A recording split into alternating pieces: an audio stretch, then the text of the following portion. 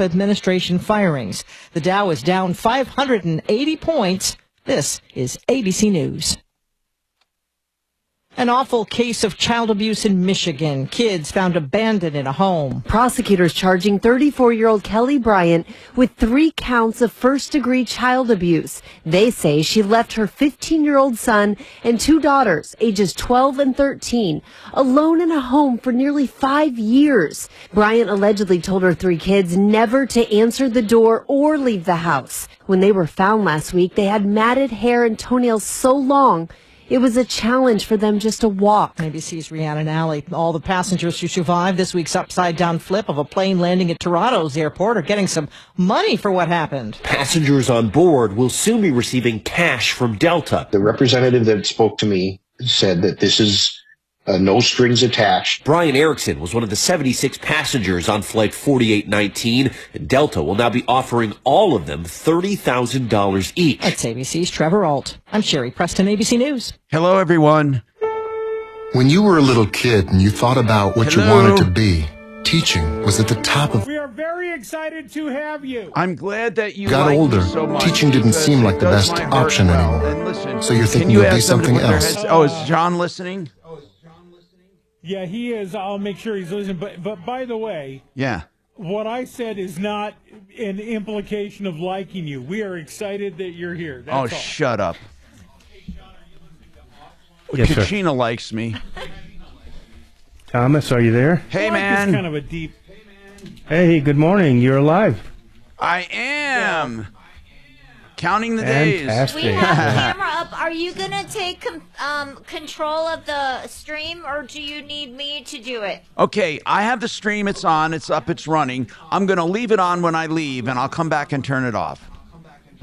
Okay. Okay. So you guys just don't have to do anything except look pretty. When I leave, it'll be just sit there and look pretty. It'll be full screen studio with the ads running. Good morning. Thanks so much for calling the Tom Martino Show. Right on, right on. And John, you have the grace of both deputies in there right now, or do you have 3 deputies? I have a full house of 3. 3. So we got Dimitri, Bo, and Doc. Oh, where's Bo? Bo is in the break room right now. All right. He's here. Do I need to shift? Can you run and get me coffee, D? Yeah, I didn't think so. Boy, here he comes with coffee. That's creepy. Oh, good. You want me to send him your way real quick? Or? Yeah. Because I can Make a certainly coffee give run. you the D, but not the coffee. The D, the D, the D. Oh, man, I got a lot to talk about today. Since he's the host. Are you are coming on the show and then leaving later, Yes. right? Yeah. And Yeah, I have an appointment at... You don't have to tell me what's going on. I just didn't know if I had to pot you up. For legal reasons, I do not want to know what you're doing. On a need-to-know basis. Yeah, and I don't need to know. Trust me. They made these for you, right? You might need to know. No. Oh. How many meatballs are 5 pounds? Not affecting my weekend. I got to go up to Winter Park. Oh, they are. It's going to be a little nipply up there. I'm not excited, but I am up there with the handicapped skiers. You know, the that'd be Wells fun. Fargo Bank Cup. Yeah. It's kind of fun, only because just when you think you got it made, some dude goes rolling by with groupies, and you're like, "So what the? God damn it!" You're doing good. And I have to park so far away. Exactly. Screw you guys. Guess it's the bad weekend to break out the fake parking pass, huh? And I get no sympathy for any of my issues. Can't get no respect. Yeah, we're by Crown Hill. Right? Crown Hill Cemetery. All right, Tom, I'll feed you station. Stand by. Pledges to get the dirt and grime out, leaving your system running more efficiently and without costly breakdowns. Just $45. I'm consumer advocate Tom Martino, urging you to visit 888heating.com now for this spectacular deal. They've been on my referral list.com more than 20 years. Visit now, 888heating.com. Exactly Corporation seeks a cloud database architect in Denver, Colorado. Position requires bachelor's degree plus 5 years of experience and certification as an Oracle Cloud Infrastructure Architect professional. Benefits include comprehensive insurance coverage, 401k, flexible time off, parental leave, short and long-term disability, life, and AD&D. Annual salary is $169,187. Apply at hr@xactlycorp.com. Auto accident? Get the right lawyer on your side. Call Fuller.com. We've become so much more than a fixed frequency from a radio tower. Take your radio with you. 630 KHOW is now available on multiple platforms and thousands of devices. Listen to Denver's talk station from anywhere. I stream online at KHOW.com. Denver's talk station has your chance to win $1,000. Just enter this nationwide keyword on our website. Green. That's green. Enter it now at KHOW.com. Keep listening to win on 630 KHOW. Oh, yeah.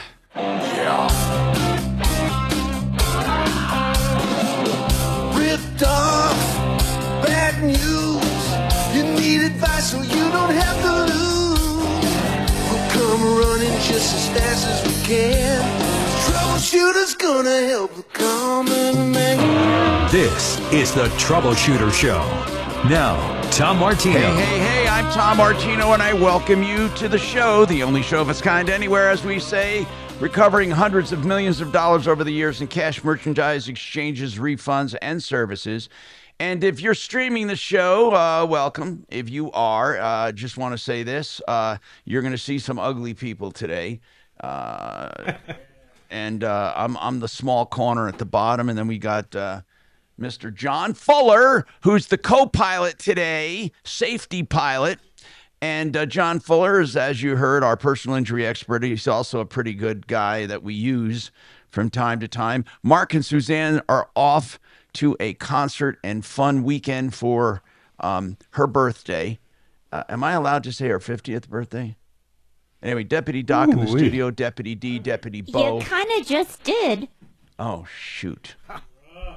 Oh, damn. I did. Big 5-0. How old are you, Kachina? Why do women make such a big deal out of age?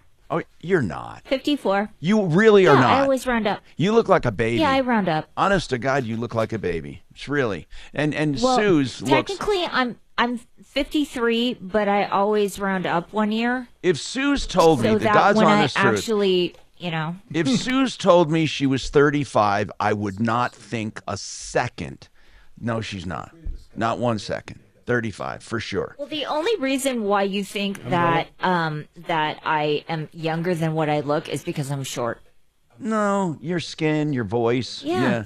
You know, the way you coif your hair. I'm sorry. I'm digressing. Anyway, People still coif their hair. Whatever that means. Waterpros.net.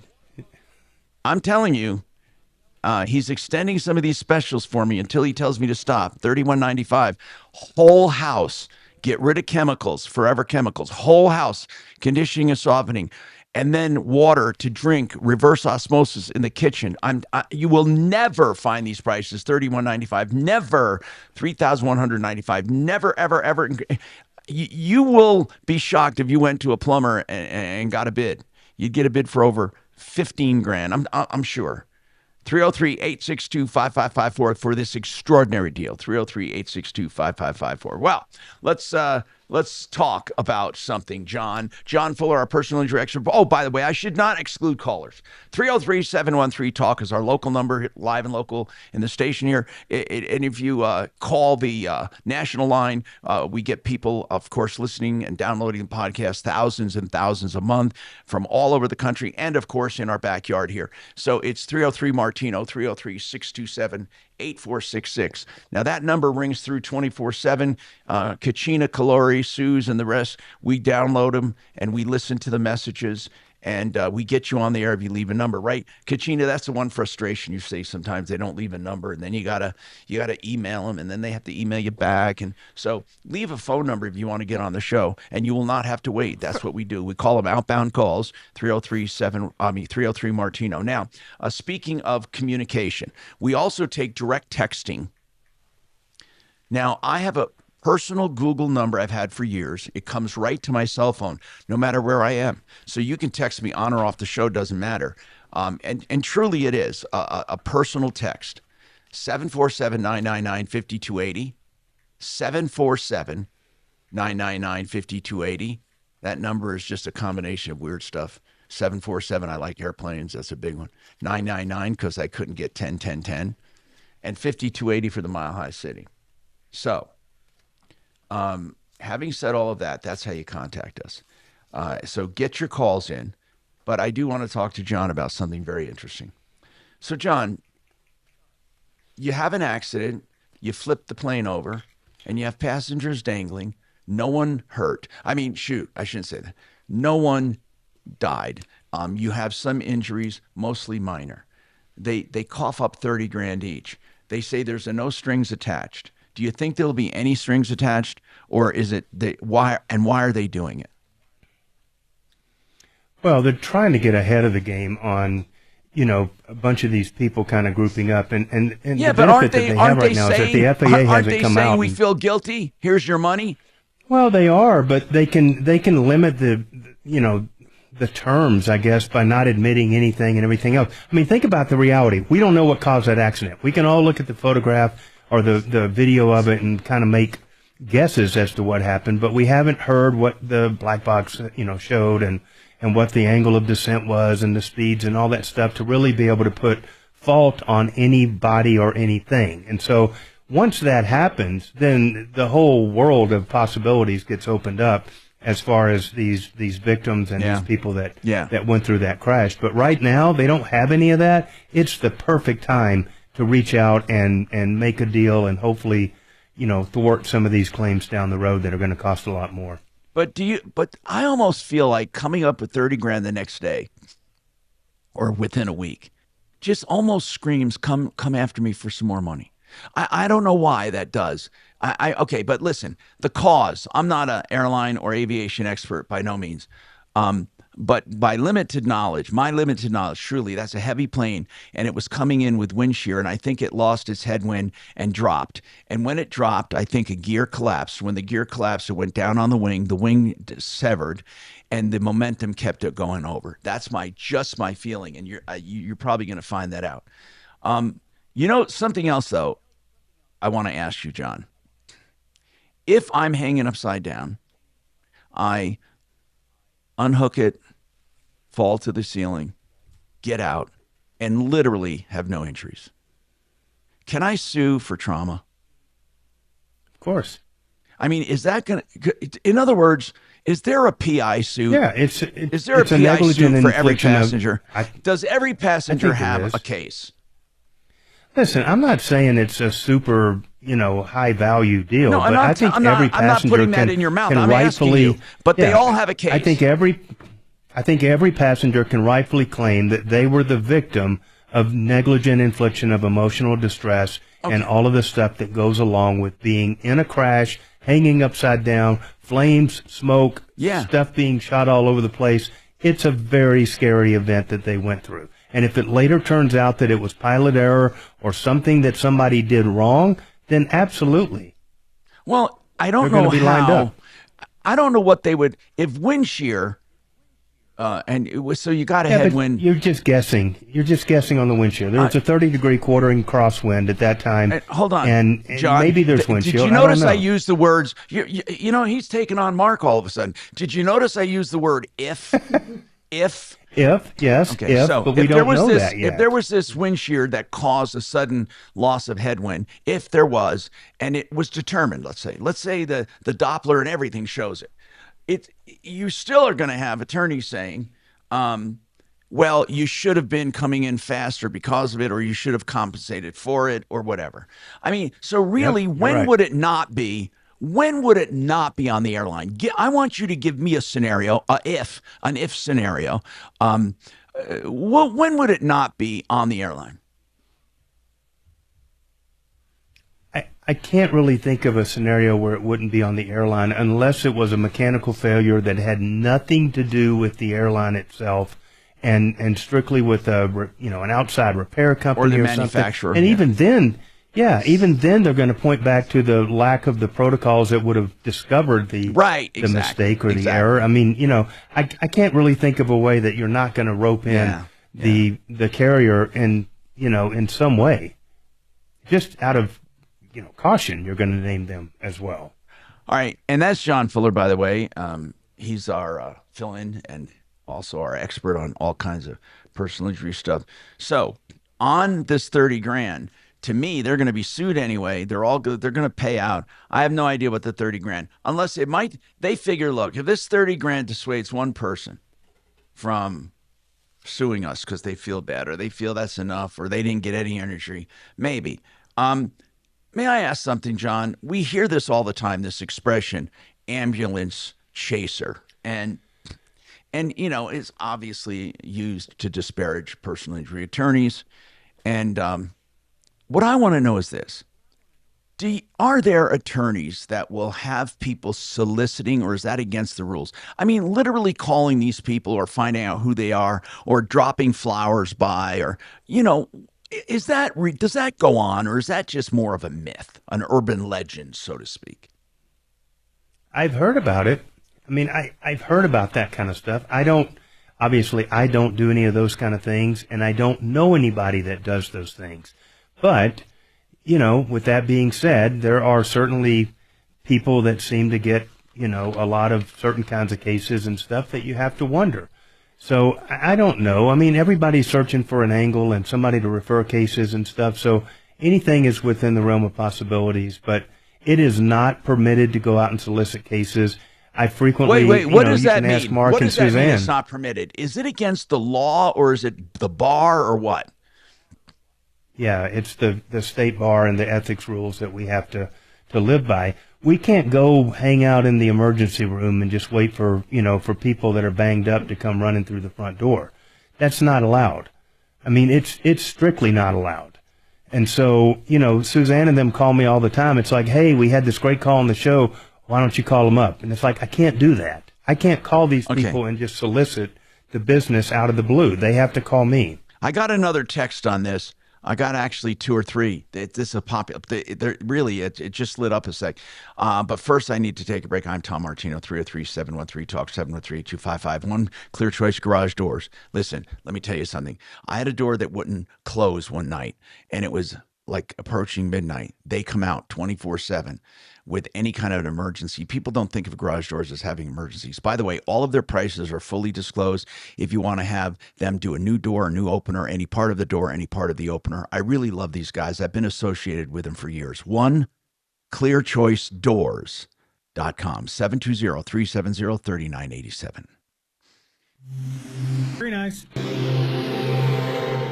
Paid non-attorney spokesperson. Paid for by Action Matters. Texting privacy policy and terms and conditions posted at textplan.us. Texting enrolls you for recurring automated text marketing messages. Message and data rates may apply. Reply stop to opt out. Attention anyone who used Depo-Provera or other prescription birth control shots. If you or a loved one used Depo-Provera and were later diagnosed with brain tumors or intracranial meningioma, you may be entitled to significant cash compensation. Text LEGAL to 200-300 right now to see if you qualify. A new study has uncovered evidence linking Depo-Provera use to the development of brain tumors, and emerging lawsuits allege that manufacturers of Depo-Provera knew the risks for decades, but failed to warn people of the potential harm. If you or a loved one used Depo-Provera or other prescription birth control shots and were later diagnosed with brain tumors or intracranial meningioma, you may be entitled to significant cash compensation. Text LEGAL to 200-300. Don't wait. Time to file a claim is limited. Text the word LEGAL to 200-300. If you or a loved one developed brain... You good with these two? Yep. You may be entitled to significant cash compensation. Text LEGAL. Here you go, man. 300. That's LEGAL to 200-300.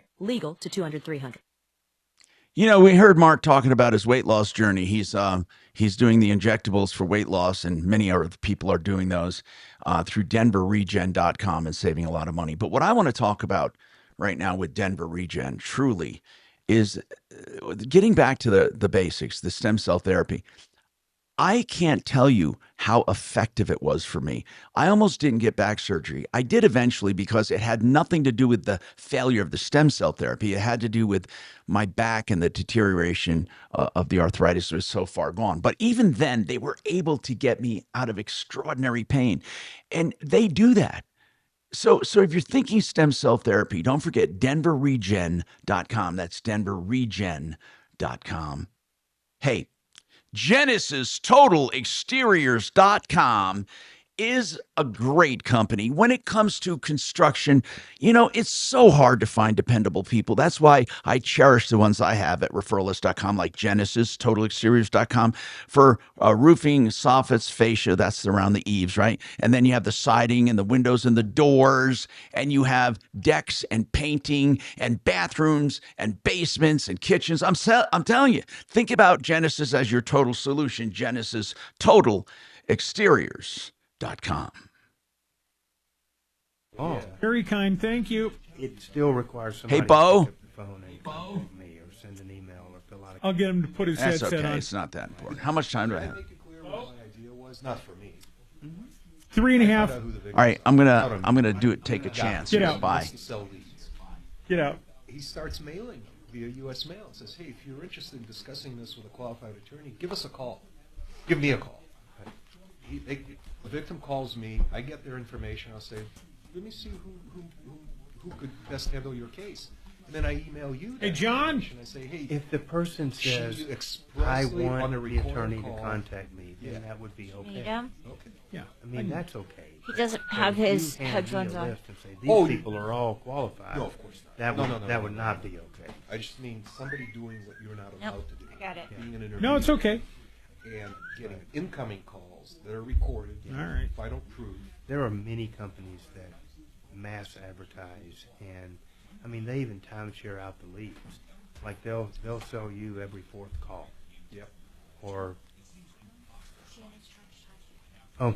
Well, it's not that important. Tom was trying, but he ran off. Oh, yes, Gary sir. ran How can off. I help you, sir? Well, I was going to point something out in Tom's absence that the way that you are not allowed to reach out to a potential client is a little like my theory, and I bet Doc had this on dating apps, where if they reach out to you, that's probably more of a guarantee that something's going to happen. You know what I mean? If they swipe right on you, it's a good sign. It's yeah. going down. Right. Yeah.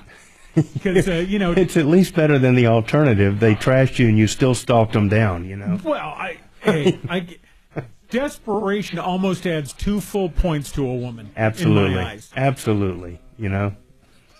Makes an 8 of 10 every time. It does. Not that a lot of parallels here between the dating apps and. I got a 7 once, but I've never had an 8. But that's all right. We all got to have dreams, She was nuts, though. God, that 7 was nuts. Kind of giving credence to the hot, crazy Matrix and stuff, Yes. Exactly.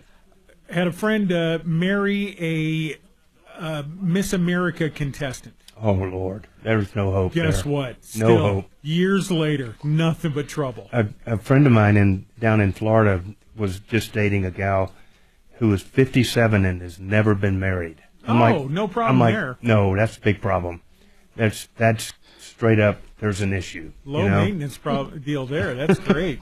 I dated a gal who was Hey, on the don't cover. tell us one of your 94-year-old. No, I hear it. She was on the cover of Cosmo when she was 18.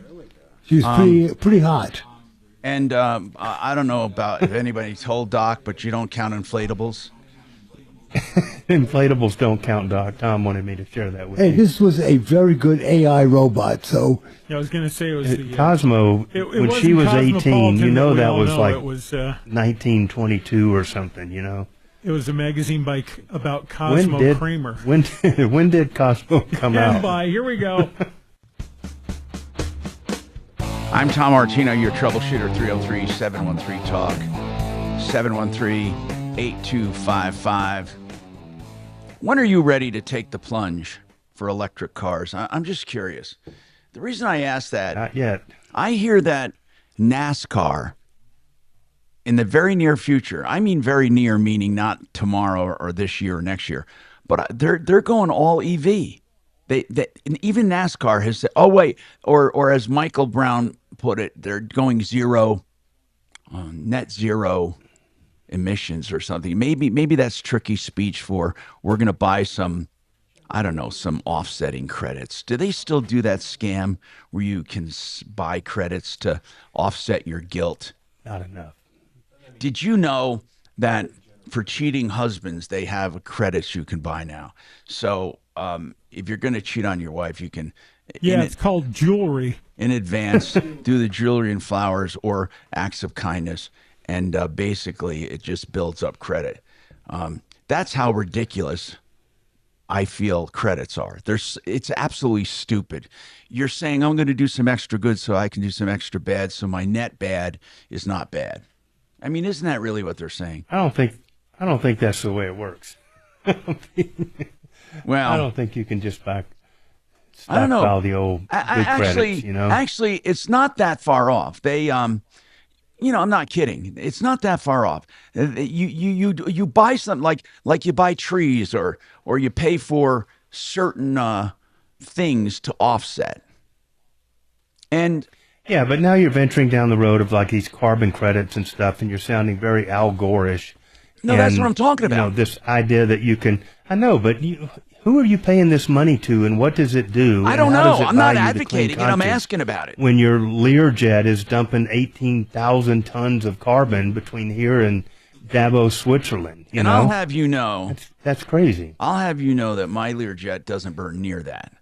303-713-TONK. That really warms the heart, you know? Yeah, 713-8255. For those listening, by the way, or who don't know us, that's not, I don't have a Learjet. Okay, it's a citation. Okay, so I wanted to talk about personal injury on the coulda, woulda, shoulda. I'm not, this is all going to be like nameless, and it wasn't John Fuller, but it was many years ago. There was a time, there was an infant who there was something with medicine messed up. It didn't hurt the baby at all, but there were some tense moments. And the baby was given some kind of drops. Here was the gist of the story, is that the mom was so upset. And the attorney says, look, you're not going to sue. Nothing happened.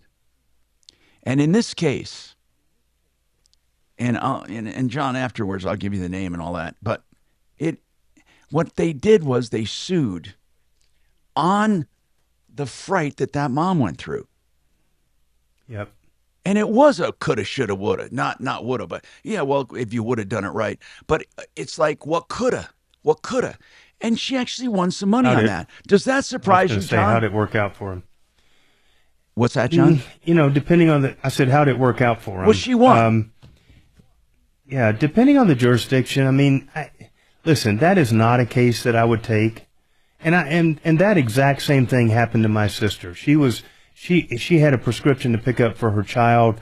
She went and picked it up, went home, gave it to her child, and then found out that it was the wrong drug in the prescription bottle. And thankfully, fortunately, nothing happened. But she was beside herself mad. And I just said, no, it's just not a case that I'm willing to take on. I think a lot of juries are like, well, nothing happened, right. Move on. Right. And they're just, that's just, and I don't really have a problem with that. I mean, I'm not saying there wouldn't be a case sometime somewhere where that would be a legit claim, but just on the face, it's not a case that I would take on. Okay. All right. But there are cases where they get a jury incensed, even though there was no permanent damage, on how casual they were. There was another one that stands out, John, years ago. This woman slipped and fell at a supermarket. It was an obvious bull crap thing, but she was upset with how the manager reacted. Okay. Her actual injuries didn't turn out to be that bad, but she was so incensed that the manager was so casual and almost disrespectful. And I think she was trying to play a race card, but I'm not sure. But she did get an attorney to take the case. And he said on the show, oh, yeah, we can do something with this. I don't know what the outcome was, but I often said most lawsuits are out of anger and good attorneys disregard anger. But and Tom, I can doesn't there have to be an accompanying injury, not just an insult to injury, so to speak? In my world, yes, absolutely. I've gotten that call at least 20 times, Tom, I'm over glad the years. okay, so you do know people do that. They get angry by reactions as opposed to they get mad, and it's like the next question is, well, were you hurt? Well, no, but that's not the point. And it's like, that's exactly the point. You're not hurt, and that's a necessary ingredient for a negligence action or premises liability action. And John will tell you, a lot of the times it's communication. We as physicians have to, in order to continue our malpractice insurance, we have to take courses on how to deal with bad outcomes, communicating with patients, accepting responsibility, and it significantly lowers the chances of being sued if it's a minor incident. Don't you agree, John? Isn't that bad? They have to send them to a class to learn how to say, I'm sorry. Well, no, it's not only to say I'm sorry. But communication is so freaking important. No, but that is the gist of it, is that most people, not everybody is just dying to go sue, and some people legitimately just want to hear the doctor say, we made a mistake. Exactly. And that's the end of it. And they learned that lesson, and they did implement it. And it was with good intentions, as good as an insurance company wanting to save their own money can be, ascribed to it. But hey, I don't know if this is true, but I just got a text saying that Tesla got wealthy or became profitable because other car manufacturers were purchasing carbon credits from Tesla in order to offset their own lack of building EVs. I don't even know if that's true, but is it true? I'm asking my boyfriend. Okay, my boyfriend said, you are absolutely right. Tesla's profitability. Your boyfriend. Yeah. Chat GPT. I want to change it to a girl's voice, like Gemini used to, not Gemini, but Copilot used to be. I dropped that Copilot. Microsoft Copilot sucks. I like Chat, but he has a man's voice, and I can't change it. So I used to call her my girlfriend. This is my boyfriend. You're absolutely right. Tesla's profitability, but his preferred pronouns are it and whatever. So, and piece of crap sometimes. So noted. Tesla's profitability in early years was a result of regulatory carbon credits they sold to other automakers. I never knew that. Many traditional car manufacturers, especially those producing gas-powered vehicles, needed to comply with emissions regulations in various markets. Instead of immediately transitioning to some EV vehicles, they bought zero-emission credits from Tesla. For years, the revenue stream actually helped Tesla remain financially viable while it was scaling up its EV production and losing money on each car. We just lose, Tom. Think about that. Sounds like a good business if you can get in it. They're losing money on each car because they wanted to get in the EV business, but at the same time, blah blah blah. They were selling credits. Okay, this is pretty cool. We got more coming up. I'm Tom Martino, 303-713-TALK. By the way, we talked about this before. I'll talk about it again. 888heating.com. Somebody asked specifically, do they have the cheapest price for a system? What they mean is this. If you get a 98% multi-stage furnace and you compare it to theirs, they will have the best price for high-efficiency units, and they stand behind that. So I can't be any more clear than that. It doesn't have to be the same brand. It has to be the same efficiency and the same actual kind of stuff. You can't compare it to an 80%. You got to compare it. If they have a 98, you got to compare it to another 98. With the multi-stage, then multi-stage, so on and so forth. 303. This is 888 Heating. 303-770-2776. Nice. This is Denver's talk station with Tom Martino. Do you have the lives Dan I'm going to be Campbell's doing today like at in the 4, next hour 6:30, KHOW, Denver. That you're going to miss? Like, do you have them racked somewhere? Now, Oh, I wonder. This report Like, is if you sponsored don't, tell by... me which ones you don't. I mean, you can run the equivalent if I have crap recorded. On a crack. Oh, man. Fact that we've had at Yeah, I wonder about that. quite a bit there, northbound only. 270 still a little slow. Yeah. If I don't have them, you're willing to do what? What, during a Let's do it, commercial, I had could it do wide something. open, and even the turnpike's back to normal now. Yeah, I guess I could record you during the break. Yeah, a few of them if you need them. Closed still for the investigation of a rollover accident. Don't you This have a happened vacation 5 folder hours ago. somewhere there? It's just north of Golden. They're still rerouting. No. Pickup job. Yeah, still. you do. Hi, I'm Kyle. Found Oh, okay. I'm sorry. I do. 2010 to make quality, I mean, custom-made blinds of I load it for my Stephanie Cavalier. The system does not have folders. Stand by. guaranteed to fit. Blinster.com. Vestera Turnkey, the landlord-making company and the profit-making company. Here's what goes on. Barry Miller and his esteemed staff of realtors do investigation around the country to find the best markets to buy rentals, and then they help you and assist you in buying one, managing it, and also getting rid of it and selling it. They do it all for their normal commission fees or actually reduced commissions. They also have no pass-through on management. Management company is straight through to you, and what it turns out to be is 30 to 80% profits in 2 or 3 years, and he's got records to prove that. VesteraTurnkey.com. Love these people. MyBiggestReturn.com is the website, and also VesteraTurnkey.com. And if you want to ever call them and talk to them, great people. I'm doing business with them, 303-888-3788. Thank you. No, what I meant was... Tom, do you have me? Yeah. Yeah, I got you. Well, there's no folder. When you say something... I know it. But But Stephanie Cavalier... So it's just... Go ahead. No, as like Vestera. I just typed in Vestera, and I see that there are 4 spots in the system here. Okay. I'll play one of them. Now, listen, here's what I was going to tell you. If I ever gave you my Dropbox that I keep all my vacation lives in it, would you, if I shared it with you on Dropbox, would you ever utilize it? Heck yeah. Okay, cool. I'm going to do that. I'm going to go share it with you. Kinky. Now, should I do it by text or by email? Doesn't matter. Right? Email's great. Okay. Not at all. Yeah. Nothing inappropriate in there, right? Oh, yeah, there is, but that's only the folder marked private. Please do not look at Tom's naked pictures. Right. Don't you worry with the topic like that. I swear I was showing a doctor a mole.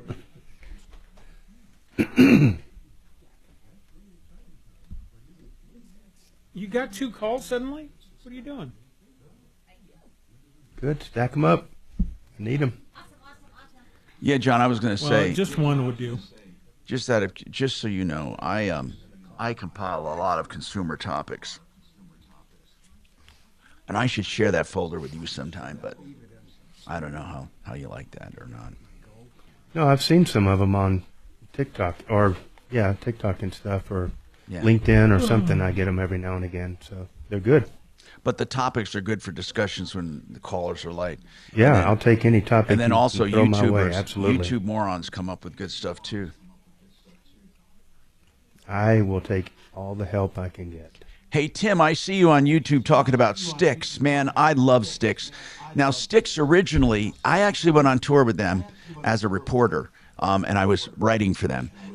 Styx was originally the Pinozzo brothers, Lenny and, John, I think. Yeah, and the drummer and the bass player. And then Denny DeYoung and James Young. And who else? Oh, Tommy Shaw. And Tommy wasn't original, but he was back almost original. And so those guys were really good. And then one by one, they dropped like flies. Lenny Pinozzo died. I think John Pinozzo was the last one actually touring with him. Tommy Shaw was great. I love these guys. Styx, that was a great band. Really good. We had Dennis on not too long ago with Ross. You know what? And that's another one. Like when I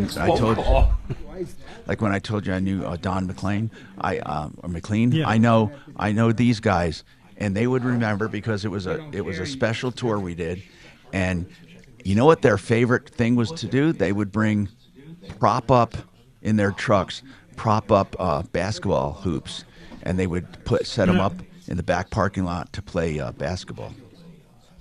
Yeah, it was Chuck Pinozzo, right? Wait, John. Wait, Lenny. Are you sure there's a Lenny, though? I thought there was a Lenny. Maybe not.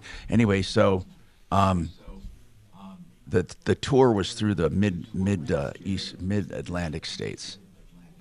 I did with them, and it was so much fun. You know, we walk into like an empty hall, and to check the acoustics, Denny would just belt out, "Come sail away, come sail away." His voice was incredible. And by the way, Tommy Shaw, I doubt they found him in a bowling alley. Tommy Shaw was playing for, what's his name? Damn it. Wake Up Maggie. I think I've got Rod Stewart. Rod Stewart. And he was playing for other people. Tommy Shaw was playing for a lot of different people. There's a little, I think it's a letter S right between the D. I just really loved him. I think anything made sense because that means closed down. All right, here we go. If our word will treat you right at Done Right Home Improvements. DRHI.com.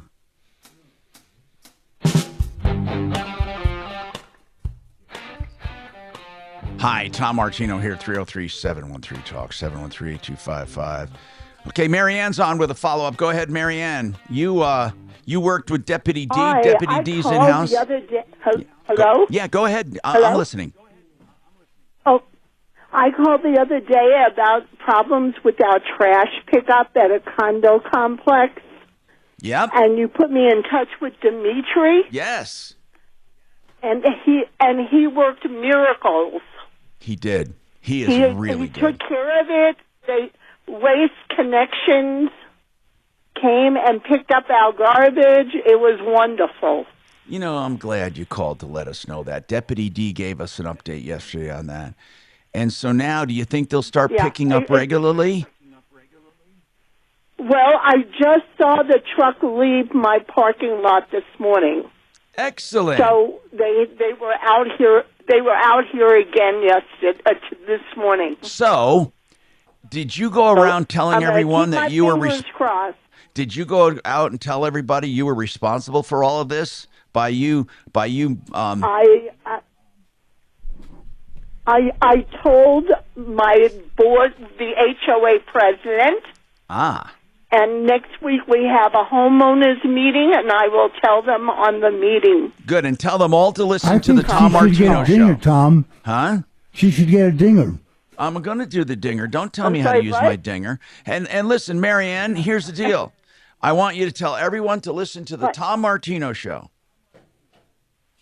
Oh, I do. I do that all the time. Oh, good. I'm so happy. That's a given. And I want to give you what But this Deputy was the Doc first was time saying. I called. Deputy Doc was saying I should give you the dinger. What that means is this. We have a dinger like a winner sound when people have good success on the show. Here it goes. Now, doggone it. Oh, never mind. I'm just so tired of okay, just when I need my dinger, it lets me down. And I had it all working. It's not working. How it normally works. You know, at 71, you know, sometimes, Marianne, the dinger doesn't always work. I'm going to be honest with you.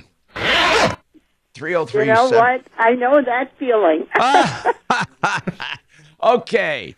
Now, yeah, man, I'm telling you, sometimes I just get this technology crap. Okay, so Adam, what's happening with you, Adam? So I talked to you the other day about land taxes here in Pueblo West. Wait a minute. What was it about? It was about property taxes and extra land, right? Property tax. And I think I remember talking to you, and I said something about, Adam, if the lot was together, the extra land should be part of the original homestead, but if it's a separate lot, they tax it as a vacant lot. Okay, so let me just throw this out there. Yeah. Since then, I've done some research and looking into it.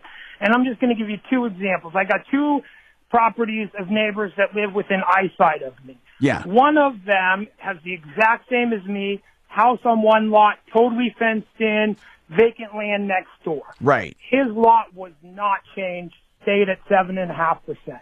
Okay, but let me ask you something. This is real quick. I need to ask you something. So that neighbor you're talking about, he's got two separate lots. He lives on one of the lots in a home, right? Correct. And the other lot is totally vacant?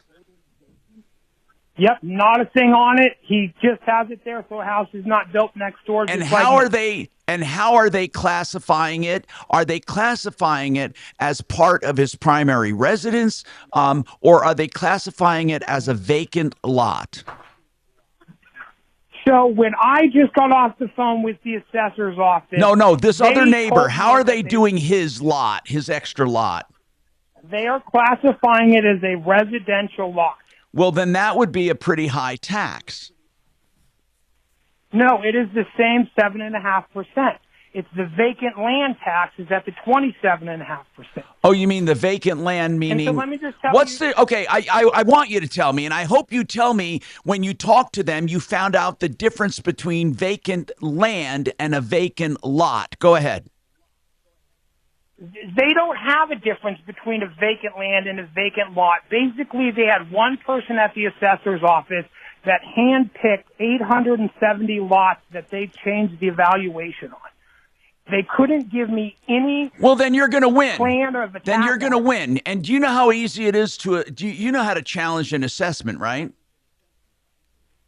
So if I do an abatement, they say that the only thing I could argue in the abatement is the rate, like the way that the tax is given to me. I can't fight the classification of the land that they changed. Well, that's the only not, way I could have that's not true. Adam, you're not getting accurate information. Let me explain something. And we do have Ed Tomlinson, who wrote the book Overtaxed, and he wrote how to reject or protest or contest the assessments and even the taxes and the bills. And each level you go up, the consumer is more successful. The first level, they usually turn you down and they tell you ridiculous things like that. We're not going to take this. We're not going to take that. The second level, they're a little more amenable. The third level, you almost always win, unless you're ridiculous. But what you're saying doesn't sound ridiculous to me. I don't understand this. Why would one lot, a separate residential lot in that subdivision, be taxed at 7.5% and another one at 25%? I don't get it. I don't get it either. And what I was going to tell you is the lady across the street has 3 lots, one on each side of her. One of hers was changed to 27.5%, and the other is at 7.5%. No, okay, that's absolutely wrong. And you know what? We need someone to look into this now. I don't know. How did we leave our last conversation? Did I assign this to anyone or what? How did we leave it? I forgot. No, you just said that I probably have to pay the tax because they had the right to change the valuation. Do. Hold on. They do have the right. Let me explain what I meant. They can change, as a municipality, they can change their mill levies and all of that, but they have to be consistent. I mean, what I'm saying is they could say to people, for example, a lot of people were trying to get a residential lot oversized so they pay one assessment and one rate. But then some counties came in and said, that's not an oversized lot. That is a separate residential lot. And if it's a separate residential lot, then you're going to pay a higher tax than if it was simply extra land that you have on your own lot. Adam, it doesn't matter. It doesn't apply in your case. But that's what I thought they were doing. I thought they were telling you, hey, Adam, since you never built on it and it's been there forever, we're going to classify it as, just the opposite. They should have said to you, we're going to classify it as a separate residential lot. And the other one, I don't know why the vacant land thing came into effect. It sounds like they have no rhyme or reason. Hey, can one of you guys make a call down there? Hold on, man. Hold on. I got to take a break. 303-713-TALK. Adam, hold on. I'll talk to you again, bro. I will. Don't hang up. This is inconsistent. We have more coming right up.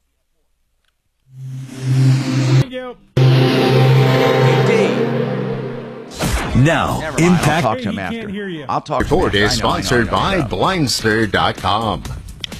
Yeah, we do have a new accident coming through downtown. Second one, in fact, that we've had northbound at Spear. Not quite sure on the lane, but I can see it starting to back up quite a bit there, northbound only. 270 still a little slow as you make your way up through Commerce City there past Vasquez. East side 7 looks good, Pena's wide open, and even the turnpike's back to normal now heading to Boulder after a late crash. The only other problem is Highway 93 closed still for the investigation of a rollover accident. This happened 5 hours ago. It's just north of Golden. They're still rerouting traffic. With traffic, I'm Jonathan Steele. What if I can guarantee the price of Bitcoin will be $1 million in 2030? Well, I can't, but I can guarantee you'll save a lot of money on blinds at my company, Blindster.com. Free samples, free shipping, and guaranteed to fit. Shop at Blindster.com today. 888heating.com, the people that I turn to for high-efficiency HVAC systems. You know, Garrett made a niche for himself when he said, you know what, I want to help people get high efficiency, save 30 to 40% a month on bills, and I will give them the absolute lowest prices. Call me, put me to the test. If you want a high-efficiency HVAC system, when should you change your HVAC system? Well, it depends. Even when a system gets 15 years old, I think if you can save money and get a new system, why not do both? 303-770-2776, 770-2776. Who gives you prices on the phone? Not many people. The Art of Granite does, Mitch Floria and his team, and I'll tell you why. He's proud of them. You know, when somebody is proud enough to give a price on the phone, that means they know you're not going to probably get a better price. TheArtofGranite.com does more than granite. They do quartzite, they do marble, they do any kind. They do man-made, and they do natural stone. All materials are wholesale, and the tear out and haul away is free. So they'll give you a price on the phone. 303-386-5919, 386-5919, theartofgranite.com. It's not you. There's the D. Hi, Tom. It's Dimitri. Kelly says you wanted me. I think that this case deserves a little looking into. And here's why. They're classifying one vacant lot as vacant land and the other vacant lot as residential, meaning residential has a lower tax rate than vacant land. But they're arbitrary. What do you think? The caller. Go ahead. Are you talking to me, Tom? Yes. I'm talking to Deputy D. If there's another Deputy B, please stand up. Please stand up. No, he stepped out for just a second. So the deal was this guy has property down in Pueblo. Okay, they're taxing similar properties differently, and there's no real rhyme or reason other than they just arbitrarily picked 50 lots or something. So and when we say different lots, he's contemplating assigning you. But all of the lots are. And Tom wants me to look into it. But all of the lots, the reason it's inconsistent is that all of the lots are part of an estate. For example, one person will have a house and a vacant lot next to them. That's a separate lot, and that might be taxed as vacant land at 27%. Another person has the same exact situation, a house and a vacant lot next to them that they own, and that's only taxed at 7.5%. Then you have a woman across the street, listen to this, she has a house with a lot on each side of her that she owns. One of them is assessed at vacant land at 27%, the other one as a lot at 7.5%. There's just no rhyme or reason, as they say. So I don't know. I mean, that should be a simple why. And they can't say, well, we have the right to do it. There's got to be some kind of consistency in the tax law. Okay, so what would you like me to do? So I was elected last night. Well, if you didn't get it, I don't think Tom can hear me. Maybe I don't want you to do anything because to me it was pretty obvious. She asked the question, why? Are you on the offline? Okay. Yeah. It's offline. He should be able to. And I don't think Tom can hear me. I can hear you. I can hear you fine. Oh, great. Tom, so Dimitri, I would it's love pretty to obvious. take on this case. What do I want you to do? Ask him why. That would be a good start. Why there's an inconsistency in how similar lots are taxed. Just fix it. Okay. Yeah, I'll be happy to. Yeah. I'd like to start with a consumer. I'd like to get his name and phone number, and I'll give him a call. I'd like to know what the hell they have to say. And if they say something like, well, we have a right to do that, I mean, that's just bullshit. They can't say stuff like that. I don't think they will. I think he's misunderstanding something. Well, I agree. It's not random. There's a formula they use, and they Something's strictly going on. apply it. So, So I'll be very happy to dig into it. That sounds like a lot of fun. It's just weird. And I want to ask him a question, though, when we come back, because there's one thing I didn't ask. I don't know if the higher rate is what is normal or is the lower rate normal for a house. It's probably the lower rate. I'll just listen to the rest of the call then. Yeah. Okay. Just do them like the trash company. You know, the Russian guy calls the trash company, and miraculously everything gets resolved. Yeah. You know? My name's Hey, Dimitri. this is Dimitri. Yeah, you know, our motto is satisfaction guaranteed or twice your garbage back. Yeah. Right? My friend Vladimir asked me to call. Vladdy. Sometimes that offline button, you have to push it a couple of times, Dimitri. I thought I had to turn on the microphone. That's what I was doing. And I will beat your freaking... Stand by. Hey, I'm Tom Martino, your troubleshooter, 303-713-TALK, 713-255. Adam, I have a quick question. Adam, forget the vacant lot next to you. I just want to ask you, what is your house assessed at? What percentage? 7.5%. Okay. So on some residential properties, they're assessing the lot next to it, which is a vacant residential lot, the same way they would if there was a house on it, at 7.5%. But in some cases, they're taking the vacant lot and they're saying, no, this is raw land, and so we are going to charge you more. And that makes zero sense to me. Zero. Now, didn't you say last time, though, Adam, wasn't there some kind of weird case with you where your particular was there something where it hadn't been built on, or you don't plan to build on it ever? Wasn't there something to do with intent? There is nothing to do with intent. No, they have no idea of no intent I have to do with the land. It is just a purchased piece of land between me and the person that lives there, so nobody puts a house there. And they are on a survey, two separate pieces of land.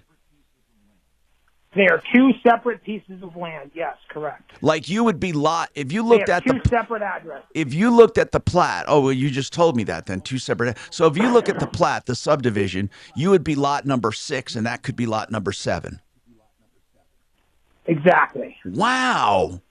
And Adam, the only excuse they gave you is they can do it. They have the right to do it. They quoted these court cases, and they told, the answers I got from her is they changed 870 lots, and they wouldn't tell me what their process was to determine which lots were eligible, except for they had one person in their office who basically picked which lots they were going to take. And this is what Dee is going to look at, because Dee is convinced it's not random. They have some kind of formula. So let's just say... Hey, are there utilities to the vacant lot in question? Do you have utilities hooked up to that lot already? So there is a We're gonna run out water of time. line that is running. Hold on, we're going to run out of time. Hold on. From the street. Hey, Shannon, what do you not understand about hold on? Okay, we got more coming up on the Troubleshooter Show. Stick around. Why are they doing some lots more and some lots less? We'll talk about it and more on the Troubleshooter Show. Well, Now, I'm not leaving we're yet. running out of time. I'm not It's leaving us yet, running by out the of way. time.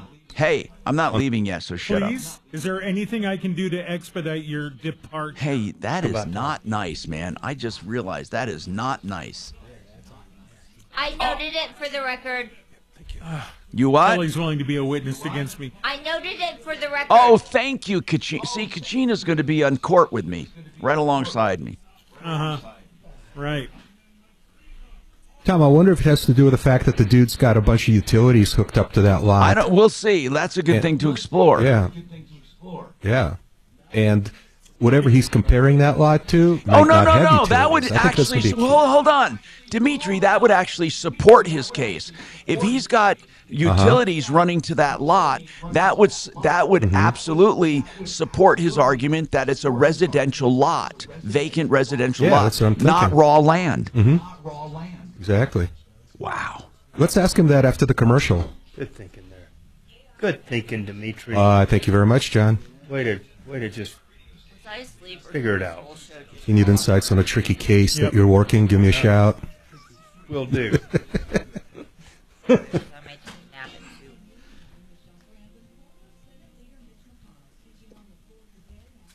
she was laying on the floor. Who cares about you, Mitch? You just have to be in the news. Cocaine Mitch. Cocaine Mitch? Yeah, Mitch McConnell, it was like his brother-in-law or something got arrested for cocaine possession. Big misunderstanding. That he owned. Yep. Slight problem.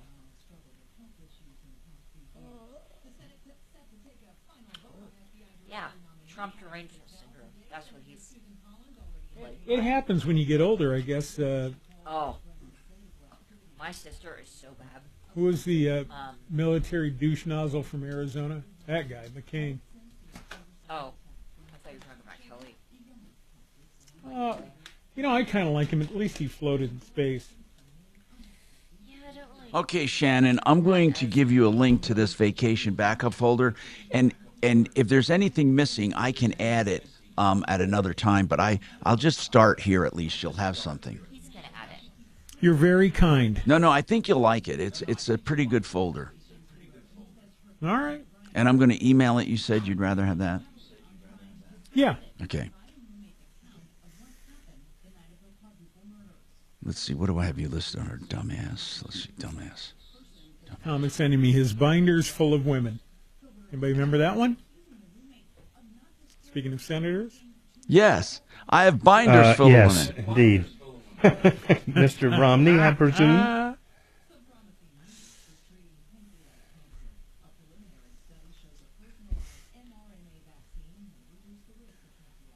It's not often we have flaming liberals filling in for us, John. I understand. You've already insulted me by calling me Mark, so I'm just going to... No, I said you had a little bit of Mark in you. That. You started attacking me before you heard what I was saying, man. Come on. Mm-hmm. I know. Make excuses if you want, but the record will reflect there was a Mark reference there. That is fighting words. Uh-oh. Mm-hmm.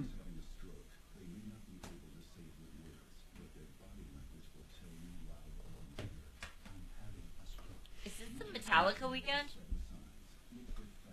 Oh, no, for them, I think this Killers. is the Killers, isn't it? Killers. Oh, Killers in okay. Laughlin, yeah.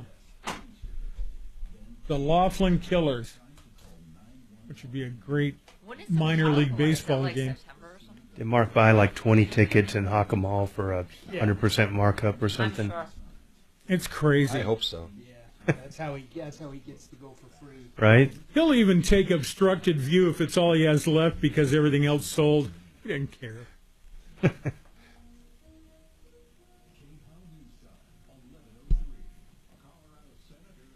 I asked why they wouldn't pay for the meet and greet. She loves the Killers, but she doesn't want to meet them. Well, it went very bad for me when I met the Goo Goo Dolls. So. Well, imagine Met how the bad who? it went for them. I met the Goo Goo Dolls. Oh, the Goo Goo Dolls. Yep, we know. And everything kind Yes, of we went know. south after I was in the line and letting everybody else in front of me. And Johnny Resnick, the lead singer, literally said, "You're not in trouble." I knew this John, guy. how often during testimony in court do you sneak in those little... Yes, you've told us. Yeah. And so anyway. Yeah, anyway. Yes. We had this guy in Florida. He was part. like that. I mean, he loved to talk. He would not shut up, and everything would eventually, work in the fact that he had once lived in Colorado, and he had like a spiritual connection with a marmot on top of a 14er. And it's the dumbest story you've ever heard in your life. But every time he would get to talking, the story would come up, and everybody's like, "Oh Lord, here he goes." Leave the room, not the marmot story or something, It was a nice squirrel. I did a The squirrel was bag full talking of to him. shrooms and had a relationship with a tree stump in Larkspur, but I don't prattle on about it. Did you guys still stay in touch, or? I think about him. I'm sure Her he thinks squirrel's about dead. you. My stump is rotted. He used to eat out of my hand. He used to let me pet him. He used to hop up on the bench next to me. He was a cool dude. I think he's dead. There's so many ways to go with that. I'm just going to leave it alone, Yep.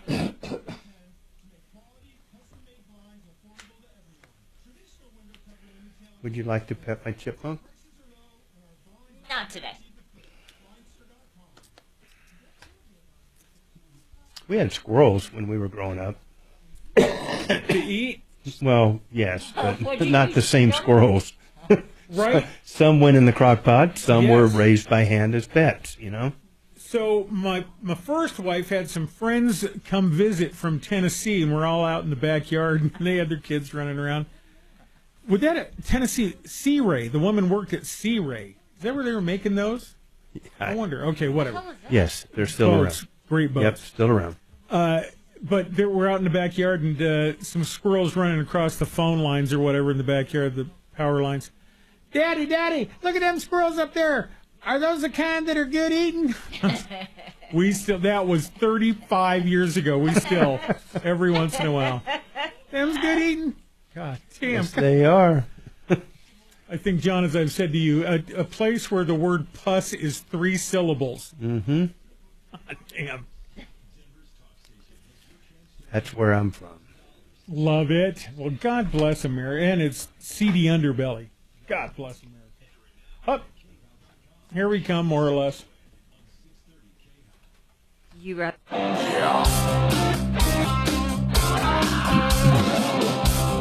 off, bad news. You need advice so you don't have to lose.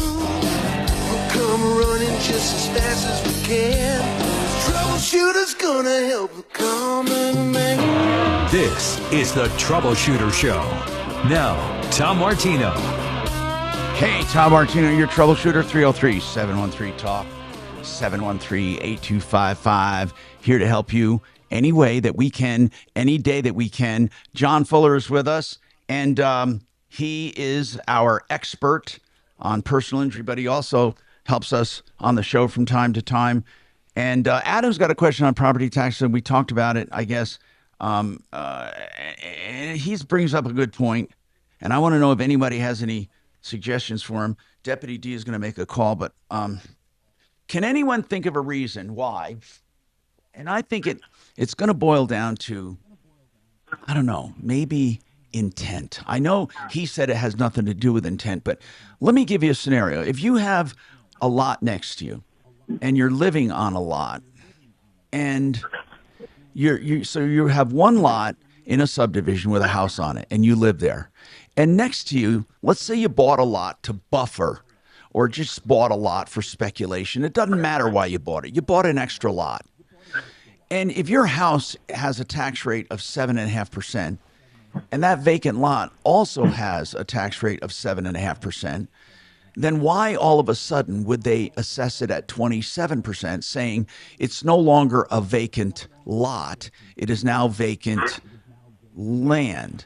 And I don't think that's what's happening. I have another theory. This is my theory.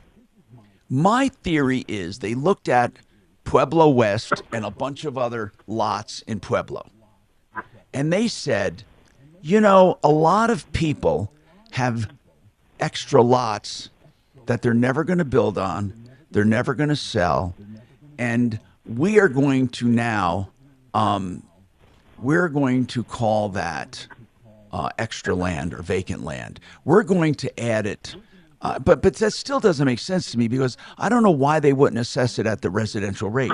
I don't get it. I'm trying to impute reasoning to them. John Fuller, do you have any idea why they would take land and some of it tax rated at 7.5 and others at 27.5? You know, the only thing that just comes to mind is whether there was some deed restriction on the undeveloped properties or not, if it could be developed.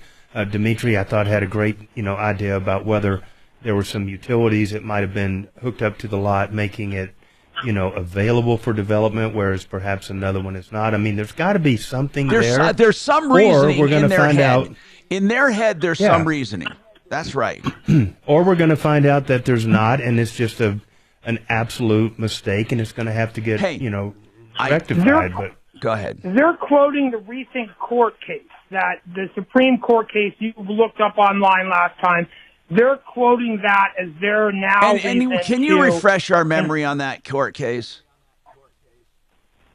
I don't know a whole lot about it, honestly, but I think it was Casey County versus somebody, and it gave them the right to declare lots as vacant land versus residential lots. I understand that, but no, they wait. can't- Even if that's true, Listen. Go ahead, John. Yeah, that may be well and good, but they can't classify similarly situated Right. property differently. That's the difference. Right, and that's exactly what I'm saying, is that is exactly what they are doing. The people right in front of my house has a house on one and the lot next door, and he is classified at 7.5% on both. I think you're going to have to go through the appeals process, and you may even have to be the next lawsuit. That No, but I goes up think to the he'll Supreme win. Court to get I squared think, away. hey, I how do, too. much difference in tax does that all add up to? I mean, it went from $200 a year to $1,000 a year. That's a lot when you add it up, you know? Adam, have you followed the county assessor's appeal process? They're sending me the only thing that they say I could do is do an abatement. But they said the only way I could have appealed it was appeal it last April when they said they sent me a letter, which I don't believe I received. Okay. And so they're now sending me another letter, and they say, come May, I can appeal it for next year. Okay. I think you're going to get your answer when you appeal it in May. Yeah, but I still have to pay this year's. Which, I mean, it's $1,000 fine. But I don't think you're going to get away. I don't think you can get away from that because the time to appeal this particular year has come and gone. Even though it sounds like it's not your fault, there is nothing that any of us can do to get the county to say, okay, he doesn't have to pay until he files next year's appeal. Well, no, I mean, I just don't think it's not only fair to me, it's not fair to the 870 people that they randomly picked. And when I asked them how they decided, they told me one person in their office went and looked at the lots and picked the 870 lots that he picked.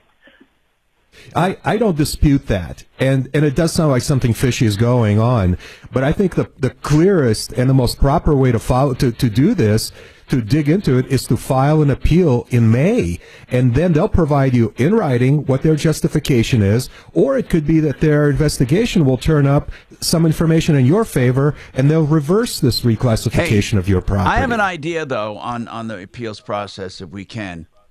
Can you call Ed Tomlinson, Kachina? I'll give you his number. Ed Tomlinson, Real Estate Services. Do you ready to take his number? No, I'll text it to you. Never mind. I'll just text it to you. Yeah, just text it to me. All right, Kachina.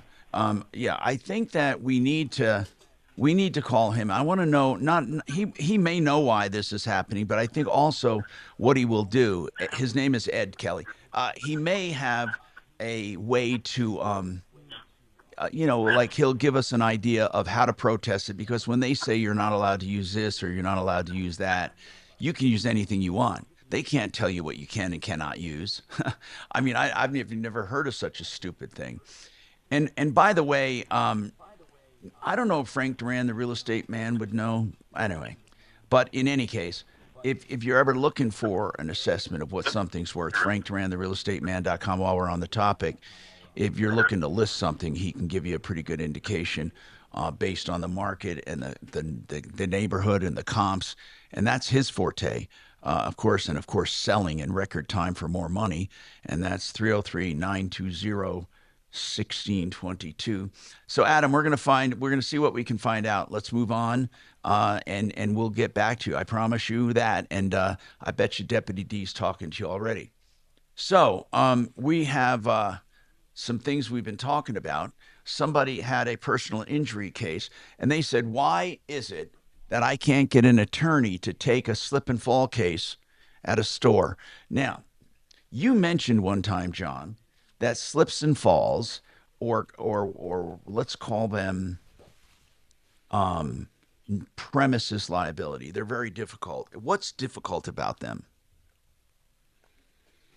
Well, the main difficulty is that it's a statutory cause of action, meaning that it's not just simple negligence, like we might have for a car crash or something else. So now, what's the difference? I don't understand that. What's the difference? Yeah. So what happened is back in 1986, the legislature said, we just can't have these people suing every time they slip and fall on a commercial property, and they're going to make all of our businesses close up and leave the state, and we better do something. And we're going to pass a law and make it really tough on people to file these, darn slip and fall cases. And that's what they did. And so they occupied the field with a statutory, meaning a law, that sets forth the actual parameters that you have to satisfy if you're going to claim injury from a slip or a fall on somebody else's property. And so we have this crazy thing where, and it's not the only standard, but the standard that applies to most people is that the landowner is responsible for their unreasonable failure to take reasonable steps to protect against a dangerous condition that they knew of or should have known of. And you might think, well, what's the problem with that? Well, you have two reasonables and a knew or should have known in the same sentence.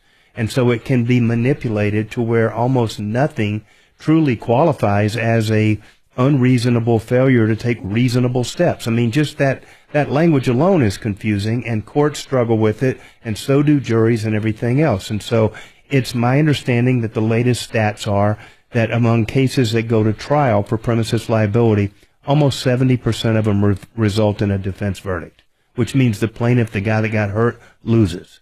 And so that's the standard you're up against. They're very tough, they're very expensive, and a good number of them end up going to trial where the plaintiff ends up losing. Okay. So in essence, when it comes to lawsuits for, let's say, personal injury, I would say, and I don't mean this as a put down or an insult, but the low-hanging fruit, traffic accidents, right? I mean, truly, because usually there's someone at fault. Well, I mean, if by low-hanging fruit you mean we have more of those claims than other types of injury cases, then I would have to agree with you. They're easier to pursue, let's say. I don't know that I agree with that. There is a tremendous mechanism or machine out there of the defense industry that fights at every level and every angle to diminish and deny legitimate claims by injured people. So we battle every day in our claims for our clients. Okay. All right. So and then somebody else just texted me and wanted to know about if a commercial truck hits them, isn't that a whole different set of circumstances? And is it easier to collect, whatever that means? It's most definitely not easier to collect. The problem with commercial cases is that not only do you have a simple negligence, issue between the driver and the injured party, but we also have an entire body of federal law in the Federal Motor Carrier Safety, regulations that apply and dictate a whole separate group of standards. And we also have the carrier, we have the shipper, we have the receiver, we have a whole bunch of different people that are potentially liable in the case of a large commercial vehicle accident. So they are very complicated, and they also tend to be the cases with the most catastrophic injuries. And so, there's just simply no way that you could handle a case like that yourself and get a respectable outcome. No way. Okay. So also they said that there are some limits to liability based on legislation or laws. I don't know what they're referring to, but in that case, have you ever busted through one of those limits? And I have no idea what they're talking about. Yeah, so just generically speaking, there are limits that apply to almost every lawsuit, and the limits are they differ based on the type of case and a bunch of different factors. Mostly the limits apply to non-economic damages, which are the traditional pain and suffering type damages that can't be quantified with a medical bill or a wage loss calculation or something. And then there are provisions that allow in really extraordinary cases for a judge to double those caps and allow the plaintiff to recover more. I have not had a case where that has happened. I've only heard of one or two cases where that's happened. It's very rare, and generally, the bulk of the damages, are in a case like that are going to come from the economics. So, it's not as difficult. So I don't know. It's a tough cap to get over. Okay. And we have more coming up on the Troubleshooter Show. 303-713-TALK, 713-8255.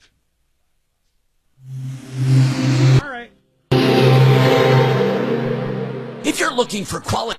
Now what are we doing? Plum Ravina crazy windows deals. and- Think Plumline Yeah. Services and Carrot. Something else.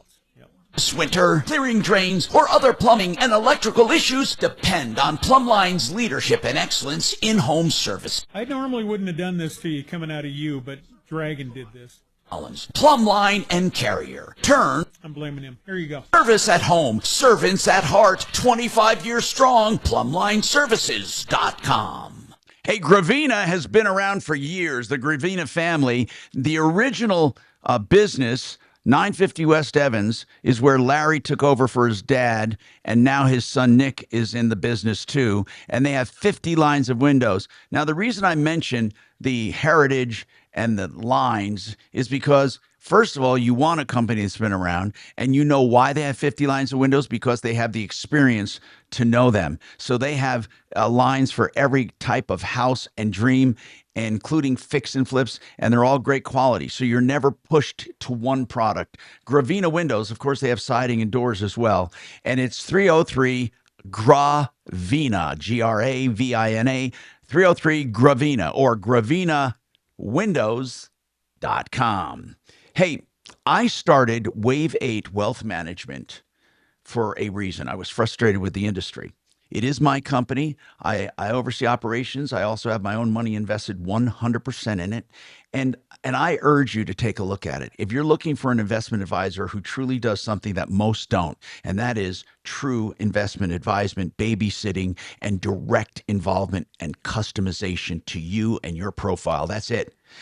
Each and every client gets personal attention. Find out more, 303-771-HELP, 771-4357. Or as I said, you can text me directly at 747-999-5280. Thank you. All right. How much time there, Shannon? 3 minutes, 3.5.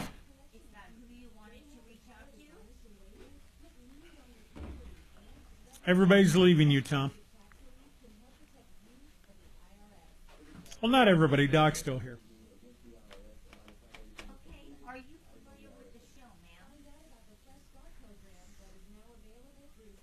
Who's leaving me? I'm leaving after this next break. All right. D took his headphones off. John walked out of here. Haven't seen Bo, and I guess I can't say that one thing anymore. So the age of some sort of rat like marsupial. So What? who is John? Okay, John's who did not you leaving, call? is he? He just left just now, but not for good. Okay, champion. Got it. Okay. Since you're not familiar with the show, let me explain to you what it is. We are a call-in radio show, so we only do topics on air. So How about that? If you could get some free advice or anything like that from Tom or the co-host or any of our experts, you would need to go on air with Tom. Are you comfortable with that? Okay. What's your name? She delivers that line probably 8 times a day. No. We're a radio show.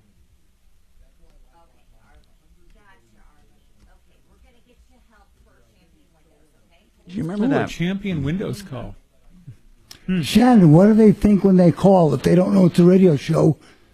Well, Kelly's trying to figure that out. We don't know. It must be like from next door or Yeah, it's someplace all of where that. they're hearing, seeing the number. Word of mouth. Tom writes his phone number on bus benches. People just call. I just used to write my office number in female bathrooms. I bet. Great source of patience. Write a little limerick, something about if you're ever itchy and you're snitchy, come. Come bitchy. visit me. Yeah.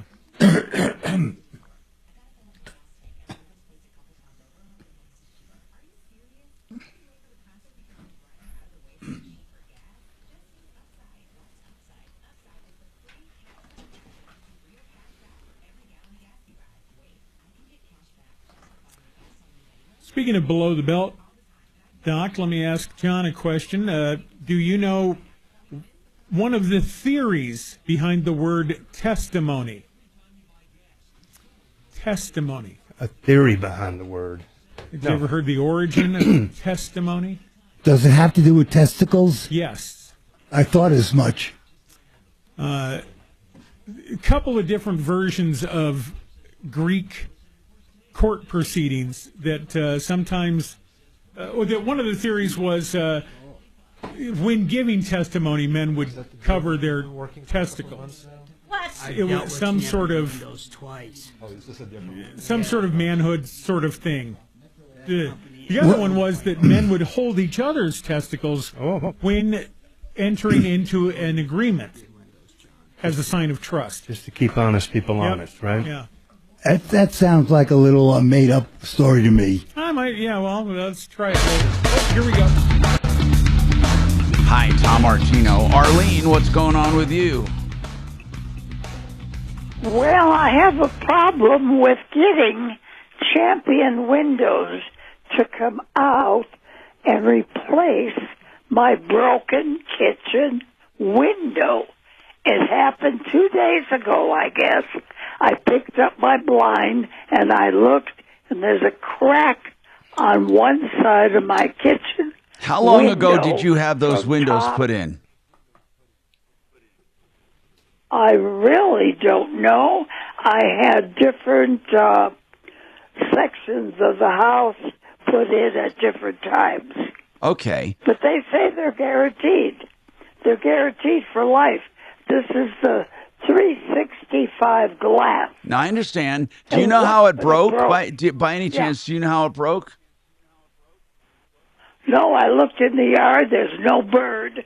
I mean, I got a big yard, and I'm facing west. Now, not all warranties cover. I don't know about Champion's warranty. Not all of them cover break or glass breakage. Does theirs? Oh, okay, but they told me it would be $119. Okay, but they said they couldn't do anything for 90 days.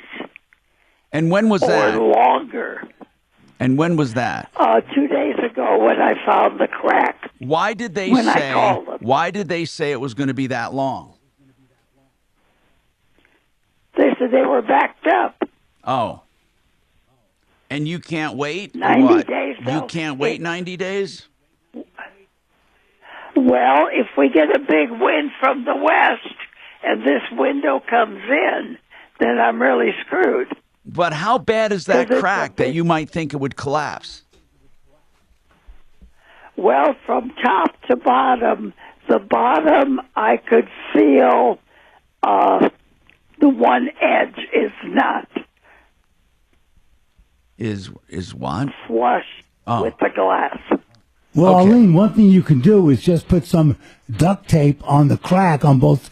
And that will prevent it from blowing reinforce in. it a different way, even, Doc. I know what you're saying. She could put some plexi or some plastic or something just to reinforce it. Well, duct tape is just the easiest. Yeah, I guess. Arlene, do you have any handymen you know? No, I'm the handyman. Arlene, where do you live? What part of town? Don't give me your address, but what part of the city are you, or the metro area? I'm in North Glen. You know, you should be able to get someone who can just. I mean, you say you're the handyman. I mean, who do you have do little things around the house when you need them? Me.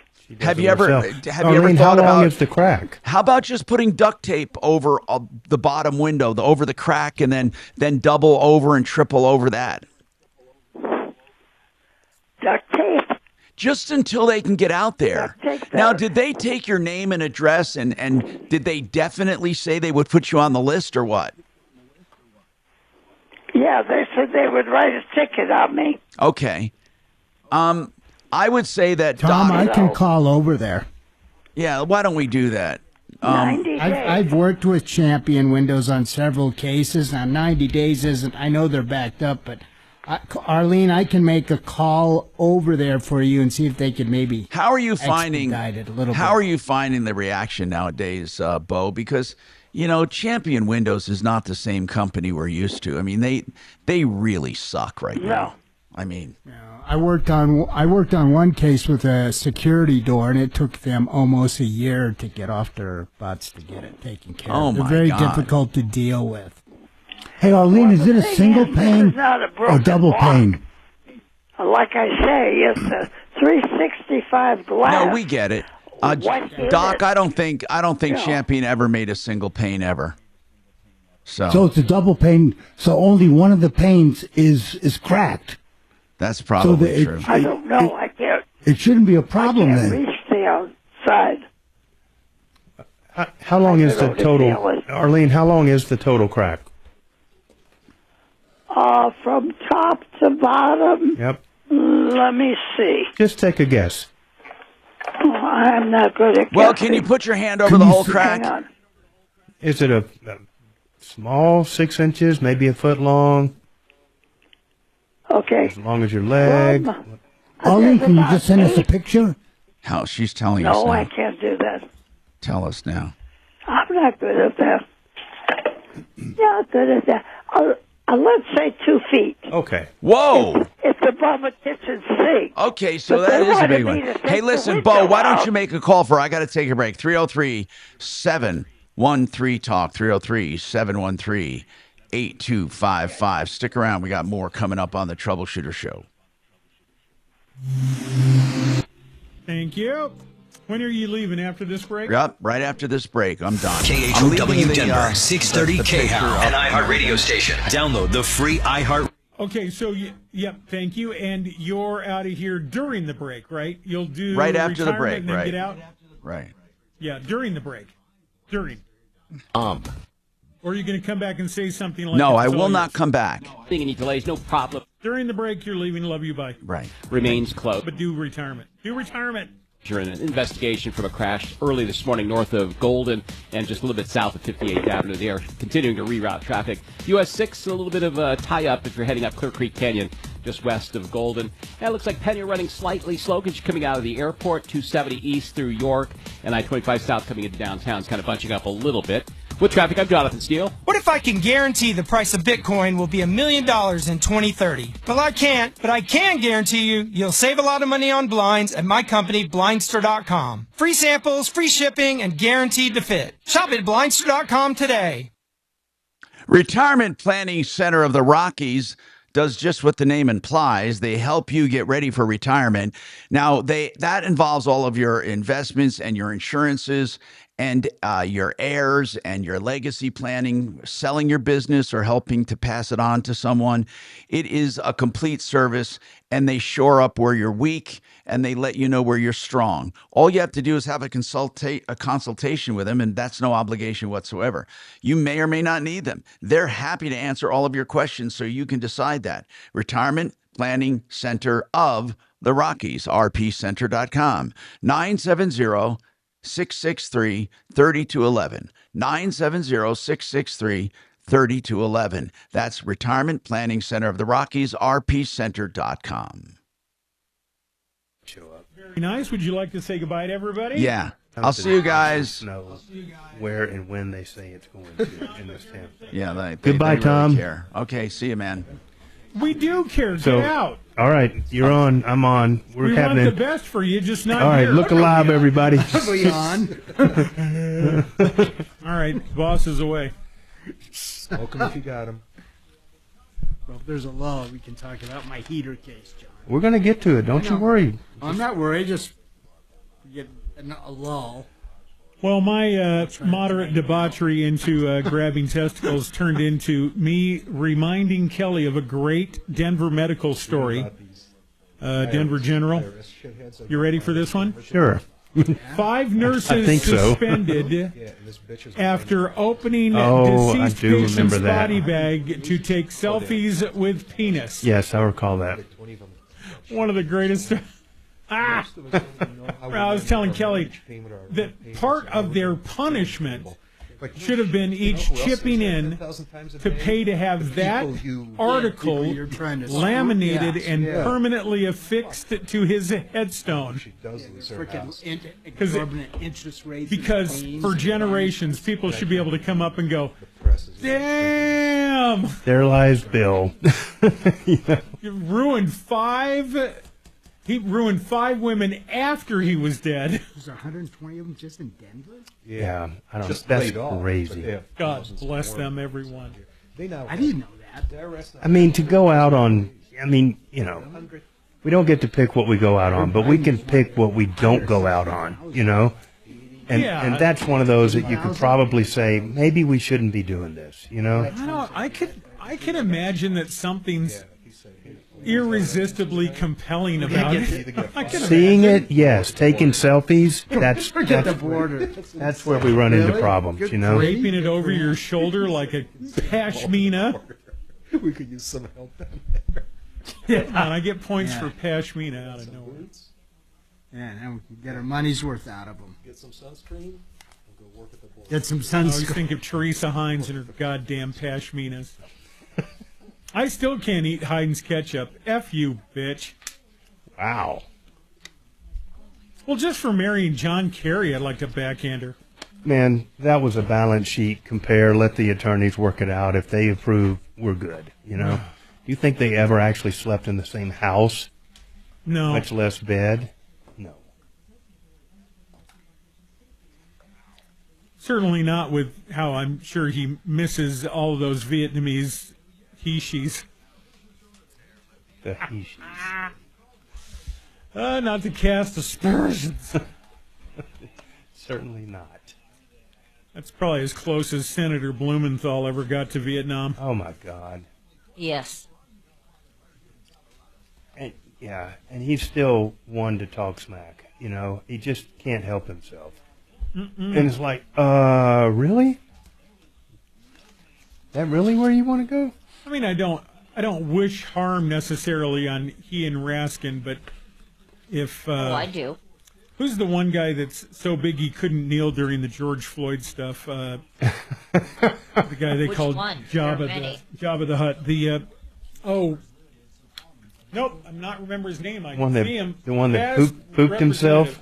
Huh? The one that pooped himself? Oh, probably. Oh, God, coming back.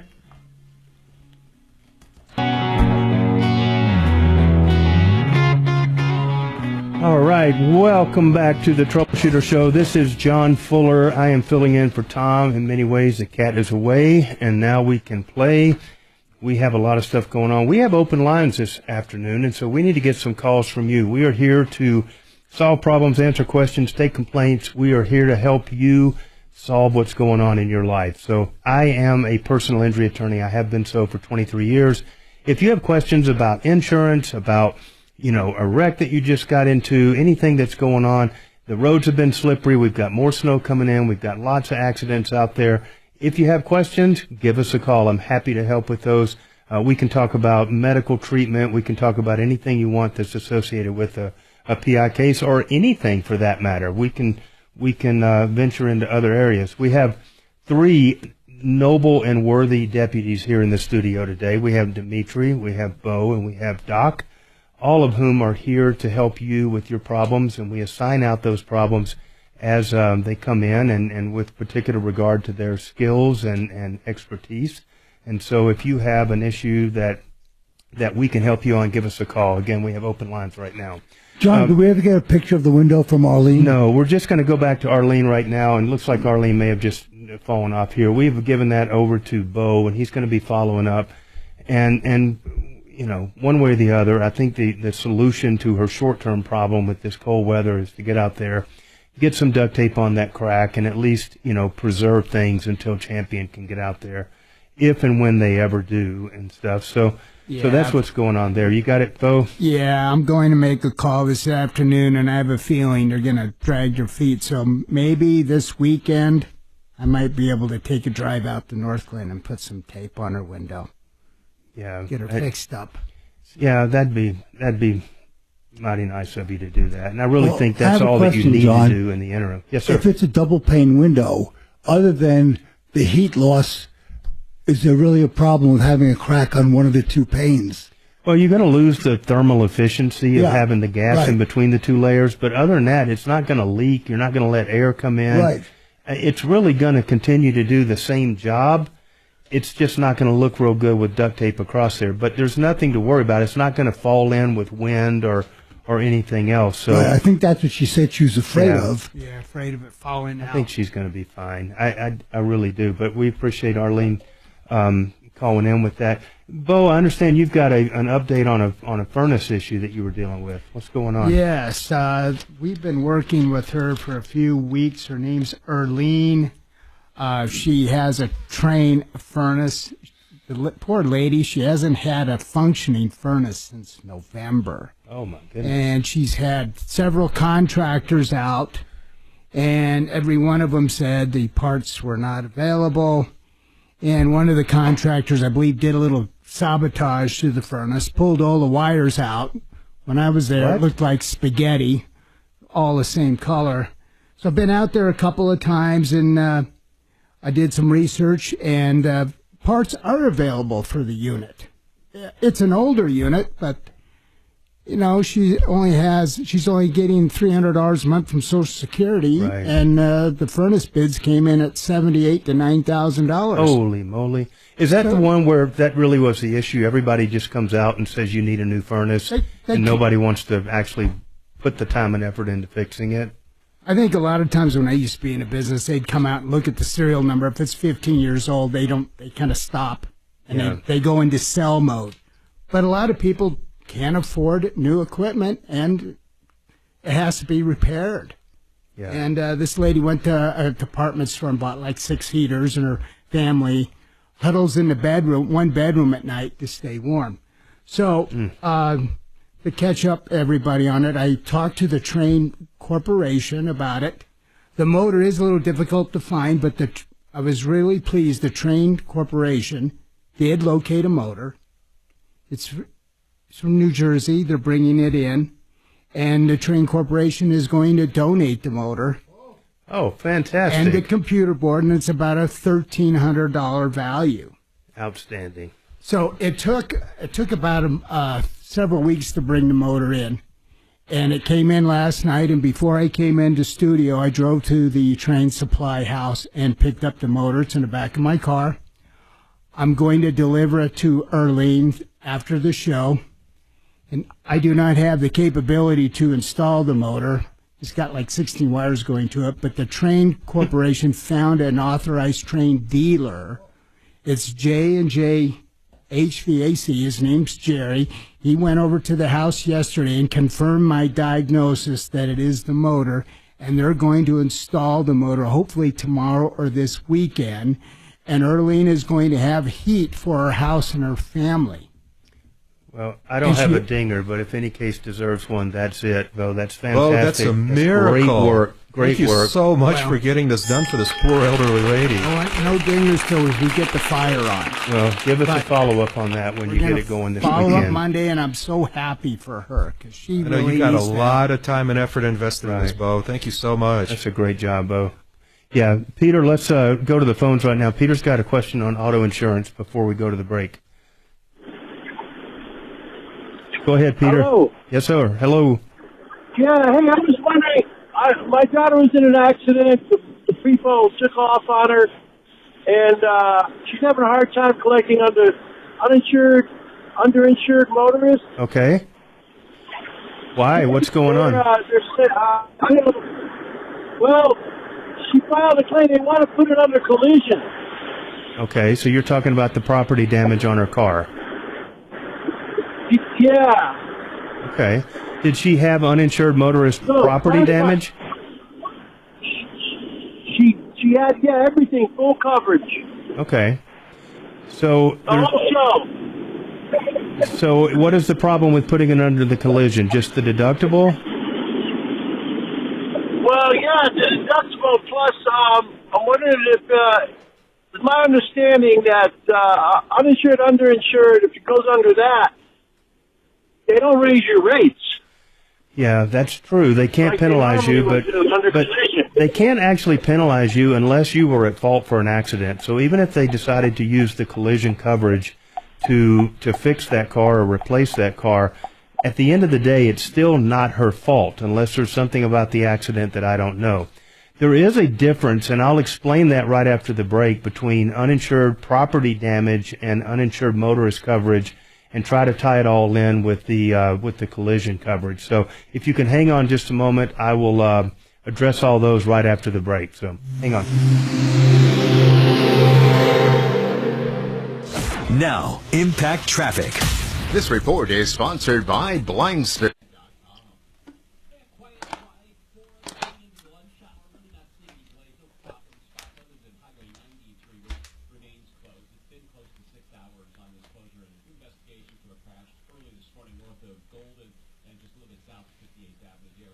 So what do we have, about another 15-minute run on this one, or 5? Okay. Okay. Okay.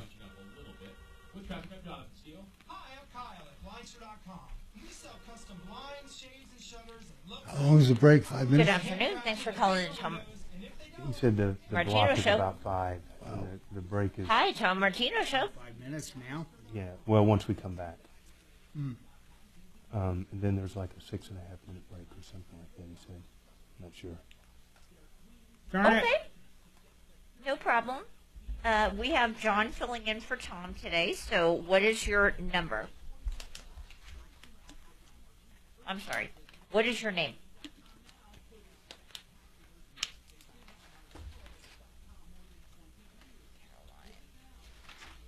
All right, and you have an issue or a question on propane. All right, hang on for me.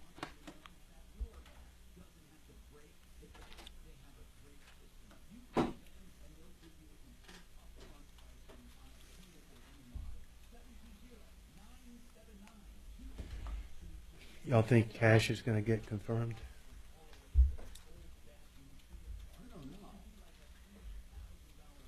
Vote's coming up today. Here shortly, but they've been saying soon since we started the show.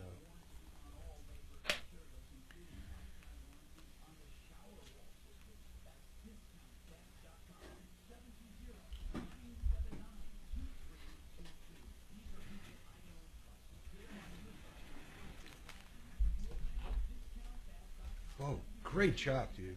So impressive. That's really impressive. That is That's so awesome. that is so consequential. I have been out there like 4 times. Yeah. Get around with it. But she literally would never have gotten that accomplished on her own. So that's very cool. When it's done, we're going to be saving her $90,000. He's going for the MVD award. You got it. Well, Bo saved a life in August. Yeah? An older lady's life. I don't know. I just went out. I just went out there. She was laying around waiting to die. Sean, Break in. you don't like Bo the said, Broncos thing. "Anxious, I'm gonna go break in." Yeah, and the HOA wouldn't let the lady. You just knocked it So I in, went going out there down. and I go, well, I'm not part of your HOA, so you can't tell me what to do. That's right, bitch. At the very Yeah, last. then I started picking That's the right, lock. bitch. Did you say? Yeah. I started picking the lock, and they said, "Oh, you're gonna get in all kinds of trouble." And I go, "Well, why don't you?" I said, "Why don't you call the cops? Originally Because the going there cops on should be vacation, here or anyway." going Right. there to check out a site. So at the very last moment, Bo called the fire department, and they showed up and they broke in. So Bo didn't have to. But if it wasn't for Bo, that woman would have been dead. That's crazy. Laying like this, for like a week. What happened to her? She's just old and feeble, and she had a daughter. I was checking on her from Oklahoma, but she wouldn't get on a plane to non-check. She just got She dehydrated. just kind of gave up and. Well, She I did mean, like you're she just- pretty much killing two Hmm. birds with one stone. Oh, no, I don't know what she just got dehydrated. Totally. Because Friday night, once I'm done checking the remote, I should call and follow up. just goofing with it. And we did a follow-up. Probably just hanging in the hotel room, taking the cigars in case I can find Yeah, a place. then they're bringing people into her house. That's awesome. Yeah, I'll send you the picture of this furnace, though. I don't know if I sent you. Shannon, that's 2 days in a row I've heard you talking about your cigars there. So. Well, I got to run up to Winter Park to do a remote. You need about 9 of them to go up there, or? I used to, listen, so I'm driving a station vehicle, and I used to. But the hammer came down last year. They were pretty torqued off. Right. God damn, why do these smell like a dead Cuban? Exactly. I used to crack up. There used to be I think it was Matt Makins or something like that, old weather guy with Channel 7 that was like, he loved to go storm chasing, and he would go out on the eastern plains like every afternoon chasing tornadoes. Yeah. And a couple times he got hit, and one time he just got walloped. I mean, that truck looked like it had been rolled over like 3 or 4 times, and he, just brought it back to the station and parked it. It's like, done with that one. Fantastic. Well, I didn't total them. Right. My predecessor totaled vehicles, but I have been in 4 separate accidents. Oh, no. Yeah. With Cubans? No. Last one was an adorable little lesbian that I rear-ended. But driving the actual remote vans with the big antenna, they were just overloaded. Right. The brakes, no matter what I did, I was never really distracted. 2 of them were ice, and 2 of them were just, I'm just too close, and I can't stop. Yep. Here I come. There you go. What can you say? I don't know who handled it, how it got handled. I know that we were using Hall and Evans as a legal firm for a while. I don't know who was cutting checks on the company's behalf. But Dimitri, it's your job. I've had a few cases against Hall and Evans. I promise you, they ran up a good $30,000 bill to pay a $10,000 accident. Oh, here we come. Here we come. You're back. All right. Good afternoon. John Fuller here on the Troubleshooter Network. We are back and starting to stack up the calls, but we've got a couple lines open, so if we can help you with a problem, give us a call.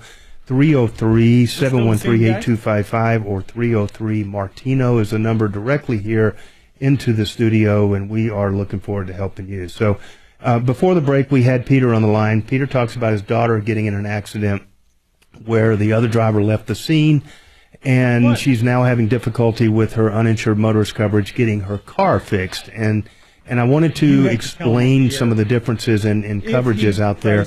And it's kind of a misnomer. Okay. Many times when people say, I have full coverage, I understand, but if that doesn't always mean that they have uninsured motorist property damage coverage. Because if you have full coverage, there's really no need to also have uninsured motorist property damage coverage, because you already technically have that with the collision coverage that you have on your policy.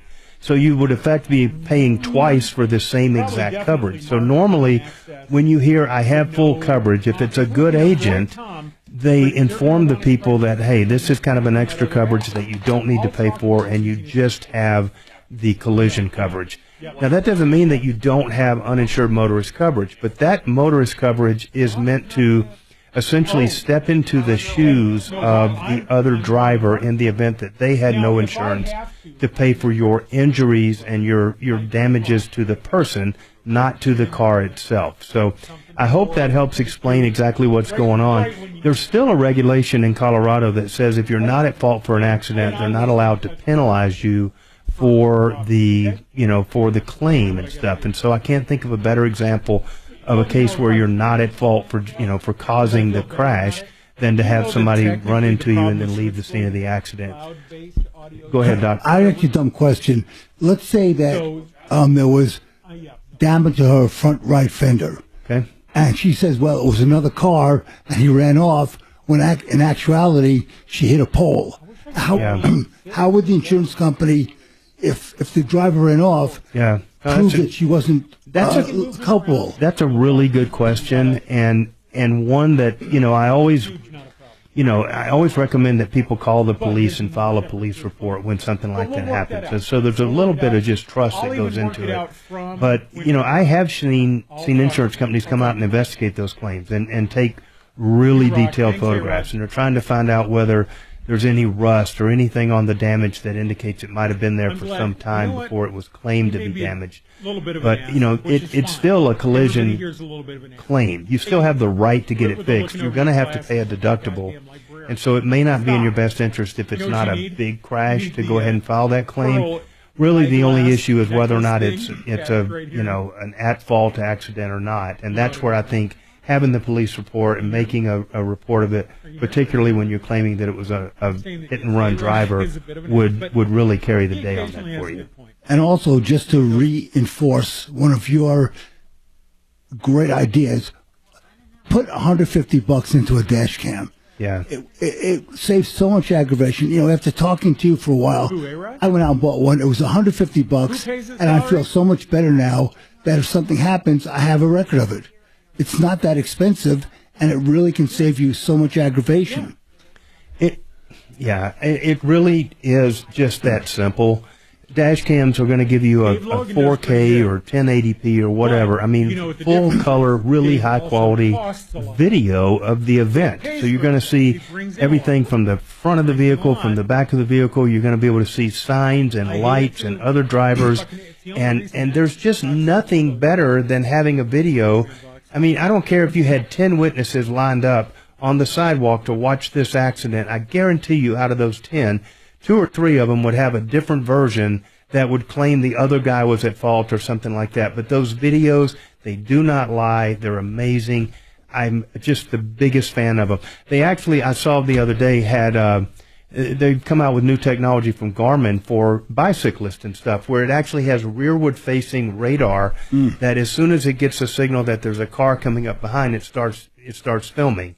For the exact same reason, so that you have a video in case something happens. I have a question, John, on the same topic. Let's say in this case where the driver left, if she had a camera that showed the license plate, do the cops track down hit and runs if they have the license plate, or do they just say it's a civil matter?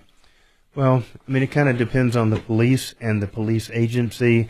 I'm planning to talk a little bit about that in the next segment if we can get to it. But it's a really good question though, and the answer is we would hope so, because you can't do much better than to have a film of the person crashing and leaving the scene and stuff.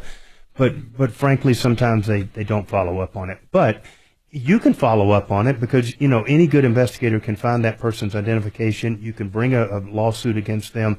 And then if they have insurance during the course of that lawsuit, they're going to have to give you who that insurance company is and that coverage and go from there.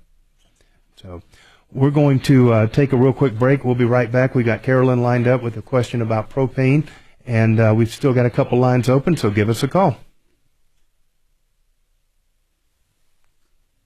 I didn't know you were going to talk about it next segment.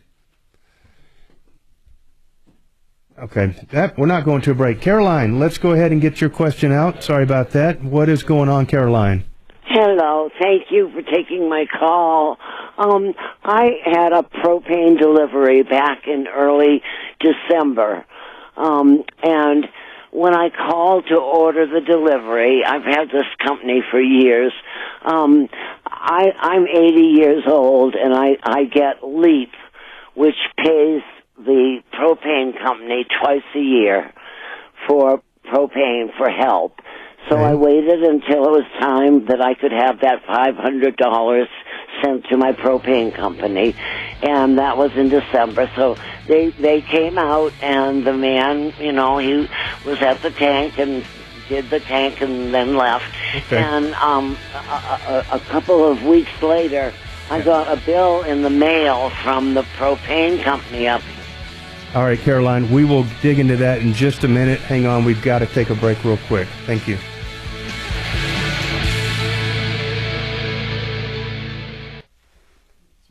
I was just looking for that little dim glow this is something that I dealt with, remember? Good. Thank you. Did you do the propane case? But I don't think it was Caroline or somebody. So that's right. That LEAP deal, is it just a flat dollar amount of aid that they give people, or is it a proportional? What's that? The LEAP deal that she's talking about? I don't know. That's Low Income Energy Assistance Program or something like that. No, this is a different. Yeah, you're right. Yours was different. It was, I forget the name of the company. Yeah, I told her to send her receipt. Well, she sounds like... receipt that showed she owed no money. I said, make a copy, send it to the collection agency, and that was the end of it. We never heard from them again. That's right. They turned it over for collection. Right. I do remember the case. Doc, is your mic on? Doc. What? Is your mic on? No. No? Okay. Problems? Yeah, I mean, well, maybe this is a good case for you to help out. We got Jesus on the line. Yeah, I was going to say that. Jesus is online? Wonder what kind Well, of it says call. here, he's walking on water because it's frozen. Yeah. It's not that impressive right now to walk on Right. water, is Right. it?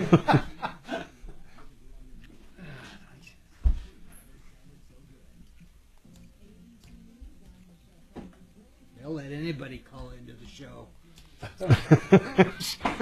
I wonder if he had to hit one before the See phone that? number. Yeah. Did you hear that? If we get Moses and Muhammad, They'll let anybody then we know call into where. the show. Oh, that part I heard. This is Jesus. Wow. Wow, That must be a long distance call. Yeah, heaven must be a few light years away. I don't know.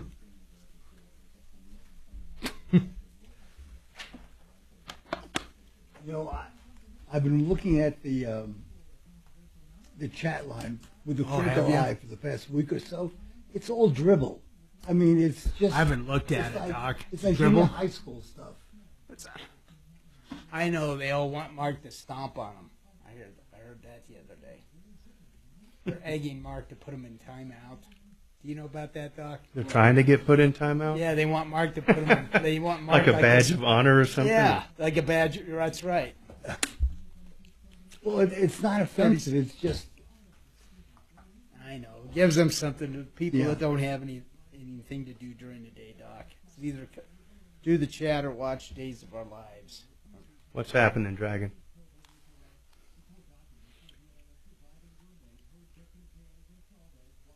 I'm surprised Lee pays her propane bill. Lisa Murkowski will probably vote. Oh, she's going to vote yes. It's funny how. Wow. That bitch. That's high school.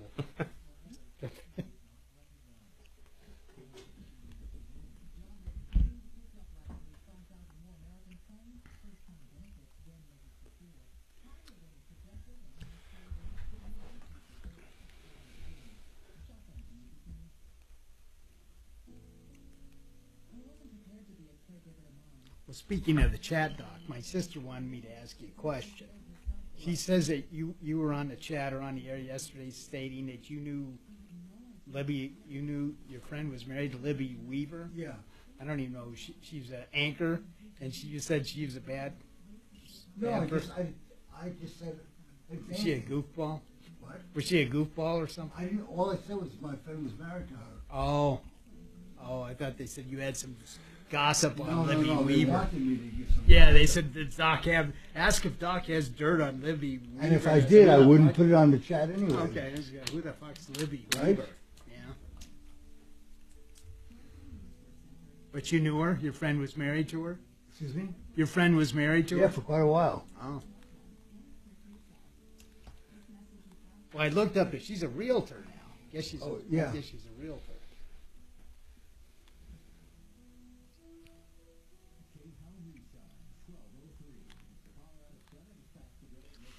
Oh, this has the extra fine nib.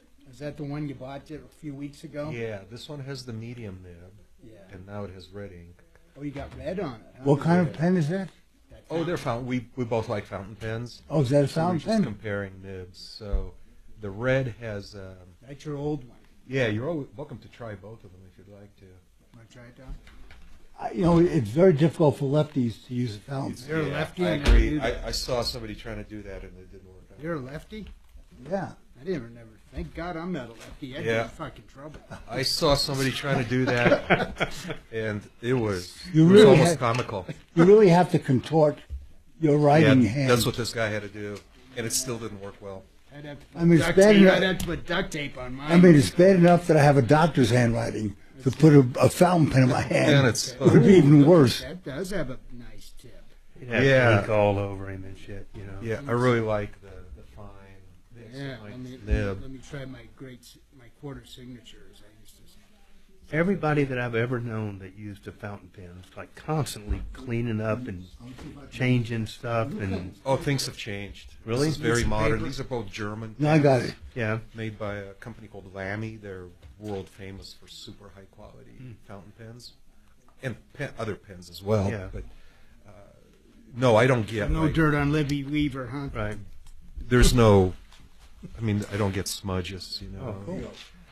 The one... Try the other one? The one bad part about it is water-based I ink. never knew you were lefty. So if my hands get kind of damp, you know, from sweatiness, and I Do go you up get on your here, sleeve and stuff no, too? I get it. I kind of smear it With your hand. with my hand. If my hand gets sweaty while I have it resting, like over here. See, I must have had my sweaty hand right here. But it's I switched to fountain pens last spring. Yeah, Never I looked back. I brought him. You want to try one? No, I've used them before. I like them. I just am too I thought lawyers careless love and sloppy fountain with them. pens. You know. Here's a red one you can scribble with Yeah, today. you if can do all feel your like it. corrections. You can do your legal billing with the red pen. And the orientation of the nib is critical, right, relative to the surface of the paper. I like this. That is very fine. Yeah. Look at that. It does makes you write better. Yeah, it does. That's what I noticed. Yeah. Compared to this, it makes you concentrate compared to this. I'd leave the cap off and throw it in my shirt and have a big red spot. You know, John, I've done that a couple of times. And then I send it through the wash. And Right. the rest of your fucking Then everything turns pink. Exactly. That's You neat. got a I'm nice that guy. setup. Thanks. I didn't do it with fountain pens, but I lost 2 wedding rings.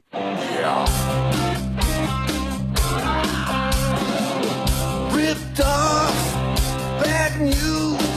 You need advice so you don't have to lose. We'll come running just as fast as we can. Troubleshooter's gonna help the common man. This is the Troubleshooter Show. Now, Tom Martino.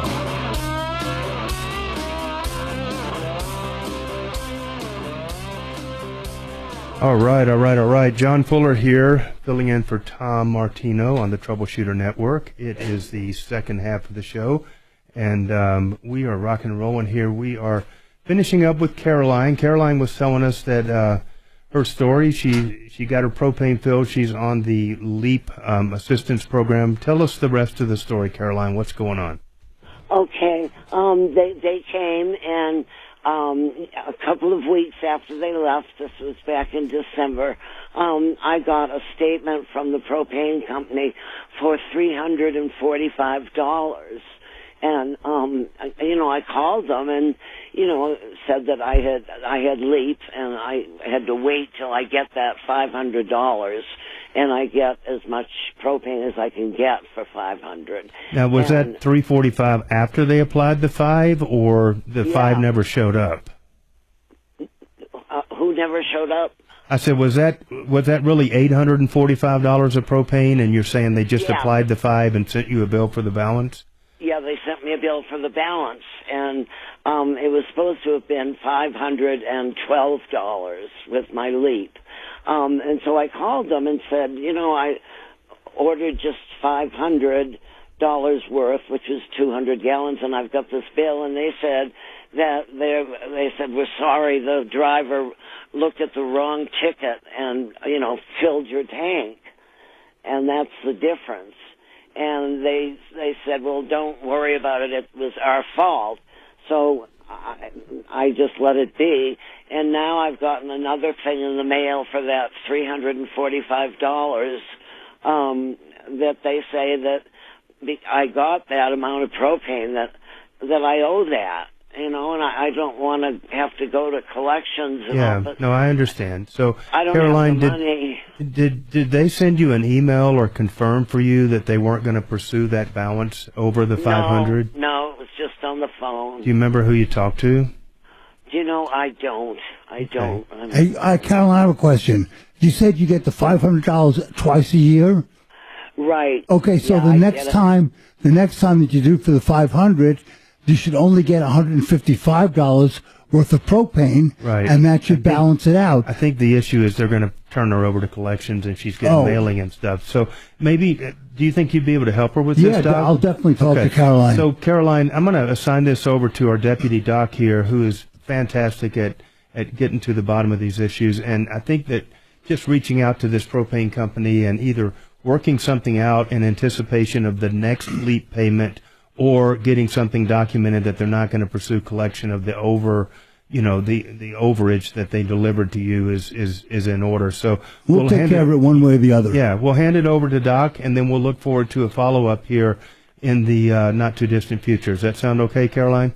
That would be wonderful. Perfect. So the problem is that if they take that and I only have $150 left over, that gives me hardly any propane. Well, I understand that, but hopefully the fact that they over-delivered by several gallons means you have a little bit of extra in there. So either way, we're going to get to the bottom of it. So, Caroline, hang on. We're going to get your contact information, and Doc will be in touch, okay?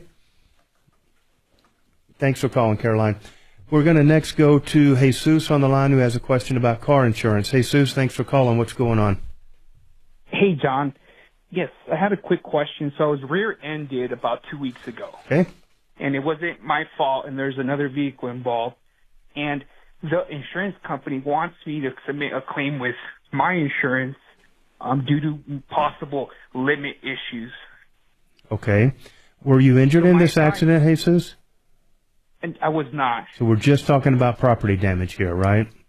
Just property damage. So I have a commercial truck. Okay. It's a Ram. And I have, commercial insurance. So my insurance a month is already super high. So my fear is if I go with my insurance that my rates go up in the future. Yeah, that's always a possibility, Jesus. So here's the deal in Colorado. As you probably know, the minimal limits for property damage is only $15,000, which is just ridiculous because there aren't that many $15,000 cars out there. But nonetheless, that is what the limit is. So when you see these, the General and all these low-end, Fred Loyas and stuff like that, all these low-end policies, the reality is they've got the minimal limits across the board. So that means $25,000 for liability and only $15,000 for property damage. So unfortunately, the only option you have is going to be to file that difference on your claim. They will get the full $15,000 out of the at-fault driver's policy and apply that towards the damage, but the difference will be on your policy. And again, it's not your fault. They're not supposed to raise up your rates because of an accident that wasn't your fault. But I'm always, realistic about it, and an insurance company can do what they want. But there is actually a regulation that says they're not allowed to derate you based on an accident that wasn't your fault. So their estimate came in at $6,000 to fix my truck. Okay. So I wanted to wait this out and see what am I entitled to half of that 15? Were there multiple? Were there multiple cars in the wreck? There's another vehicle that got that totally got salvaged or what do you call it? Yeah, total loss, right? So am I entitled to that $7,000? In that case, it would cover my damages. I see it that way. So, the answer is who knows. You've got two claimants, and there's one way to look at it that says we're equally entitled to, an equal share, and you just split it down the middle. But more commonly, what they do is they try to figure out the proportional amount of the loss. And so if that person's car was $30,000 of loss because it was a total loss, and yours is only $6,000, then your share is 1/6 or whatever that comes out to of the total, which means they would like to say you're only entitled to 1/6 of the $15,000 of coverage. And so that happens all the time, Jesus, and that's why, turning it over to your insurance company, at least they'll be there to fight even through intercompany arbitration to get the biggest, portion of that 15 to go towards your credit and diminish the amount of the claim on your policy. John, does it ever pay to go after the driver personally? Yes. Yeah, it does, and you can get a judgment against them, but whether or not that means the insurance company is just going to write you a check for the total amount of your losses is a different thing because they still only have $15,000 of coverage. And so, what the insurance company can do at that point is either submit the entire thing to to the court to figure out, and then that doesn't really benefit you that much. But if you sue the guy and you get a judgment, you may be collecting small checks for the next 3 years, getting paid on that. But the reality world that we live in is doing that. Okay. Yeah, I don't mind doing that. Just the problem is I'm already paying over $2,000 a month in insurance. Holy Okay? moly! Well, Yeah, listen, Jesus, if you've got the ability to not put this on your insurance and to go after him directly, or to self-finance and get this thing fixed, you absolutely have the right. That is well below the statutory maximum of small claims court. You can, if you need to find all the forms for that, you can go to coloradosupremecourt.com, and they have a whole package under their self-help section of the forms and the instructions and where and how and who you have to, file and serve. And it's super easy. And it sounds like under these circumstances you would win. Can you what? Can I take a payout from the insurance? Not really. And go after him? No, they're gonna. If you take a payout, they're going to require you to sign a release that lets that be the end of the road. But if you get a judgment against them, then certainly any amount that they haven't paid, they're going to want to contact you and try to work something out. So, very good strategy. I think if you're in the situation you're in, that's definitely how I would go and pursue that, and let the cards fall where they will. You may find that they come back and magically find a little extra money to make you whole there. Got it. Now, they don't disclose his limits. Is that something you can do to find out, or is that how Colorado works? No, Colorado is a shall disclose state, and what that says under the law is, and it's kind of a pain, to be honest with you, but if you send a registered letter to the insurance commission requesting their limits and stuff, they have to give it to you, and I think the time frame is like 30 days.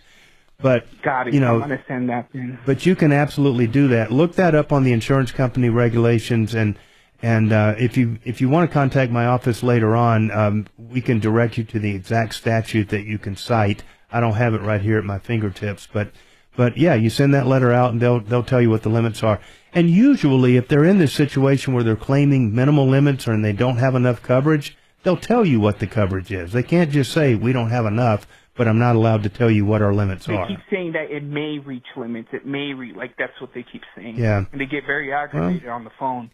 You may find that when you serve their guy, they get a little more easy to work with. Got it. Okay, that's all I need to know. That'd be the approach I would take, Jesus. Good luck to you. Let us know how it works out, okay? All right, so we're going to move along here. We have open lines once again, and we are here to help you with the problems that you have. We're going to take a quick break. We'll be right back. Give us a call, and we'll help you out in your deal.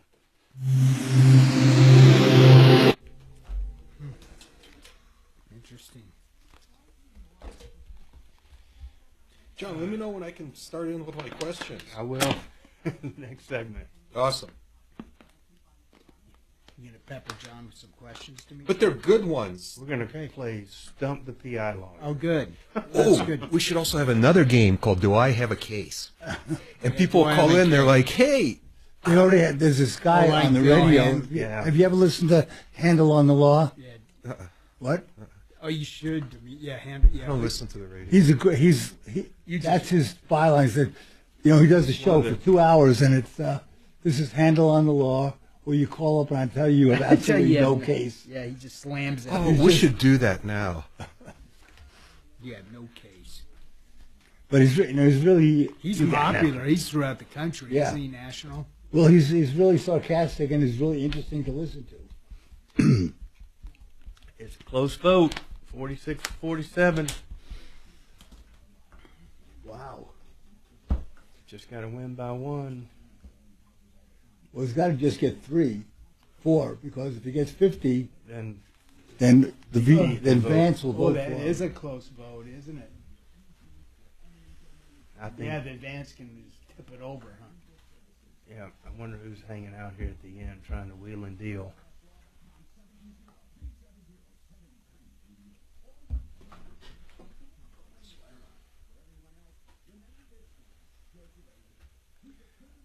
Well, who's changing their damn votes? They just had it at 47-47, and somebody changed back. He didn't get enough of a kickback.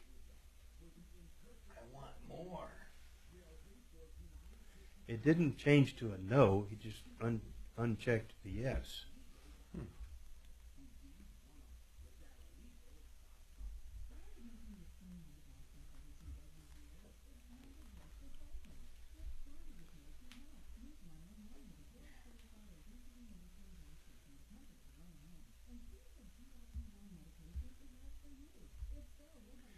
Back to 47. Must have gave him that bridge he wanted, you know. And J.D. Vance is good for another +1. Yeah. So we're at 48 in practical terms. What do the Dems have? 46. So Lisa Murkowski is supposed to be a yes. The other ding dong. Collins is already a no. Susan Collins is a no. Mm-hmm. Yeah, I guarantee that piece of shit McConnell is going to be a no. Yeah, you can count on that. That's a whole series of fuck yous on his way out. Yeah. This is a nice one. Warren has a question. That's awesome.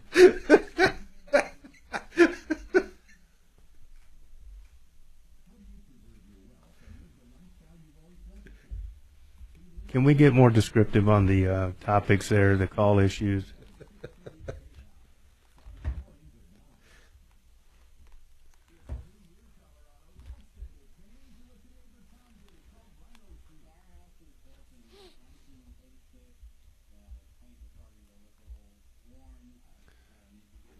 John, you ever do any other kind of personal injury? No. This narrow specialty? Like med-mal or something like that? Or like the slip and fall, or somebody got punched in the mouth. Yeah. And, we do some premises cases. Mm-hmm. But I don't really do too many intentional assaults or intentional torts because there's no insurance coverage. Oh, like the umbrella policy doesn't cover me in a bar fight? You can't do something intentionally and get covered under insurance for it. Okay. No coverage for criminal acts. Well, not even criminal, just intentional. Okay. I can't punch you in the face and then give you my insurance company and say, go talk to them, you know? I didn't know that. Yeah. Okay. It's like you can't run somebody down on the sidewalk just because they have a Raiders shirt on or something and then go, oops, sorry, you know? So it's an intentional act. And most of the bar fights and stuff like that that you hear about, they really are just an intentional act. And they may also be criminal, but they're certainly intentional. Yeah. You can't negligently beat the shit out of somebody, or it's hard to. Right. You know. So you can beat the shit out of them anyway. Just feel free to do it. If you do, they need to have enough money to carry the freight on some kind of case. Sure. You know, for me, it's a matter of just spreading resources across, you know. Of course. And you know, I just don't. There's just no place to go collect money, and it's just hard to justify the time and expense that you have to put into it on a truly charity case that's not going to turn into anything, you know. I mean, I did one against a guy that had a bunch of pit bulls that just ate this lady up, and it just inspired me because he was just a piece of shit, and I went to trial on it, got a big judgment against him, and it grew and grew and grew over the years, but he lived in a home that he had been bequeathed by his mother, and to this day he still lives there. But my client only made it about 15 more years and died. Oh shit! And so the judgment died with her, and that was the end of that. Did she, at the end, did she have the option of assigning that judgment to somebody? Not really. She, not really. Yeah. The short answer is not. That's very difficult to do. You know something you mentioned about K-House Studios. Trajan Wealth, your trusted local fiduciary advisors. TrajanWealth.com.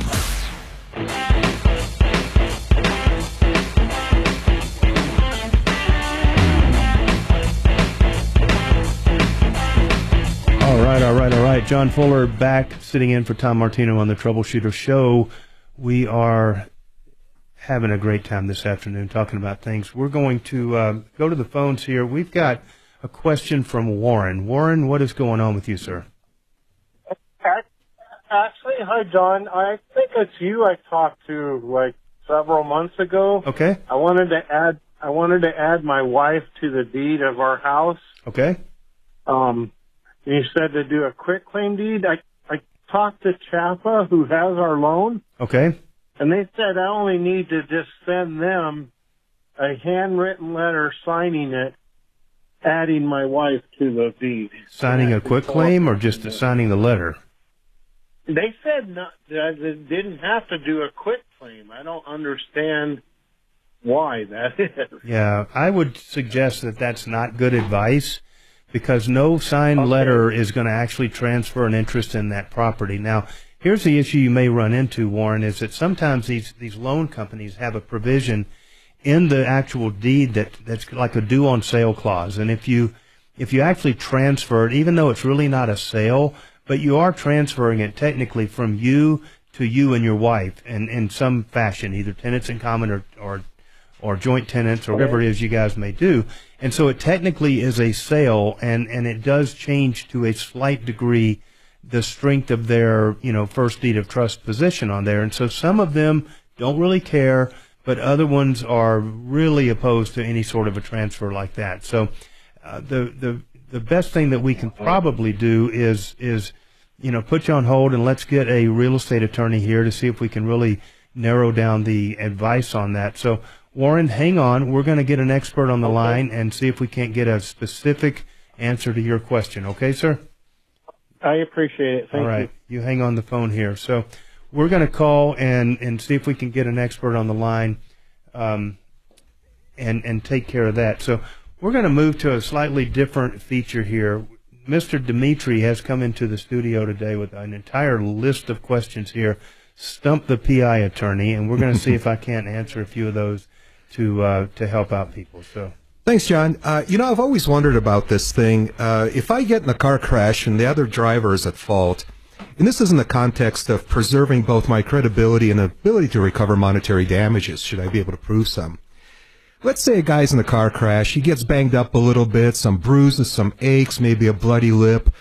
But that doesn't seem like enough to go to the hospital in an ambulance. If a guy is a little sore, he's probably going to think, I'll just give it a few days, a couple of weeks, I'll get better.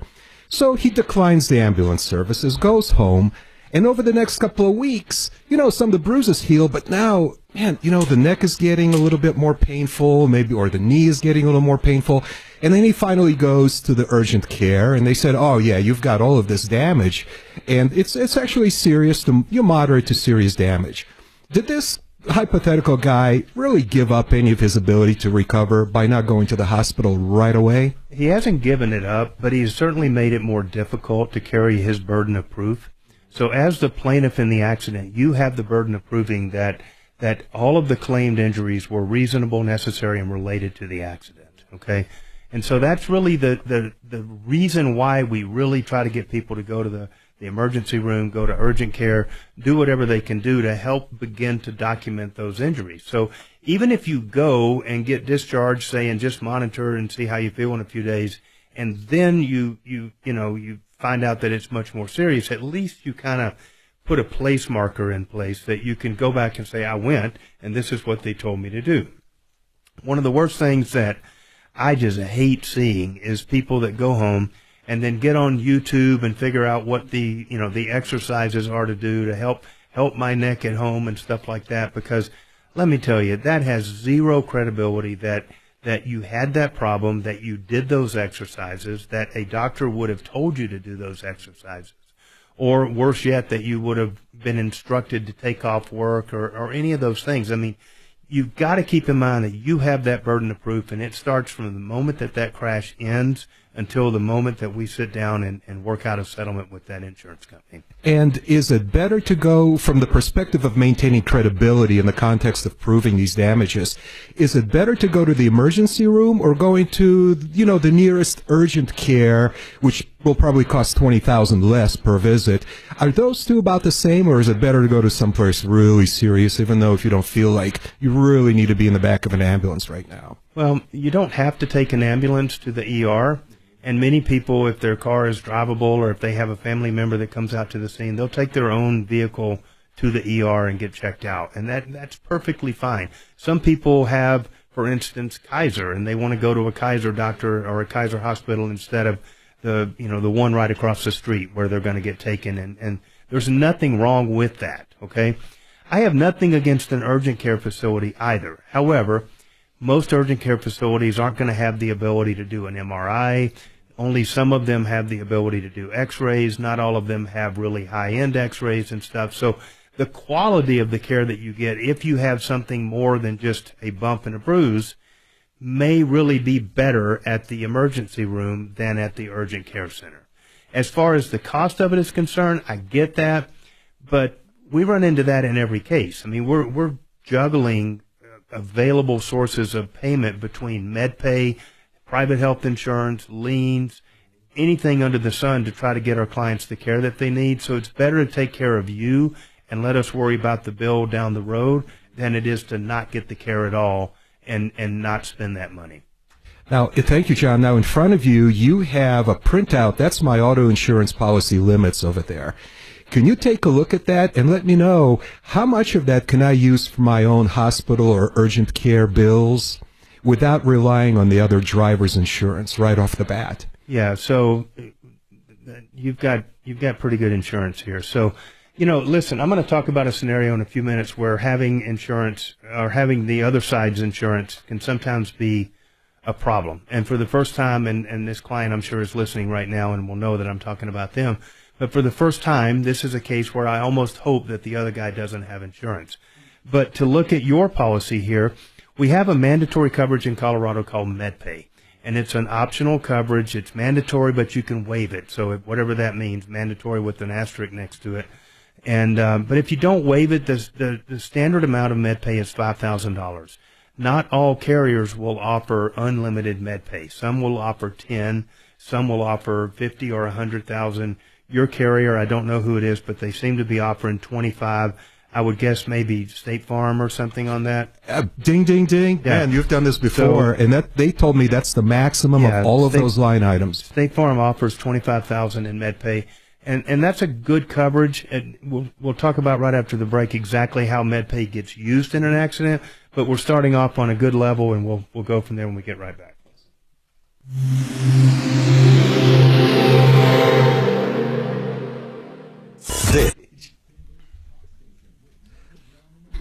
Those are some good questions. Thank you. I have 8 more. See, can I even type them? Nice. Okay. And they're numbered and they're double spaced. And you didn't show them to them yet? And we have subparts identified and stuff. So that footnotes. So there's a footnote. Yeah, I'll get a question too. Yeah, that'll make the show go on. Hey, Dragon, you got your ears on in there? Do we have a real estate attorney that we can call for that first? Okay, awesome. I just didn't know what his name was, but Brett O'Brien. I was like, call that dude, you know? O'Brien. Right, It's perfect. O'Brien Legal Services. Now I know. And Mackenzie might be able to answer it too if you can't Right. get hold of O'Brien. Yeah, sure, you're right, because he does that preemptively.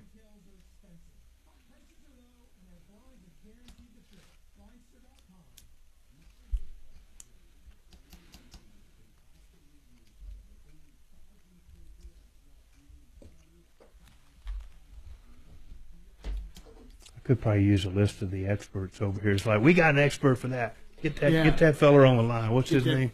Get that fella, yeah. I like to get that fella. Just like on Pawn Stars. Yeah, get that fella on the line. Exactly.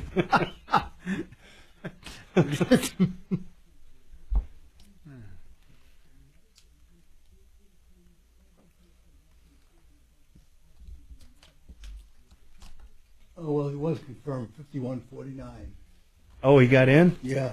Outstanding. I'm guessing that required... No, that didn't require Vance, did it?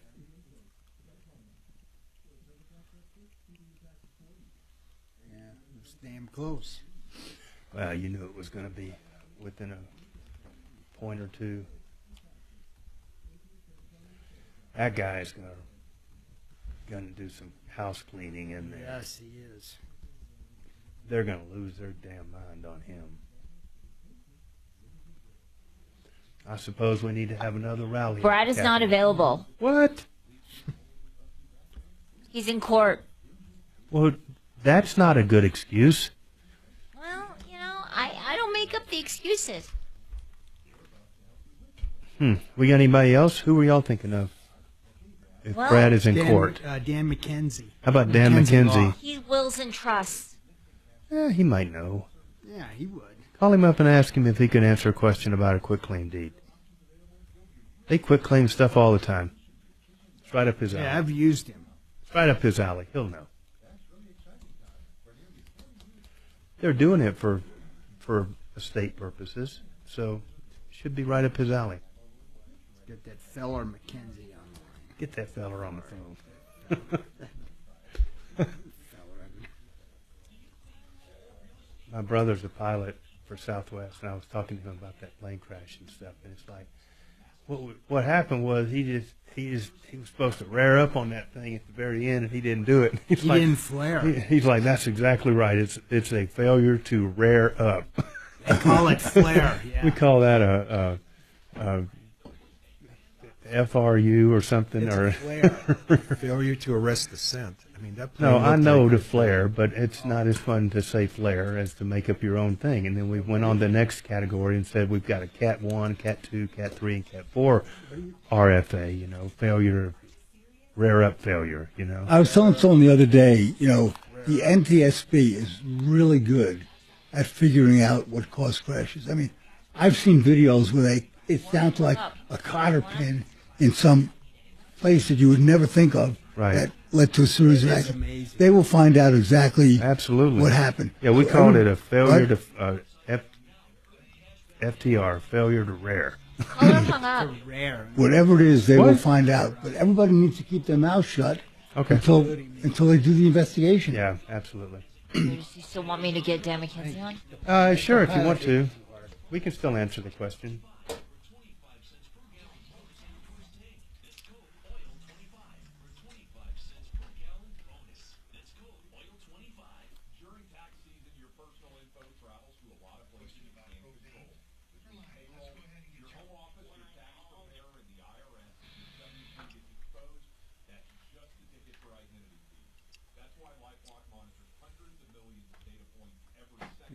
Everybody walked away from that plane accident, so even though it was we fucked said up, I think it was a pretty good landing. We said. Hey Dan, it's Kelly Yeah, over at the Cat- Martino Cat Show. 1 We just have a FTR quick is question on the quick fatality. claim Cat 2 FTR is, you know, the failure to rear. Okay, hang on. Rare? I never heard that. Like rear up, like a horse rears Yeah. up. We hit failure to flare. We just called it a. Is that what you your know. brother-in-law calls it? No, it's what I call it. Oh, is that what you call I always assign redneck terms to technical, you know, Rare. flying terms. I'll have to- Like what we got here is a failure of. My brother-in-law, my brother-in-law is a pilot. I gotta tell him that. Rare up. Yeah. Oh my God. commercial pilot? My voice is dying. Flies for Southwest. Do you fly too, John? No. Oh. I sit there and You watch in the cheap seats. Rare up.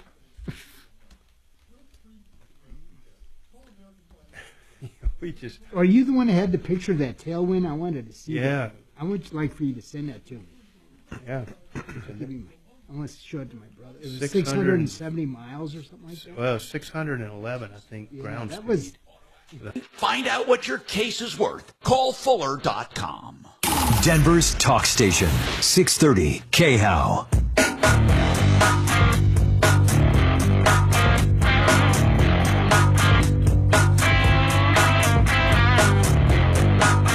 All right. John Fuller back on the Tom Martino Show, Troubleshooter Network. We are here to help you with your problems. We solve problems, answer questions, and take complaints, and we are here to help you. So give us a call. We have open lines right now, and we can do everything under the sun. I am a personal injury attorney, and so if you have questions that relate to insurance, car accidents, anything like that, make sure to give us a call. We'd be happy to help out.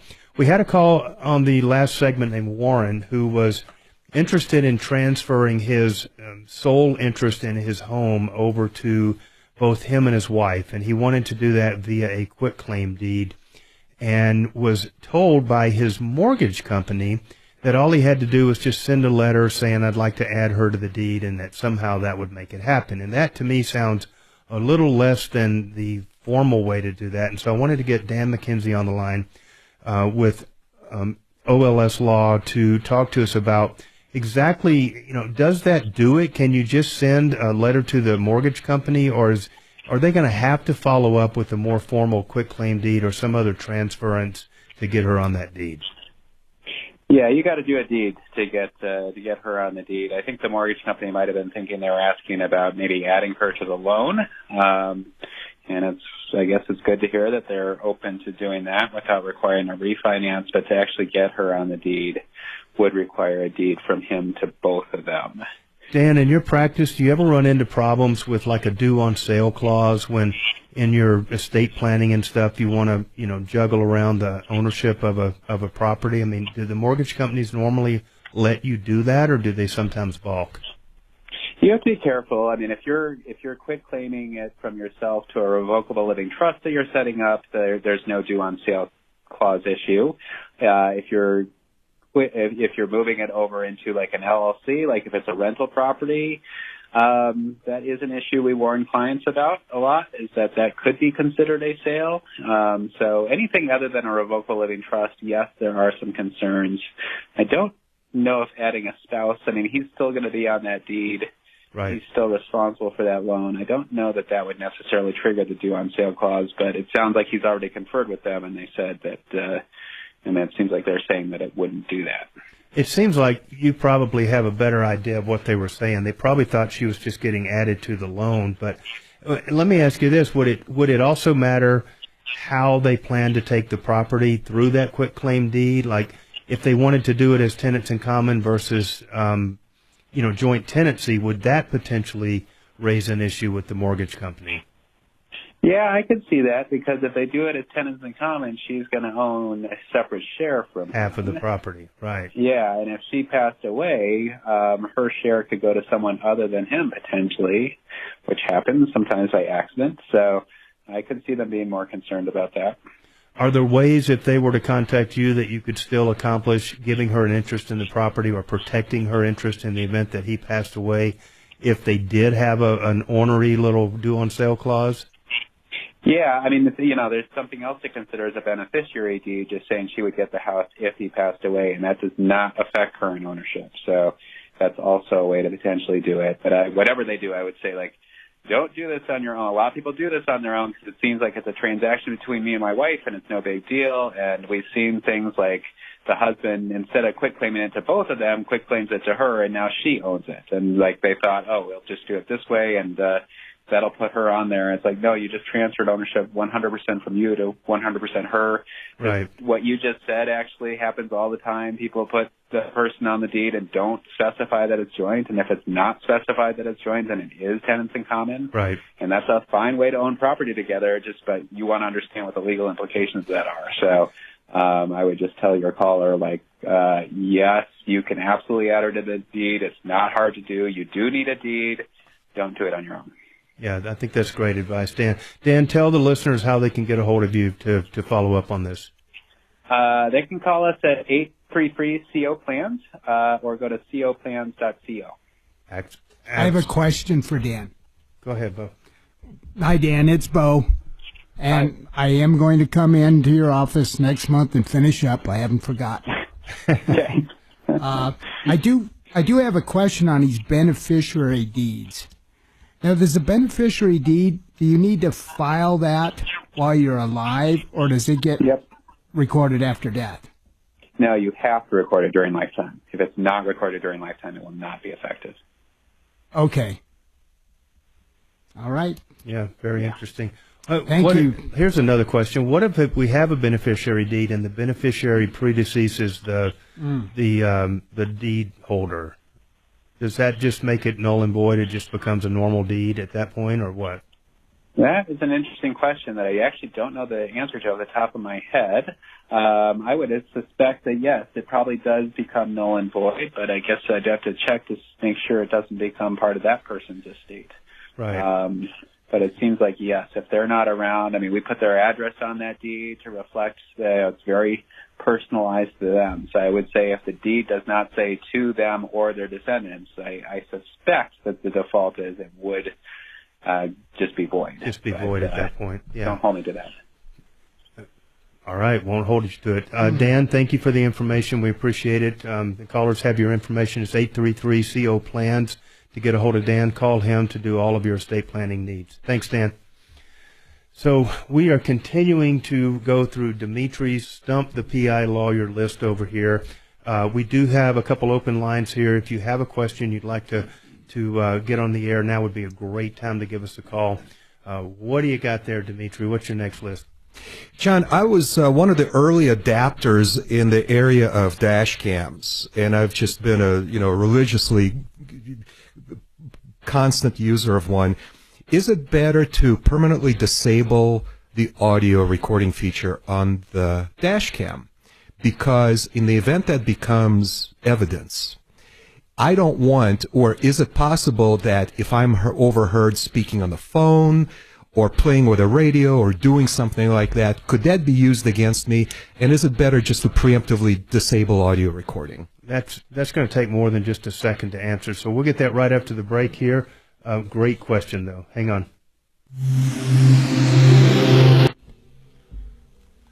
What are you doing in your car? Yeah, so we must have it. Use the phone. You son of a bitch. No, they're normal Or you're conversations. But or cussing. Clearly. Right? You and your girlfriend in the car and stuff, you know. Well, or I could be laughing with someone who's in my car. I could see you using that against me. Absolutely. Dude, you were laughing, you were high-fiving. No wonder the bus ran you over. Yeah. Yeah, we'll address that. Yeah. Does your cam record the back? Oh, no, God, no. I don't want that for the same reason. What Just if I'm the front? shaving? What if I'm on the phone? What if I'm looking? It records behind it. Then you deserve to be at fault. Oh, no. I think he was... No, my camera is only forward-looking. Is yours forward and back, But, Doc? Yeah. You got it. But You not got a in little. front of. I don't... Just I on the do outside. want to install a second camera for the rear. No worries. I saw that. I said the wrong one, and then it changed. I was like, damn. And that's why I had him do it, because I was like, I don't know what the hell. Yeah, no worries. No worries. No. I think he's doing it remote. So. We'll be here to help him. I will be on an aeroplaneo tomorrow. Kelly, are the car guys both coming in tomorrow? Both Kevin and... I think they are. Kevin and And Jeff? Jesse. Jesse's from the Sprint. Oh, very cool.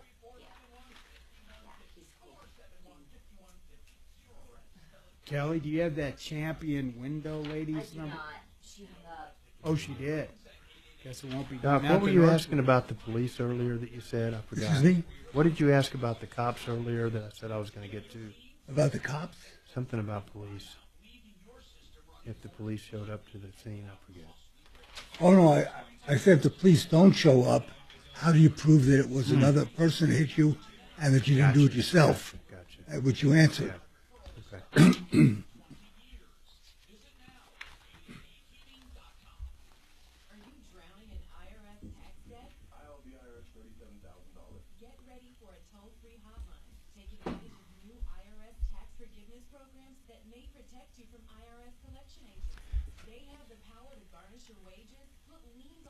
Dragon, how much time do we have on this next segment?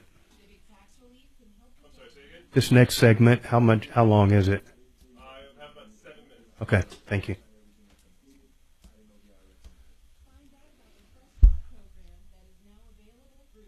I'm going to go on a little bit of a long-winded answer about the dash cams. Good, because that's a fascinating topic.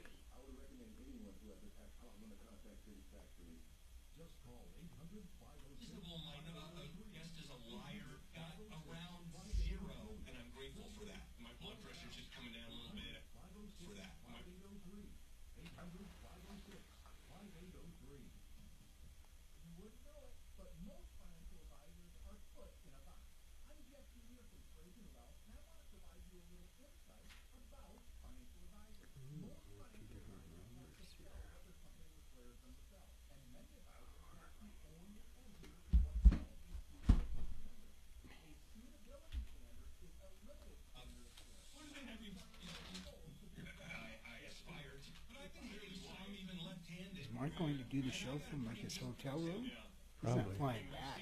He has that little test cam unit. He just hooks right in. And Oh. they got the screen up on their computer, and just rock and roll. Wow. It's actually pretty easy to pull off the remote. Really? I thought he had to be somewhere in some sort of studio. No. You've got to have a decent mic, and you've got to have headphones. But you do it from a hotel room, John? Yeah. Oh. I do it from my little condo in Florida all the time. So. Oh, you do? Mm-hmm.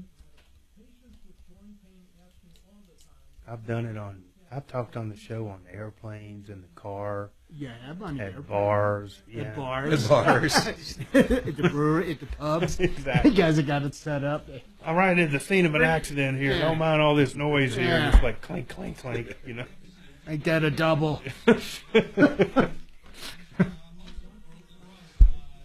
Band's doing a sound check over there. Right. Good afternoon. Thanks for calling. The officer has his radio really loud. Don't pay any attention to that. Yeah, don't. That little feller's got a loud radio. That little feller. I'll be using the word feller now for the next couple of weeks. On It's a great cars? word. I've heard that word since I was a kid. You got little fellers and big fellers and. Feller.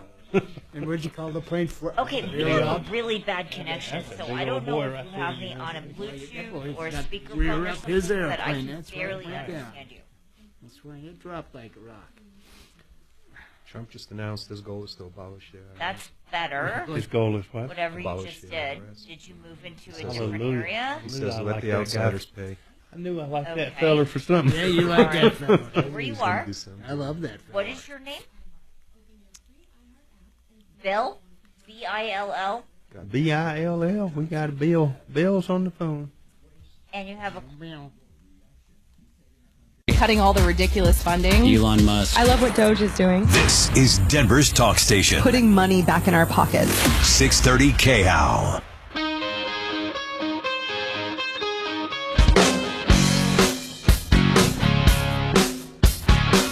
All right. Good afternoon. John Fuller here on the Troubleshooter Network. We are rapidly moving through the third hour of the show.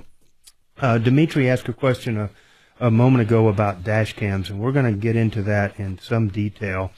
I really feel strongly about dash cams and have found them to be incredibly valuable on a number of different cases.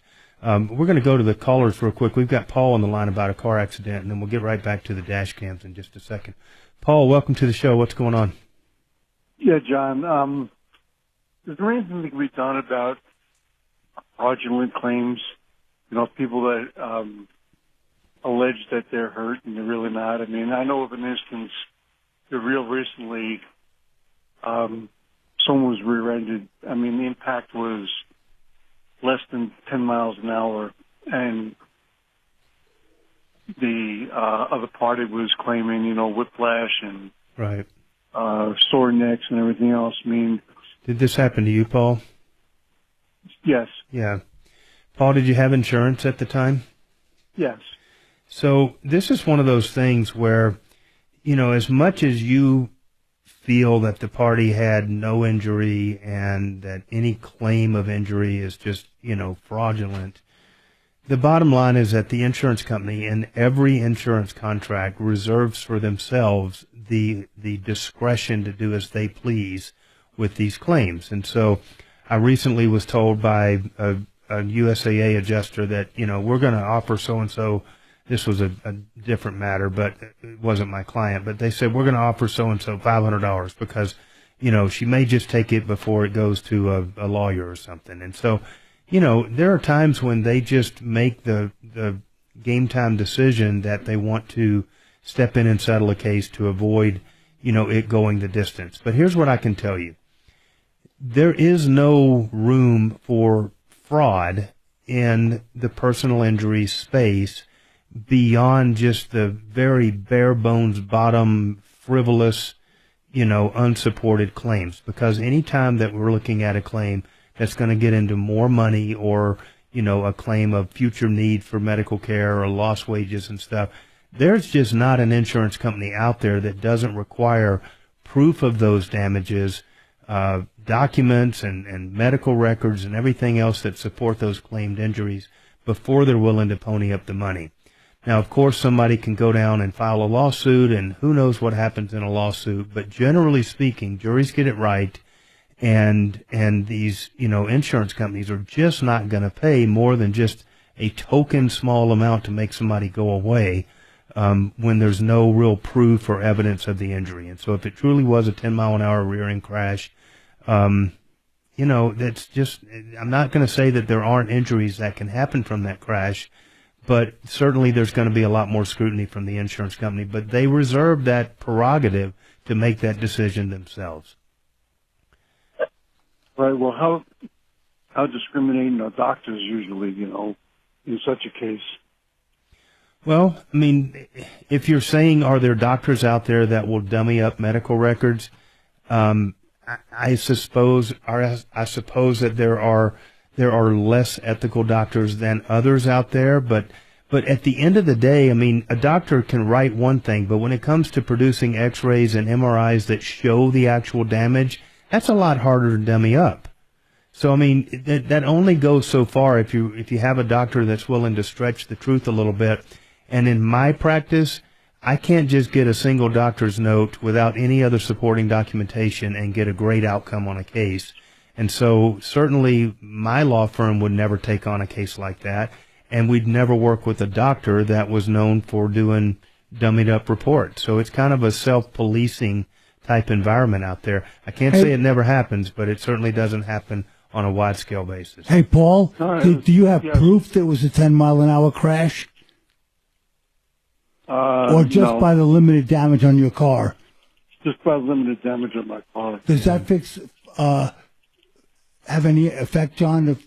It does, but I mean they've done cadaver studies and they've done crash test studies and stuff that prove that there's not always a correlation between the speed of the collision and the damage that happens to the occupants. Okay, and that's a fact. I mean that you just can't say 5 miles an hour equals no injury, because for some people it does. All I'm really saying is they're not going to just take her word for it. What about like maybe a pre-existing condition that was exacerbated by this 10-mile-an-hour Absolutely. crash? But then again, we're going to have documents that support that the existence of that pre-existing condition, and they're going to make them come up with those to be able to show what it was before and what it was after. Certainly things can get exacerbated, and maybe even more so, for something that existed before.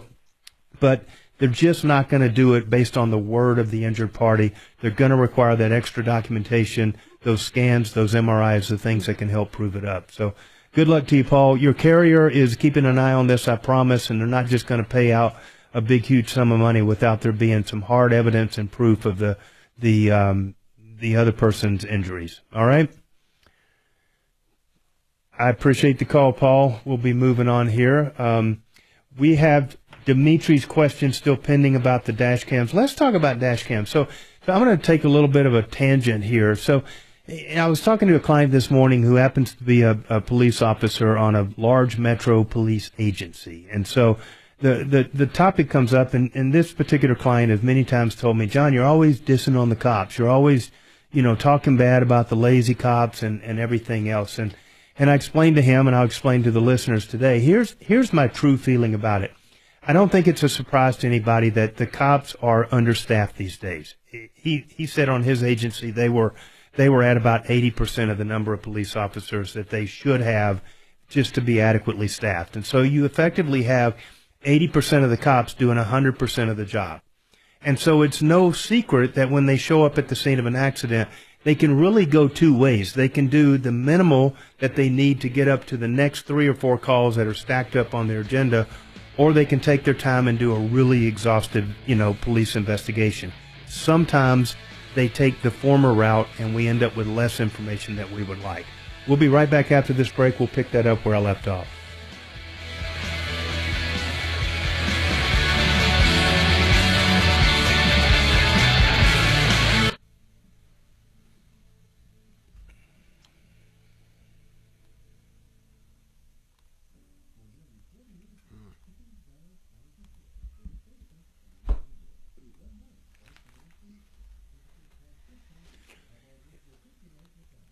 I've had a couple of cases where the audio was turned up in the crash, Yeah.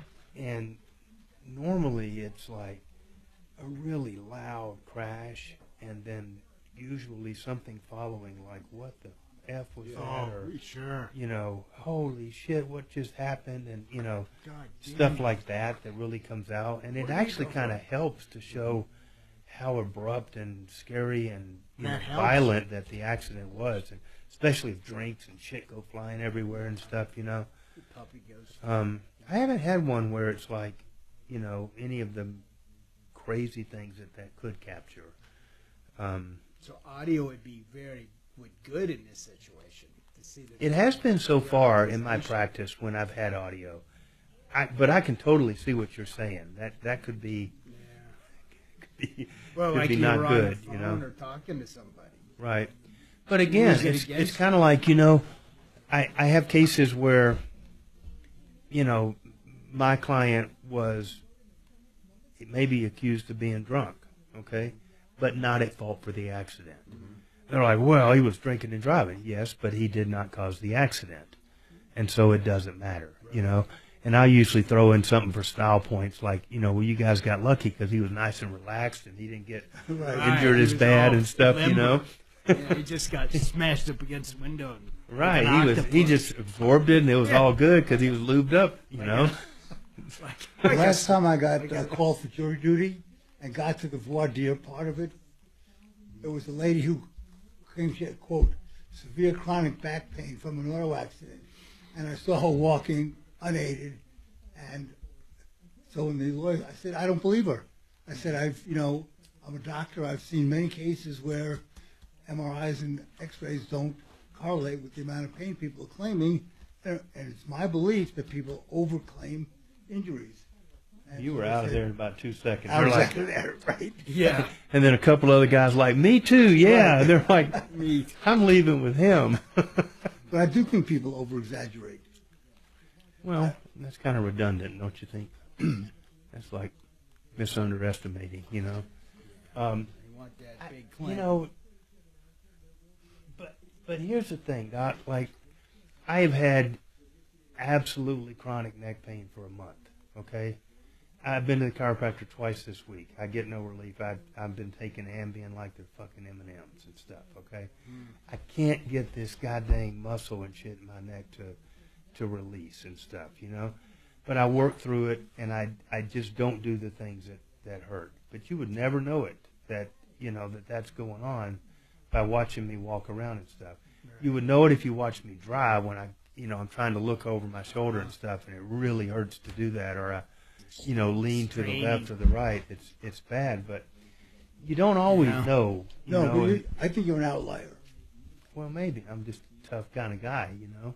He's a tough feller. I mean, it's a tough little fella. Yeah, a tough little Esquire You're an fella. atypical case. Let's put it that way. Yeah, maybe. I mean, some people.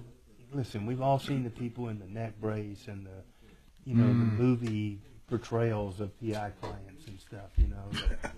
And then they get outside. I mean, I had a trial that I lost where, every break that we took, my client was a Muslim dude. He had to go outside and do his prayers and stuff, and he was skipping up and down the courthouse steps. Oh, you know no. how many steps there are to the Denver courthouse? It's like Yeah. like 52 of them. Okay. He's He's clearing the them. jury saw him. He's Oh, going the up and down those things, 4 times a day, and I'm just like, oh.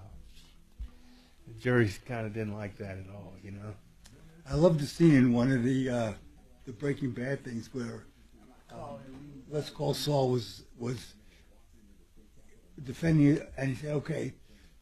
And he said to the guy, can you identify the person who robbed you? Yes, that's him sitting right there. Are you sure? Yes, I am absolutely sure. I was there. I saw him. I said, well, my client is in the back row. Right. Remember that one? Yes, I do. I love that. I've seen every one of those. I love those shows. That dude cracks me up. That was a great character. Now, John, you couldn't do that in the courtroom, right? That kind of theatrics. Could you Yeah. engage in that and not get in trouble? Sure. If you get it right, Yeah, I've heard of people doing that. Sometimes it backfires. You got to be careful.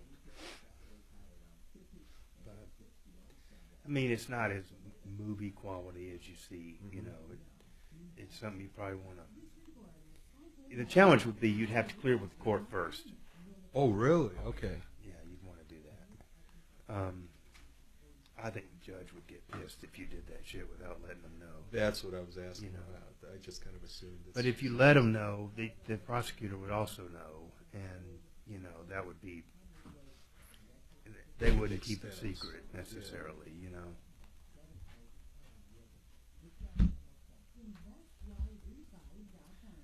Well, worked in that.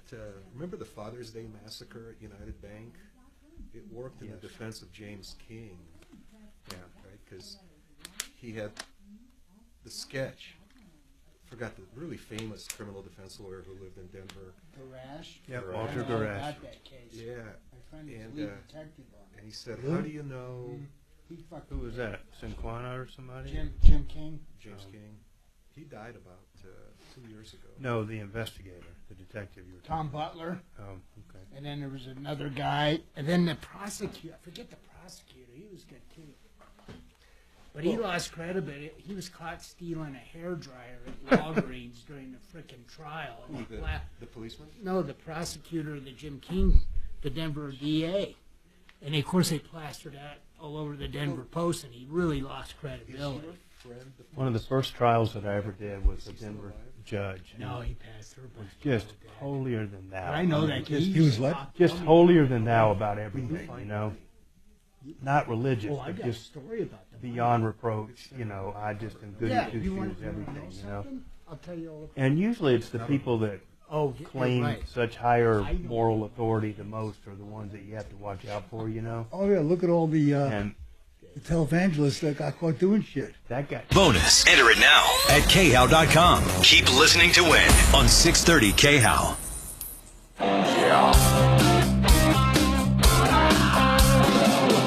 Ripped off, bad news. You need advice so you don't have to lose.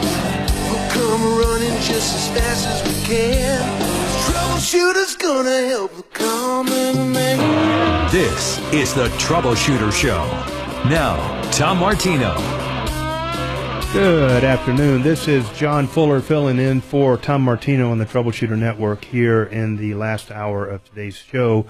We are rocking and rolling. We're talking about dash cams, and I kind of got off on a little bit of a tangent talking about the police and stuff. And the reason for doing that is just to help you understand the challenges that we're having out there right now. And even though we have many fine people on these police forces and many that try to do the absolute best job that they can, they're spread really thin right now. And so if a police officer shows up and we truly have two different people that are saying the exact opposite about what happens, sometimes the police are just saying, well, he said, she said, I don't know. Nobody gets cited. They just leave and write up the report and they go on to the next call. And the problem with that is that completely innocent people can lose huge just because of that. Because both people go back to their insurance company, tell them what happens. The insurance company believes they're insured, and that's the position that they take. And so if the really at fault guy says, I didn't do it, it wasn't my fault, and his company denies liability, you could have somebody, and I've had clients who have just liability coverage only. They don't have any way to cover their car while this dispute goes on. And so all of a sudden they've lost a car, they have no transportation, then they lose their job because they can't get to work, and it just snowballs, and then they're out of a place to live. And I mean, this is not just purely hypothetical. I've actually had clients that have been in this position, all because of police report in a crash that could have been identified, or they could have looked for street cameras and stuff like that might have actually led to the determination of who the at-fault party was. But because they just said, you know what, both parties said it was the other guy's fault, and I couldn't figure it out, I went on my way. And so that's the reality of the world that we live in. We have these problems more and more in my practice than we ever did 10 years ago or so before all the craziness started. And so you have to ask yourself, look, we have a crisis of insurance where 1 million people are out there with no insurance at all. We have a crisis of getting accurate police reports because of factors that are completely out of the control of the police and everybody else. So what do we do to remedy that? We protect ourselves. We go out and we get really good insurance so that we're covered, our family's covered, we have the medical bills covered, we have, the ability to pay out of one pocket so that if we have big copays and deductibles coming at us from another angle, we're covered. And it's not going to be a financial catastrophe to you and your family in the event that something happens and it's one of these guys that has minimal limits or there's multiple vehicles involved and there's just no other source to really immediately pay other than your policy.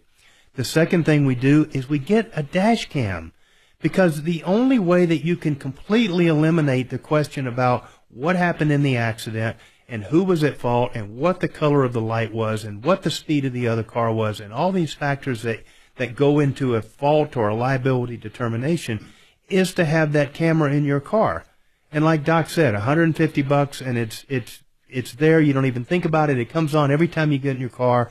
You don't have to rewind it or do anything. It's just there. And if something happens, you just reach up and you press a button and it senses that the car was in an accident. Many times it'll auto save. If not, you just eject the little SD card and magically you have a copy of what happened. I've even had accidents where witnesses come up and say, they'll hand the police officer a mini SD card and say, hey, I had a dash cam. It caught this accident. I was right behind it. It caught everything. This will be important to you. And lo and behold, it's super important.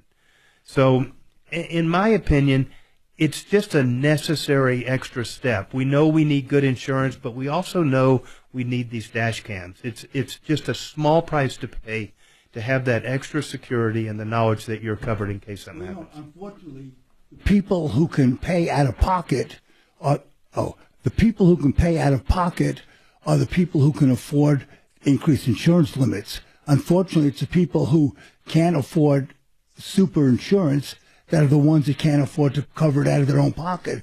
So having a dash cam eliminates that extra charge, and it's a one-time fee. It's not a recurring fee every month or every year. No, you're absolutely right. There's no cost or subscription model that goes into running those things. Once you have them, they just run, and you don't even have to think about them. So going back to the coverage that Dimitri has, I mean, looking at this, you've got $250 a person, $500 each accident. That's a liability coverage. That protects you in the event that you hurt somebody else and you're at fault for an accident.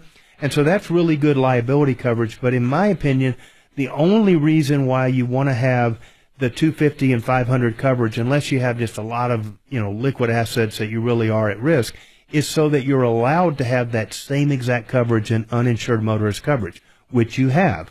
And so if you get injured in an accident that's somebody else's fault, it doesn't matter what their insurance is. You know that you've got at least $250 for that accident per person and up to $500 for the entire accident. So that $250 pays for medical. That $250, so uninsured motorist coverage is looked at as if they were standing in the shoes of the at-fault party. Okay, so that means everything that they would have been liable for, you are. We're not talking about property damage; that's separate.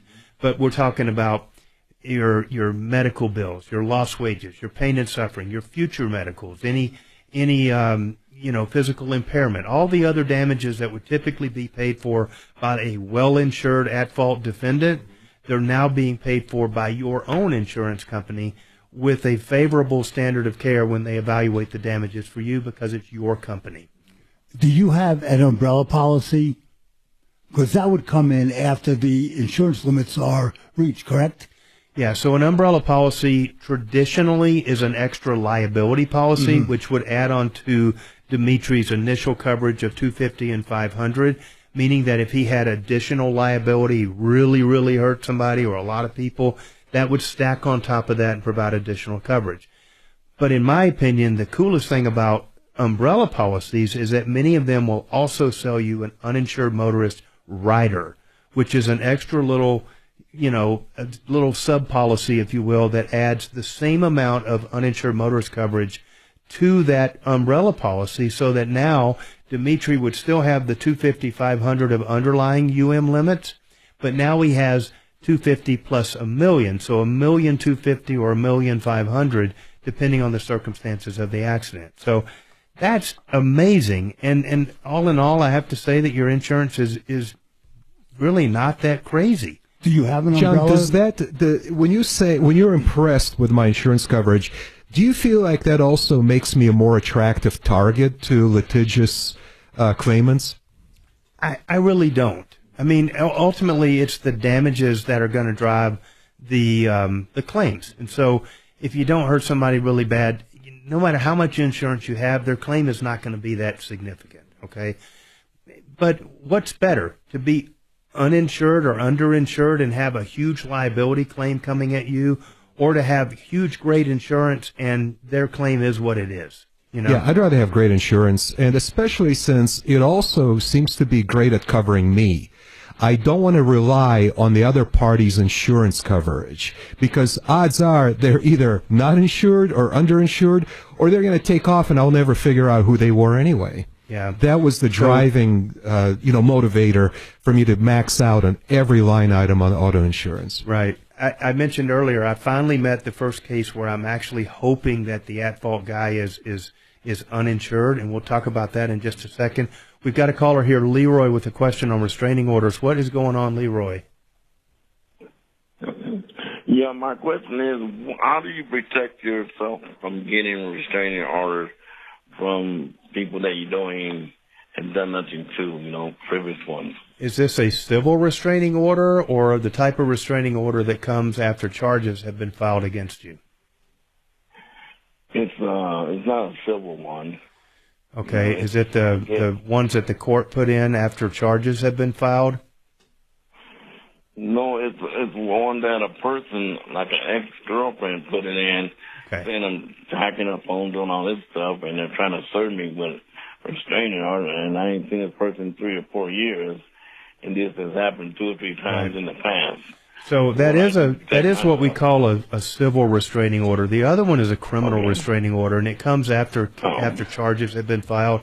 So luckily you don't have one of those, because that's mandatory, and you're probably going to get served that one in court while you're in custody, is kind of how it normally happens. But the one you're talking about is a civil restraining order, and you can avoid service for as long as you want, but at the point that you get served, there is an opportunity to be heard in court and for them to listen to your side of the story and rebut that. And if it's a situation where the judge doesn't find that the claims of the person asking for the restraining order are legitimate, then they won't enter it. And so, don't miss that opportunity to go in and set the record straight on what is going on and why that restraining order should not be issued. But if you ignore that and you don't go to court, then the restraining order is going to issue, and then the violation of that does become a criminal charge, and that's just a whole bag of worms that you don't want to open up. So, thanks for the call, Leroy. I was going to say, I hope that helps. Did that answer your question?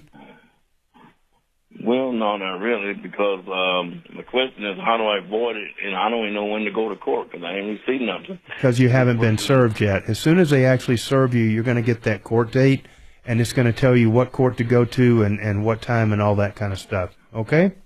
The person that put the restraining order sent me a copy of it, though. Okay. Well, I'm trying to find out, can I do something before it even gets served? Because it's going to happen 3 or 4 times, and they throw it out every time. All right. Hang on just a second, Leroy. We'll get to that question in just a moment. All right? Hang tight.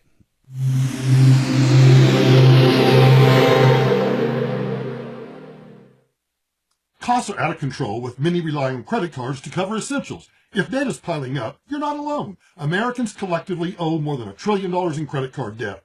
I know you've thought about calling American Financing, but you hesitated because you don't want to give up your low mortgage rate. Well, there's good news, and it's called a Smart Equity Loan, designed to take control of your finances without touching your current mortgage. Unlike a HELOC, where rates can increase when the Fed changes rates, the Smart Equity Loan offers a fixed rate with one predictable monthly payment and peace of mind. This loan leverages the equity in your home to pay off that high-interest debt, free up your cash flow, and still keep your existing low mortgage rate. There are no upfront fees or hidden fees to see how much money you could save. So call American Financing today. Remember, you can call from anywhere. That's American Financing, 303-695-7000, 303-695-7000, or go online, americanfinancing.net. NMLS 182334, NMLSconsumeraccess.org. If you've been hurt in an automobile accident or in any other way and you're wondering, is this what I have to look forward to? Missing work, pain, missing vacations, not being able to do stuff around the house, and who pays? John Fuller is someone you should talk to. Free of charge, complimentary. If he takes the case, it's only payable if he wins, and it's a small percentage of what he collects. Why should you be the one to suffer? 303-597-4500. 597-4500 on my referral list at referralist.com. You know what I don't like? Product pushers. People selling one brand, telling me I don't have a choice. I'm consumer advocate Tom Martino. That won't happen at Gravina's Windows and Siding. The original Gravina's on 950 West Evans. They have 50 lines of windows. The right one for you. Multi-brands of siding and doors. More than 100,000 completed jobs, great reviews, and on my referral list more than 20 years. That's Heritage. 303-472-8462. 472-8462. GravinaWindows.com. Attention. If you suffer from consistent pain in your joints caused by arthritis, overuse, or injury, you may be a candidate for a revolutionary therapy that could revitalize damaged tissue. This approach can provide long-lasting relief from pain in your knees, shoulders, hips, and other joints with no surgery, no drugs, and no downtime. To find out if you're a viable candidate, you may request a free consultation from QC Kinetics by calling 970-659-1508. Instead of masking the symptoms, it goes to the root of the problem to resolve it at its source. Already used by thousands of satisfied patients nationwide, this joint pain therapy is available right now to the public, but only for qualified candidates. Again, to find out if you're a viable candidate for this therapy, you may request a free consultation by calling QC Kinetics at 970-659-1508. That's 970-659-1508. Men, this is Jeff for the Rocky Mountain Men's Clinic, and you've heard me talk a lot about how treating low testosterone can improve your sleep, your workouts, your energy levels, and more. But today I want to talk to you about your sex drive, because low testosterone can have a significant impact on your desire for intimacy. It can even be a factor in erectile dysfunction, and if you're in a relationship or wanting to be in a relationship, a low sex drive could really be a problem. The good news is that if you're like most guys, treating your low testosterone could really change the way you feel about sex, giving you back the flame and desire that is so important when you love someone. So if you're feeling sluggish and tired, if you're not sleeping well, if your workouts aren't that great, and most of all, if your sex drive is more like a putt, make an appointment at the Rocky Mountain Men's Clinic and have your testosterone levels checked. Your initial visit is only $99 and includes blood work and a medical consult. And if you start on testosterone the day of your appointment, your visit is free. Call 720-440-7900 or go to RockyMountainMen'sClinic.com. We have 5 offices across the Front Range to serve you. Colorado, don't spend this new year painting. Do what your neighbor Judy did. She called Rhino Shield. After having the house painted with kind of usual house paint, I was seeing cracks appearing about every 3 years and just wasn't very satisfied with that. Rhino Shield ceramic technology is specifically formulated for our unique climate right here in Colorado, and it's Class 1 fire rated. I can't speak highly enough about the Rhino Shield crew. They also were great at... Tell me more about this, you know? And it's like, oh, he think he can put his hands on me, and on and on and on. Just the whole, you know, shoot down. At the end of it, he's like, you know, all right. I mean, I guess I'll issue it. We'll work it out when he comes back in for the hearing and stuff, you know. A lot of times that's what they do. They just figure once we get the people in the courtroom, we'll figure it out. But it sucks because whatever that period is between when it's served and when they go to court, it's active. Oh yeah. You know? Oh yeah.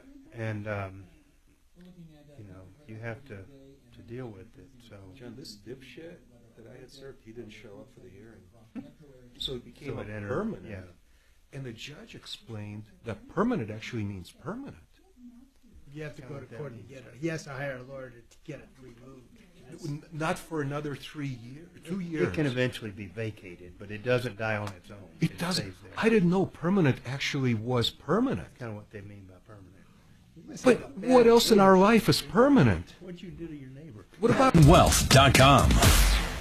630 KHAL, an iHeart radio station.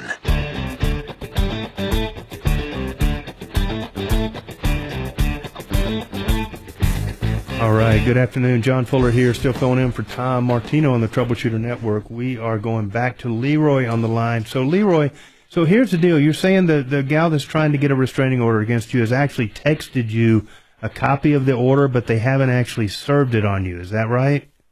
Right. And so your question is, how can I make this go away without going to court and without being served?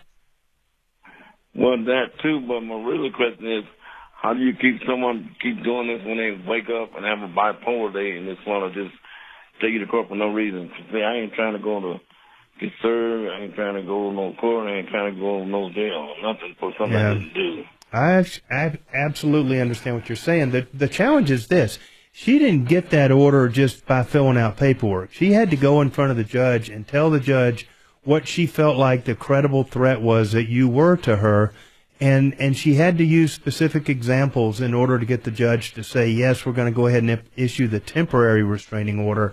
And temporary is the key word. It is a temporary order. It can only be enforced after it's been served on you, but it's temporary because you then get a court date where you get to go in and say, Your Honor, here's what's going on, and present any, statement or evidence that you want that would be considered by the judge before they would make that restraining order permanent. But let me tell you something else, John, that on this restraining order has got reopened, okay? The one she said years ago, she's reopening this one, and that was dismissed. Well, intimate danger, nothing like that. I mean, here's my experience, Leroy. These judges get tired of hearing the same person complain about the same thing without any evidence, and then either not showing up for court or, and then coming back the next time and claiming the same thing, and they eventually kind of get tired of it. And so you need to gain credibility by being the guy that's willing to show up and to be cooperative and to talk to the judge and everything. And they're pretty quickly going to realize that she's the one that's kind of the nut and not you on this. But unfortunately, after the judge issues the temporary order, it's not going to go away until you get served and you go to court and present your side of the story and let the judge decide whether to make it permanent or to dismiss it out of hand at that point. Well, So, like I said, this happened several times, not with me, with other people, and every last one of them has been dismissed. that's good. I want to, if I don't get served, ain't nothing to worry about, right? What would you advise me to do? Well, I'm not going to advise you to avoid service, but they have to serve you in order for that temporary restraining order to go into effect. I mean, it has to be served on you because your knowledge is only really satisfied once it's been served. Can he serve her? Because if she is texting him going, hey, I'm serving you again, can he get something against her? Well, he can, but in order to do that, he's going to have to fill out the same application for a temporary restraining order and go in front of the judge and say, Your Honor, here's what's going on. She's stalking me or being a freak or harassing me or whatever. The standard is a credible threat of imminent bodily harm. And so you can't just say she's a pain in the butt, she irritates me, she's a bad cook. I mean, you can't use things like that. It has to be she's threatened to stab me, she's coming after me with a baseball bat. I mean, there's got to be some credible threat of bodily injury to you to satisfy. Now, here's the other thing, Leroy. You know that the only way she got that temporary was by saying, I'm afraid of him because he's threatened to do something to me. So right out of the gate, you know the standard that you're up against. I get it. I'm not saying that's right. I'm just saying you know the standard that you're up against when you end up going to court on this, so be prepared for it. All right? Right, but let me tell you something else. I did go put a restraining order years ago because she put one on me, and I put one on her, and the judge just didn't even accept neither one of them. They just threw both of them out. Yeah, well, that's probably the best thing that happened at the time, but I mean, you can do that, but just keep in mind, you got to go to court to do it, and that presents a real opportunity for somebody to serve you with the temporary, so you might win the battle and lose the war, but that's all I got for you, Leroy. I wish I had better information for you, all right? Appreciate you calling, Leroy. We're going to move along here. Zach, you've got a question on cars. How can I help you today, Zach? Hey, take my call, Mr. Fuller. Of course. I want to tell Leroy, first off, the solution's dropper, man. Life's too short to deal with that type of stuff. Move along. Better and run, man. Anyway, my question had to do with getting back to the vehicles and liability. What were your thoughts on creating an LLC just to register your vehicles to that? What type of added protection can I expect from that? So I maybe have a non-traditional opinion on that, but here's the bottom line.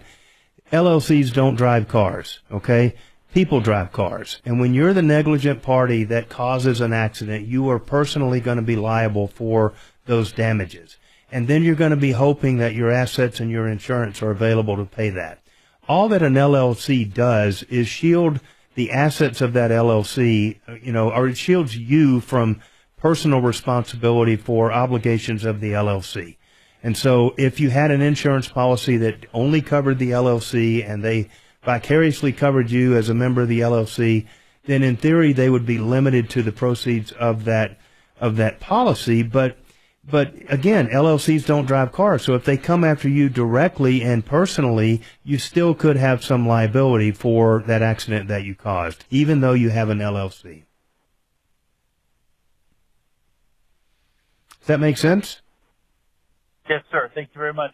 Yeah, good luck to you, sir. There's no way, I get this question a lot with people that try to structure like boats and RVs and stuff in an LLC.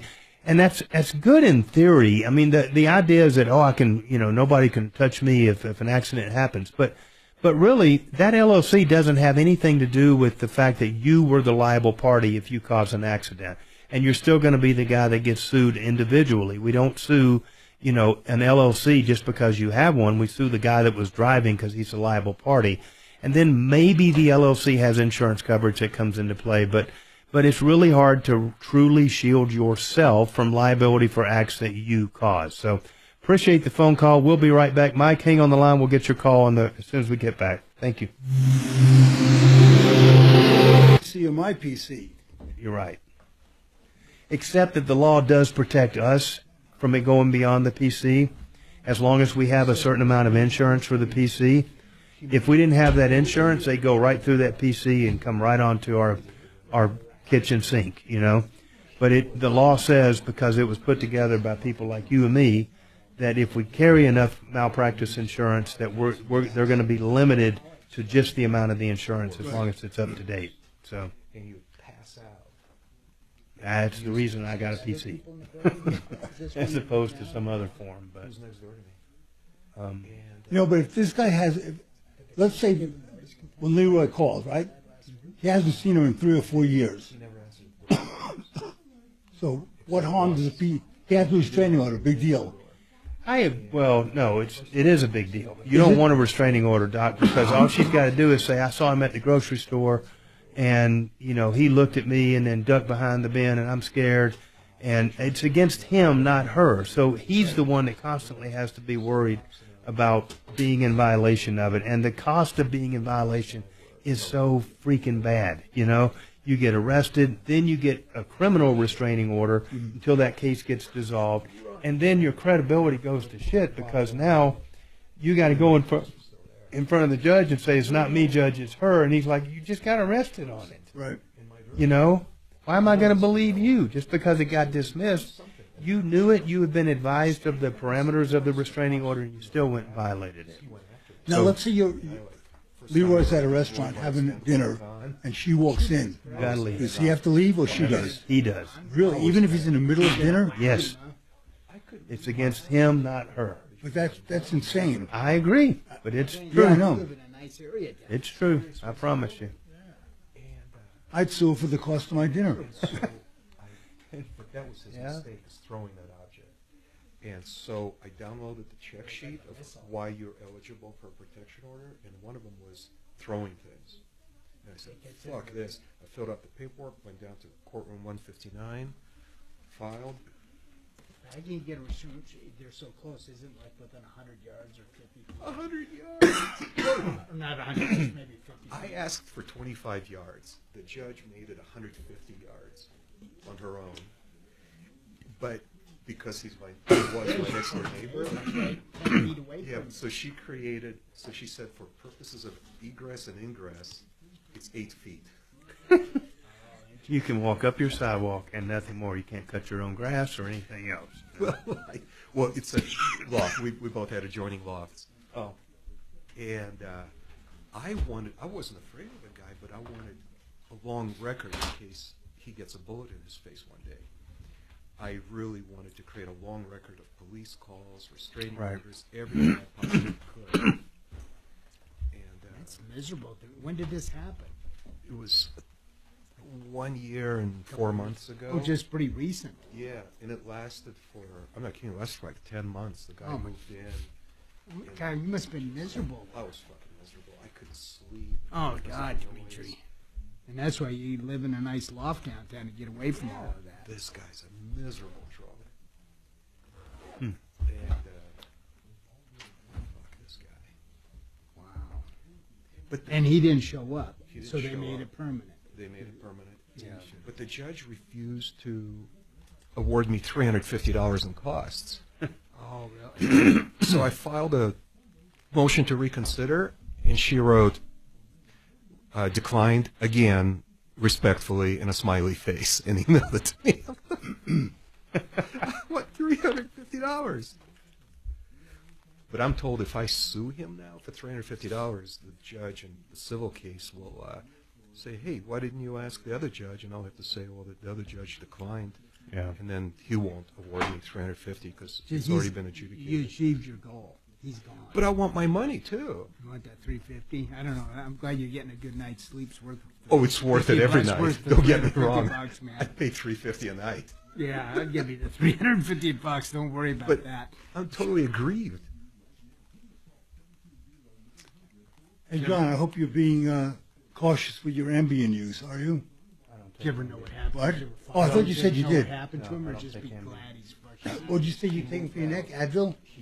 Aleve. Oh, Aleve. Yeah, I thought you said Ambien, which is... If I said Ambien, I meant Aleve, Yeah. but no. Ambien is great for one thing. No, I don't take Ambien. I don't like If you it. take it to one night, when you come back from a trip where your clock Off is really schedule off. and stuff, yeah. I had a friend, he got in at 2 in the afternoon, but it was really nighttime.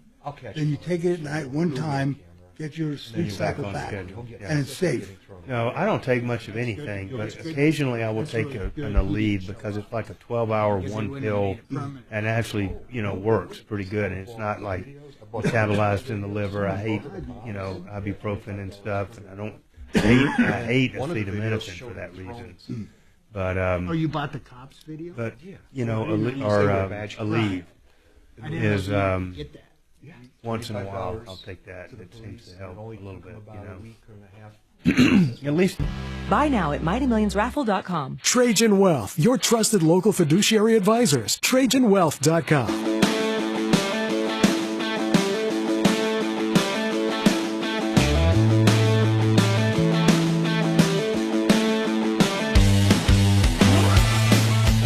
Good afternoon, John Fuller here, filling in for Tom Martino on this Troubleshooter Network, and we are moving along here. We've got a caller, Mike, on the line with a question about personal injury claims. Mike, what is going on, sir? Yeah, John, thank you for taking my call. Of course. First of all, thank you for the work you do. I know it has, immense significance for so many people. So first of all, just thank you so much. And, so what I was going to ask about essentially is statute of limitations to file a personal injury case regarding the amount of time you have. What circumstances would kind of affect the amount of time you would have to file a claim? And is it the same for every type of claim or case, or does that kind of vary based on the different type of case you're filing for? What a broad-reaching question there. Let me try to net it out for you. For anything regarding a car accident, the statute of limitations is 3 years. For most other things, like medical malpractice, simple negligence, that kind of stuff, the statute of limitations, premises liability cases is 2 years. And so you better be right about which one it is. And if your claim actually crosses over and maybe has, portions of different types of claims, then you always want to go with whatever the shortest one is. The only caveat to that is that sometimes there are notice requirements that you have to satisfy for things like governmental immunity notice and stuff like that, where the statute requires that you give formal statutory notice in 183 days after the accident. And most people, erroneously think that, well, they knew they were in the accident, or, they've got notice, or I called them one time and told them about it and stuff. And that's not good enough. The law requires that you actually comply with the statute, and it's very specific on who you have to serve and what information you have to give them about the nature of your damages, your theory of liability, all the different, correct parties and stuff. And they're not generally going to get your notice and just call up and offer you a check, but it just preserves your right to then file it according to the 2 or the 3 year statute of limitations that might apply on your case. So does that answer your question, sir, or did you have a different kind of case in mind? No, it does answer, and I was kind of just asking it generally. It didn't necessarily apply to me, but I thought it might be a helpful question to anyone out there listening who, because, one of my problems is just procrastination in general. And I feel like, when you have an accident, you already have so much stress. You already have bills piling up, and maybe you put things off. And I think it's just, important to know, what time frame do I have here? And I really appreciate your answer, John. So thank you so much. Really. Yeah, thanks, Mike. The reality is that's why you need to have somebody like us on your case, because there are a bunch of deadlines. There are a bunch of procedural hurdles that you have to jump through. We know all of those deadlines, and we know those hurdles, and we also know what it takes to be able to substantiate and support and prove up our damages. And so if we do everything right, then we give you the best opportunity of not having to file a lawsuit and go to trial because you ran out of time and you were literally on the courthouse steps trying to file it on the last moment of the last day. So we can take all of that stress off your shoulders and do everything correctly, give you the best chance of getting a good, favorable outcome in the most timely manner possible, and that's really what we bring to the table. So, Mike, I appreciate the phone call and good information for everybody. So we've got a couple open lines here, so if you have any other questions, we're getting towards the end of the show. We're going to go back to Dimitri here. He's still got a couple of his Stump the PI attorney questions to get through, and but we're here to answer your questions, so give us a call. Go ahead, Dimitri. John, so I was wondering about what are the income tax implications of both settlements and awards, and how are those typically treated for both state and federal income tax purposes?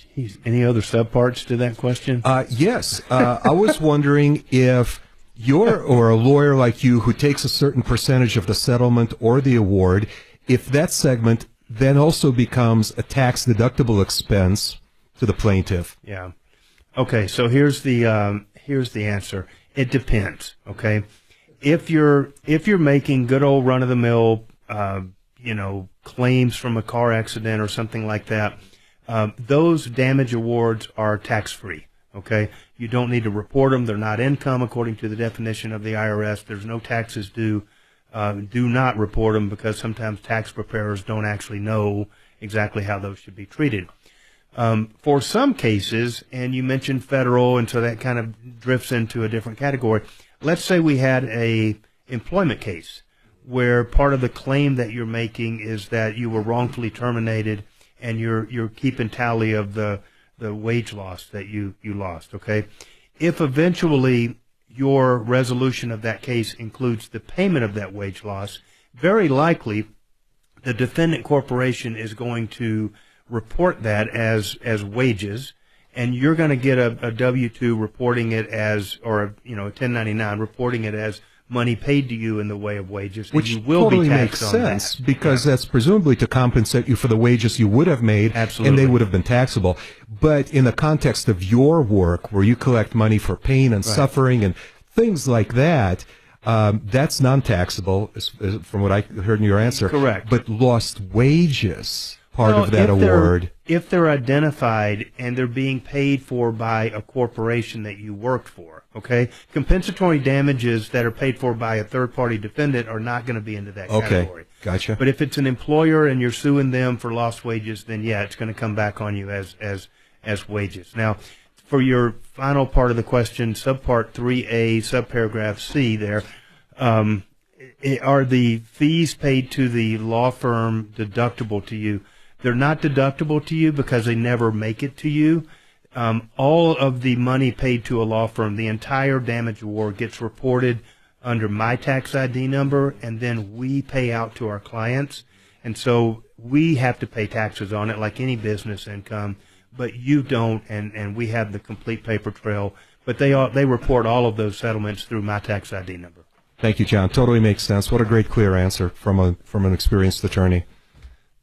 Well, I don't know about that. 23 years. All right, we're going to take one final break here. Long in the tooth. Long in the tooth. That feller's been around a long time. All right, guys, we're going to take one more break. We'll be right away back.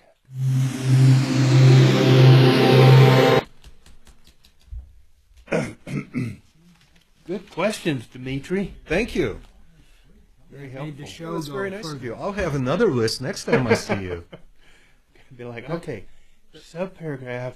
That's good. That speeds the show up. D of the aforementioned interrogatory number 27.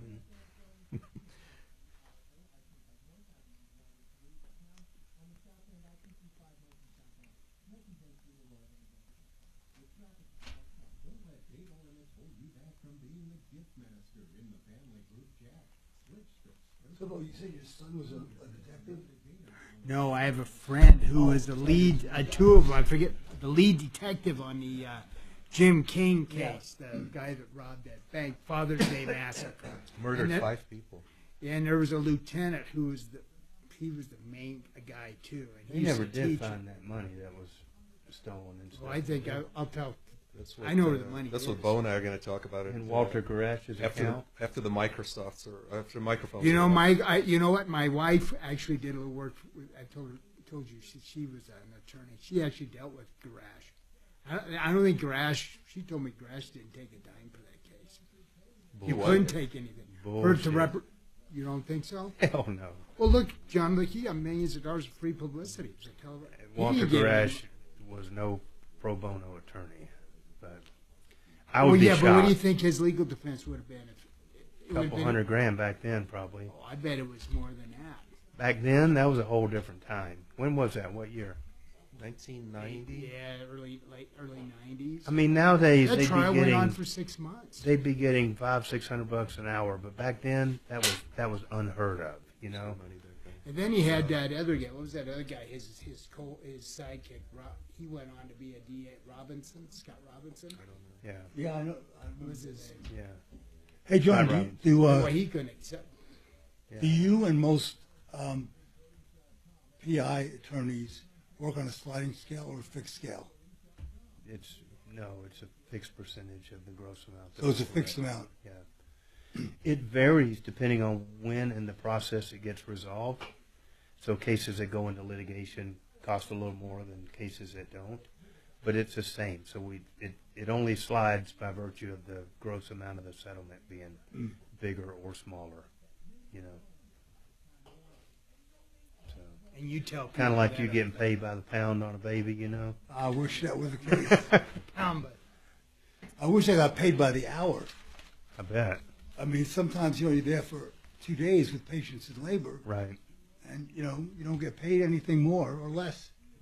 Yeah, I guess that's true. Did you get all your questions answered, Dimitri? Oh no, I have a few more, but I can definitely roll them over into next time we see. We're John. going into the next one here in a minute because we got nobody up here. So. Awesome. I have one question. You do? Okay. What you got? We can do it on the air. Yeah. We do it now? Like a PI question or something? Yeah, I'll feed it up to you. Feed it up to me, then I'm going to run and go deliver that motor. Yeah, Bo should go next. Yeah, because I've been hogging all of John's time. Just jump in there and say, I got a question. I have a question. Hey there, fella. Mr. Esquire. Right. Do you do med mal? No. Or not very often? It's been a long time since I did. I mean, I did when I first worked for John Salmon over here many moons ago, you know. I was the low man on the totem pole, and I did all the intakes and stuff, thousands of them. But I've only taken a couple, 3 cases or so along the way, and they've been good ones, you know. Yeah, one of my good friends is Steve Leventhal. His brother does a huge amount of Jim. Yeah. Steve Leventhal. That sounds familiar. Jim Leventhal that's kind of all he does. He's a phenomenal attorney, you know. That's what very well heeled and has the resources to carry the freight on those because. You know, they try to win by attrition on those a lot. I bet that guy owns his own. I bet that fella has his own ranch, huh? This Leventhal guy. Well, they made a lot of money I from think their dad on real estate. Oh, really? Yeah, I mean, yeah, Steve is well. I know that hasn't worked for years. Right. Because the dad had lots of real estate. They just sold the building in Cherry Creek for a ridiculous amount of money. That doesn't surprise me. But Leventhal's done well for himself, too. Oh, yeah. I mean, he's been no slouch. He's done well. Well, his brother and his son both work. His son is there, too. Right. So his peer, back when I first started, was a guy named John Salmon, who's dead now and has been for a number of years. But they were like, I mean, those guys back in the day were competing to see who could get the first. Like John had the first 3 pages in the yellow pages and stuff. That was back in the day. Well, that's what you did. There was no internet back then, so yeah, that's what you had to do. You just have so to ride the salesman. Hey, can I get on page 2 and throw in that trip to Cancun? I'm not quite there. Oh, that we were. I see Dragon going for the headphones and looking nervously like that. On my phone when I'm walking the dogs. It's now easier than ever. You can now set Denver's talk station as a preset. Awesome, doing it now. On the free iHeartRadio app.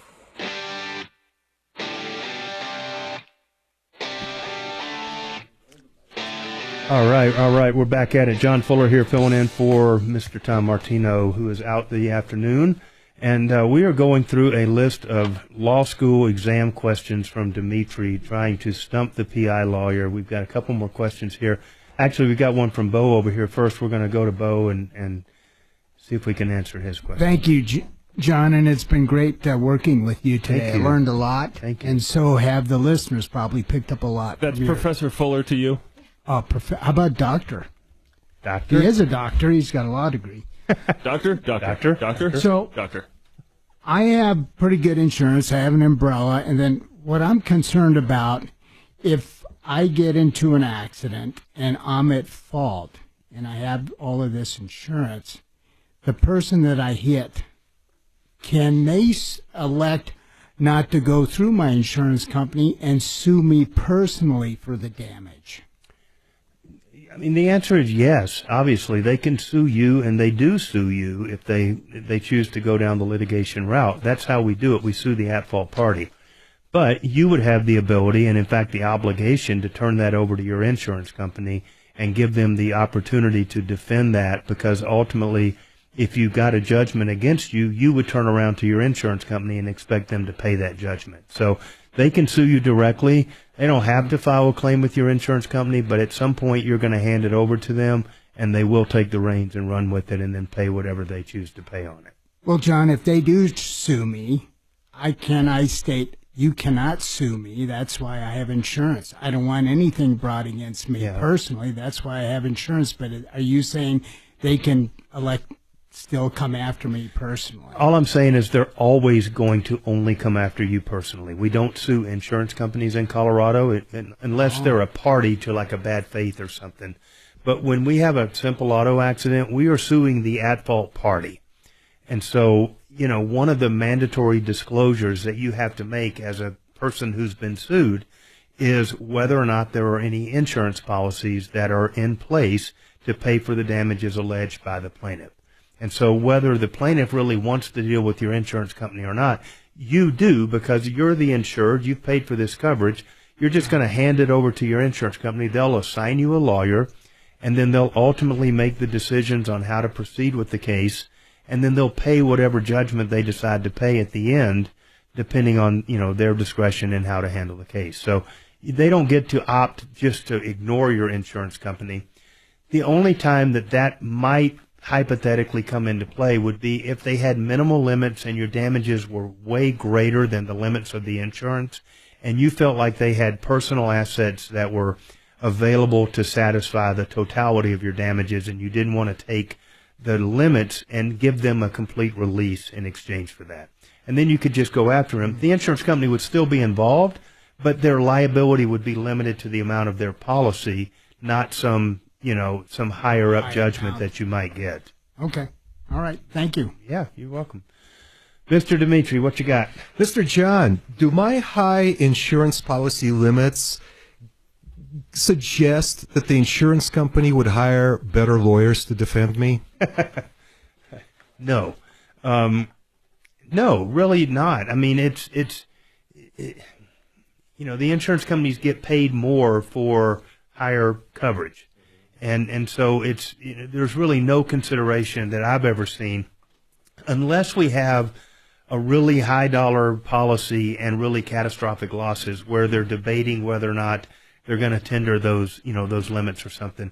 Occasionally then they'll hire out, a little bit higher echelon attorney, but those are trickier cases and stuff with higher coverage issues and liability issues and stuff that they want to make sure they get right. And so, I guess in that respect, yes, they would, but it's not just simply that you got a better policy that makes them do that. It's a better policy and damages to put that whole policy in jeopardy. Yeah, I just kind of figured that if they have more at risk because they're in the hook for $500,000 instead of the state minimum, they would invest more money in a more experienced lawyer who would also do a lot more research preparation, get assistance, that sort of thing. Yeah, it totally makes sense what you're saying, but the reality is that the injured people only have one basket of damages, and it doesn't get more valuable because you have great insurance. Okay? Good point. I didn't consider that. It may get more valuable if we're comparing you against a minimal limits $25,000 policy, and they have, say, 50 or 100,000 of damages. Well, now it's more collectible, but it didn't get more valuable because you happen to have greater insurance. But don't they also have in-house lawyers, so they're not paying them? Yeah.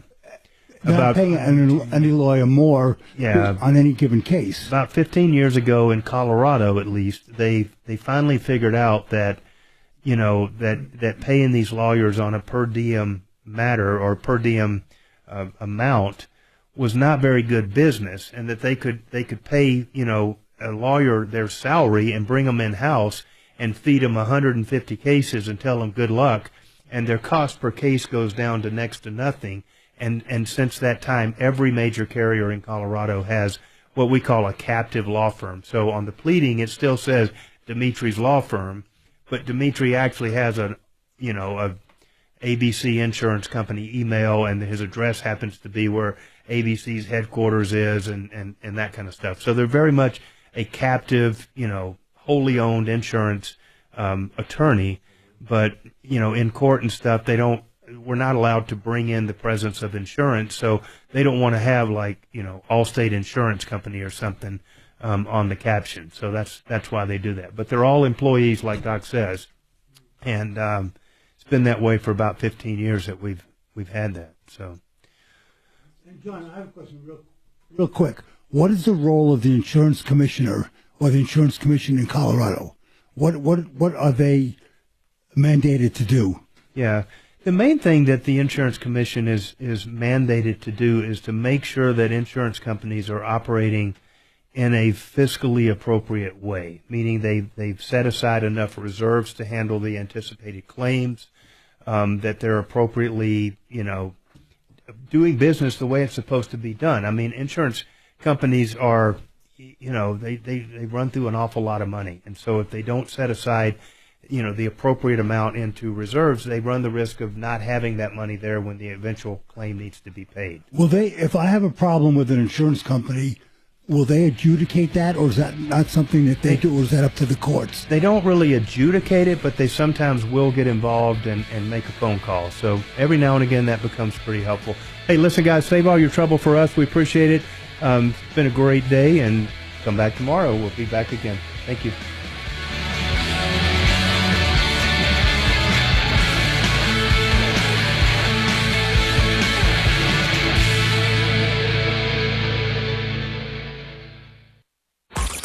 Follow Tom Martino at Real Tom Martino. And stay connected with all of us at 630 KHOW, KHOW.com, and on the iHeartRadio app. This is Denver's talk station, 630 KHOW. Facing a job loss? Considering a pension buyout, a severance package, or what to do with your 401k?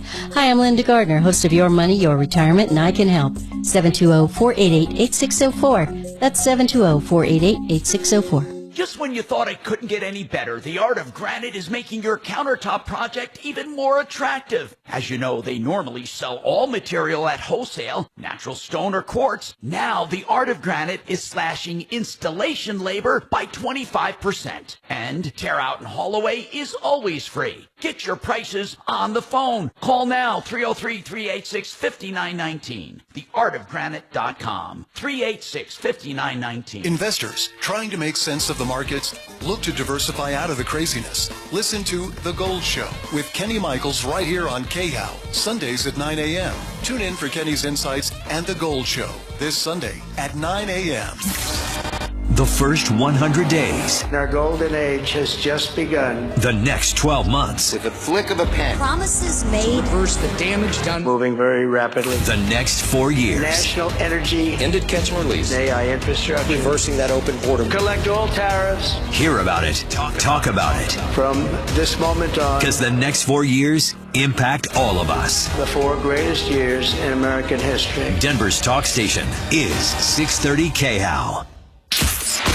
KRFX HD2 Denver. KHOW Denver, an iHeartRadio station. Make us the #1 preset on the free iHeartRadio app. Listen for all your music, radio, and podcasts. Free never sounded so good.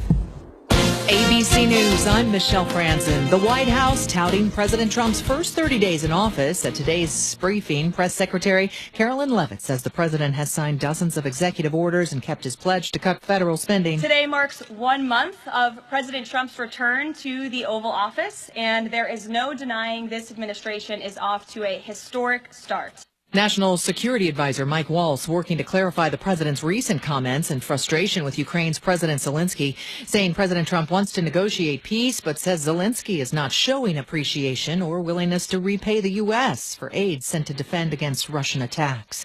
Pope Francis remains in a Rome hospital. The 88-year-old pontiff is battling double pneumonia. The Vatican says the Pope is currently fever-free and his condition is improving.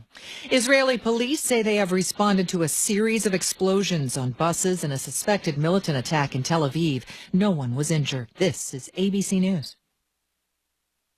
In California, the Menendez brothers, convicted more than 3 decades ago for the killings of their parents, are waiting for a judge to hear their arguments next month at a hearing that could secure their release. In a phone call from behind bars, Lyle and Eric Menendez told a TMZ podcast hosted by their attorney, Marc Garagos, and TMZ's Harvey Levin that they are eagerly awaiting their resentencing hearing set for next month, which was delayed from December to then January and now March. I think we're mostly dealing with the reactions of our family, who are very anxious, and the delays are very upsetting for them. They claim in the podcast they have evolved over the 35 years that they've been in prison. Alex Stone, ABC News, Los Angeles. Promising research in the fight against pancreatic cancer. A preliminary study shows a personalized mRNA vaccine may reduce the risk of pancreatic cancer returning after surgery.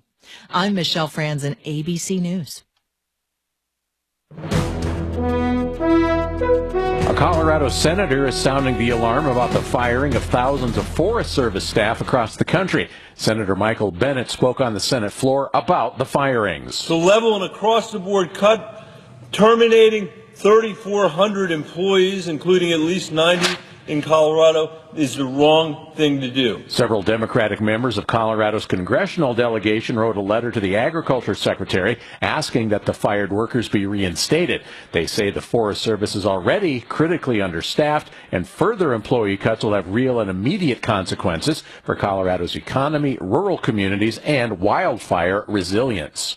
Candidates running for elected office in Denver will be following an amended set of campaign finance laws. An ordinance passed by the Denver City Council bans anonymous donations to candidates and clarifies fair election fund rules. The new ordinance also deals with the requirements for neutral debates and neutral hearing officers. That's the latest. I'm Chad Bauer. Now, Impact Traffic.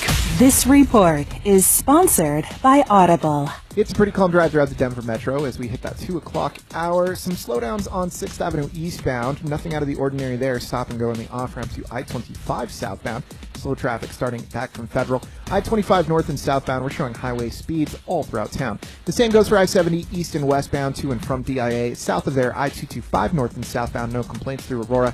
and the Denver Tech Center. With traffic, I'm Mark Swan. Tap into your well-being with Audible audiobooks, podcasts, and originals. Expand your life with expert insight and motivation for better health, habits, relationships, finance, and more. Start listening free when you sign up for a 30-day trial at audible.com. Let's talk about your hair, but first, talk about my hair. Many of you know I have great hair, and that's because of Advanced Hair. I'm living proof that their simple one-day treatment offers life-changing results. It's not magic, but close to it. They put your hair where you need it the most, and bam, it grows. That's science. Advanced Hair has it all. Top-rated Dr. Tanya Pauls, modern technology, and best of all, you get your very own natural hair regrowing the very next day. Advanced Hair guarantees your hair to grow for life. So schedule your free consultation now. I'll get you $250 off and 250 free hair grafts. This is an incredible offer for a limited time. Advanced Hair is the winner of Westward's Best of Denver and has changed the lives of tens of thousands of people, including me. Now it's your turn. 720-459-HAIR. That's 720-459-HAIR, or go online to advancedhair.com. I'm about to rock your world. For those, we need to talk. About to talk. We talk. This is Ryan Schuling Live on Denver's Talk Station, 630 KHOW. All right, we have an FBI Director, Kash Patel, getting 51 votes in a Senate-wide confirmation vote just a moment ago to 49 noes, which means that 2 Republican senators did not vote for him. For that and more, let's go to senior correspondent Chad Pergram, who's following all the moves on Capitol Hill. Chad? Good afternoon, John. Well, Bernie Moreno, the Republican senator from Ohio, just read the vote total, 51-49. Mitch McConnell, the former Republican leader who announced his retirement earlier today, he voted yes. Some people thought he might vote no, but there were 2 GOP no's. You had Lisa Murkowski of Alaska and Susan Collins of Maine. So 51-49. They did not need J.D. Vance here to break a tie in this instance. Well, the usual suspects there with Murkowski and Collins. I can't get too upset about Collins from a purple, lean blue state. About as good as you're going to get as a Republican senator, and generally, more often than not, she votes what we would consider to be the correct way, the right way, the America First way. But on a couple of these nominees, she's gone rogue. Murkowski's more difficult to explain and a lot harder to justify, and she needs to be primaried in her next election. She would have lost. This is the bullet that we dodged as Colorado voters here. We usually get things like this wrong, like we voted to join the National Popular Vote Compact and give away our electoral votes to the popular vote winner, which ironically, had it been enacted, Donald Trump, I think, would have won all but Virginia and D.C., because all these other states that are blue signed on to this with the preconceived notion that Democrats, now that they had this demographic destiny of having illegals moving into this country, converted into Democratic voters, would win the popular vote in presidential elections for the rest of time. Donald Trump won the popular vote this time around. And therefore, the libs who think a little bit too hard about this sort of thing don't even realize that had that been enacted, had the requisite number of states, it would have had to total 270 electoral votes of the 538 available. Donald Trump would have received Colorado's 10 electoral votes. I would have found that hilarious, but I don't think it would have been right. This is what we voted for because we're morons here in a lot of ways. However, we did dodge the bullet in my view, and there were a lot of there were strange bedfellows on this one. I remember interviewing Senator Michael Bennet on election night. This was a rarity over on KOA, anchoring the coverage there, and he and I agreed. We opposed this vote to have ranked choice voting on our ballots. It causes a lot of confusion. It creates a lot more problems when it comes to counting, and it also gives additional bites at the apple for candidates who might not otherwise win. In fact, Lisa Murkowski had to weasel her way back onto the ballot in Alaska. This was strange. Kelly Tshibaka, you might remember that name, should be the senator from Alaska. Had there been a straight-up election the way that we're accustomed to here in Colorado and many other states, she would have won the primary, she would have won the general, she'd be the senator from Alaska right now. But there were some mechanics behind the scenes with the ranked choice voting that allowed Murkowski to kind of weasel her way back onto the ballot, I think as an independent or some weirdness. but she ended up winning in the general. It's horrible, and I opposed it. On the other hand, Dick Wadhams, a Republican, was part of the group that was advocating for it. I disagreed with him on that, but there were Republicans on both sides, there were Democrats on both sides. Hickenlooper opposed Bennett, and Senator Bennett joked with me, I got to go track him down and talk him out of it. He's wrong. I mean, I kid because I love, or something like that. Anyway, Cocaine Mitch voted the right way, and what this shows, and Chad Pergram, Fox News, further elucidates us here, Trump is going to get every single one of his cabinet nominees through. Every one of them. And there were concerns about Kash Patel and Pete Hegseth and RFK Jr. and Tulsi Gabbard, and guess what? 4 for 4, baby. I should note that this is only the second nominee who's gotten more than one GOP no. You had Mitch McConnell, who's voted, being the only no on the Republican side a couple of times here. You have to go back to Pete Hegseth in late January, who got 3 GOP no's, Collins, Murkowski, and McConnell, and Vance had to break the tie to confirm Hegseth as the defense secretary. But he's been confirmed, and now the Senate goes on to the budget debate. Now they move on to other things, but this is no small thing. Kash Patel being confirmed as FBI director. He is going to cooperate fully, you would imagine, with the efforts of DOJ and not only the wasteful spending that might be occurring in the Federal Bureau of Investigation, but the cultural rot within the organization. And unfortunately, it needs to be ripped out root and branch, and it's not just the higher-ups, James Comey, Christopher Wray, leadership in that regard. We have the likes of Peter Strzok, you might recall, or Brian McCabe, or Lisa Page. I mean, just a few names out of a hat here that had predisposed political biases to serve up subterfuge against the sitting president of the United States. This cannot be tolerated. We got to go to Quantico. We got to go to every FBI office throughout this land and clean house. It needs to be done, and Kash is the guy to do it, and getting at the roots of corruption here, too, cover-ups and investigations. Exactly how many operatives were present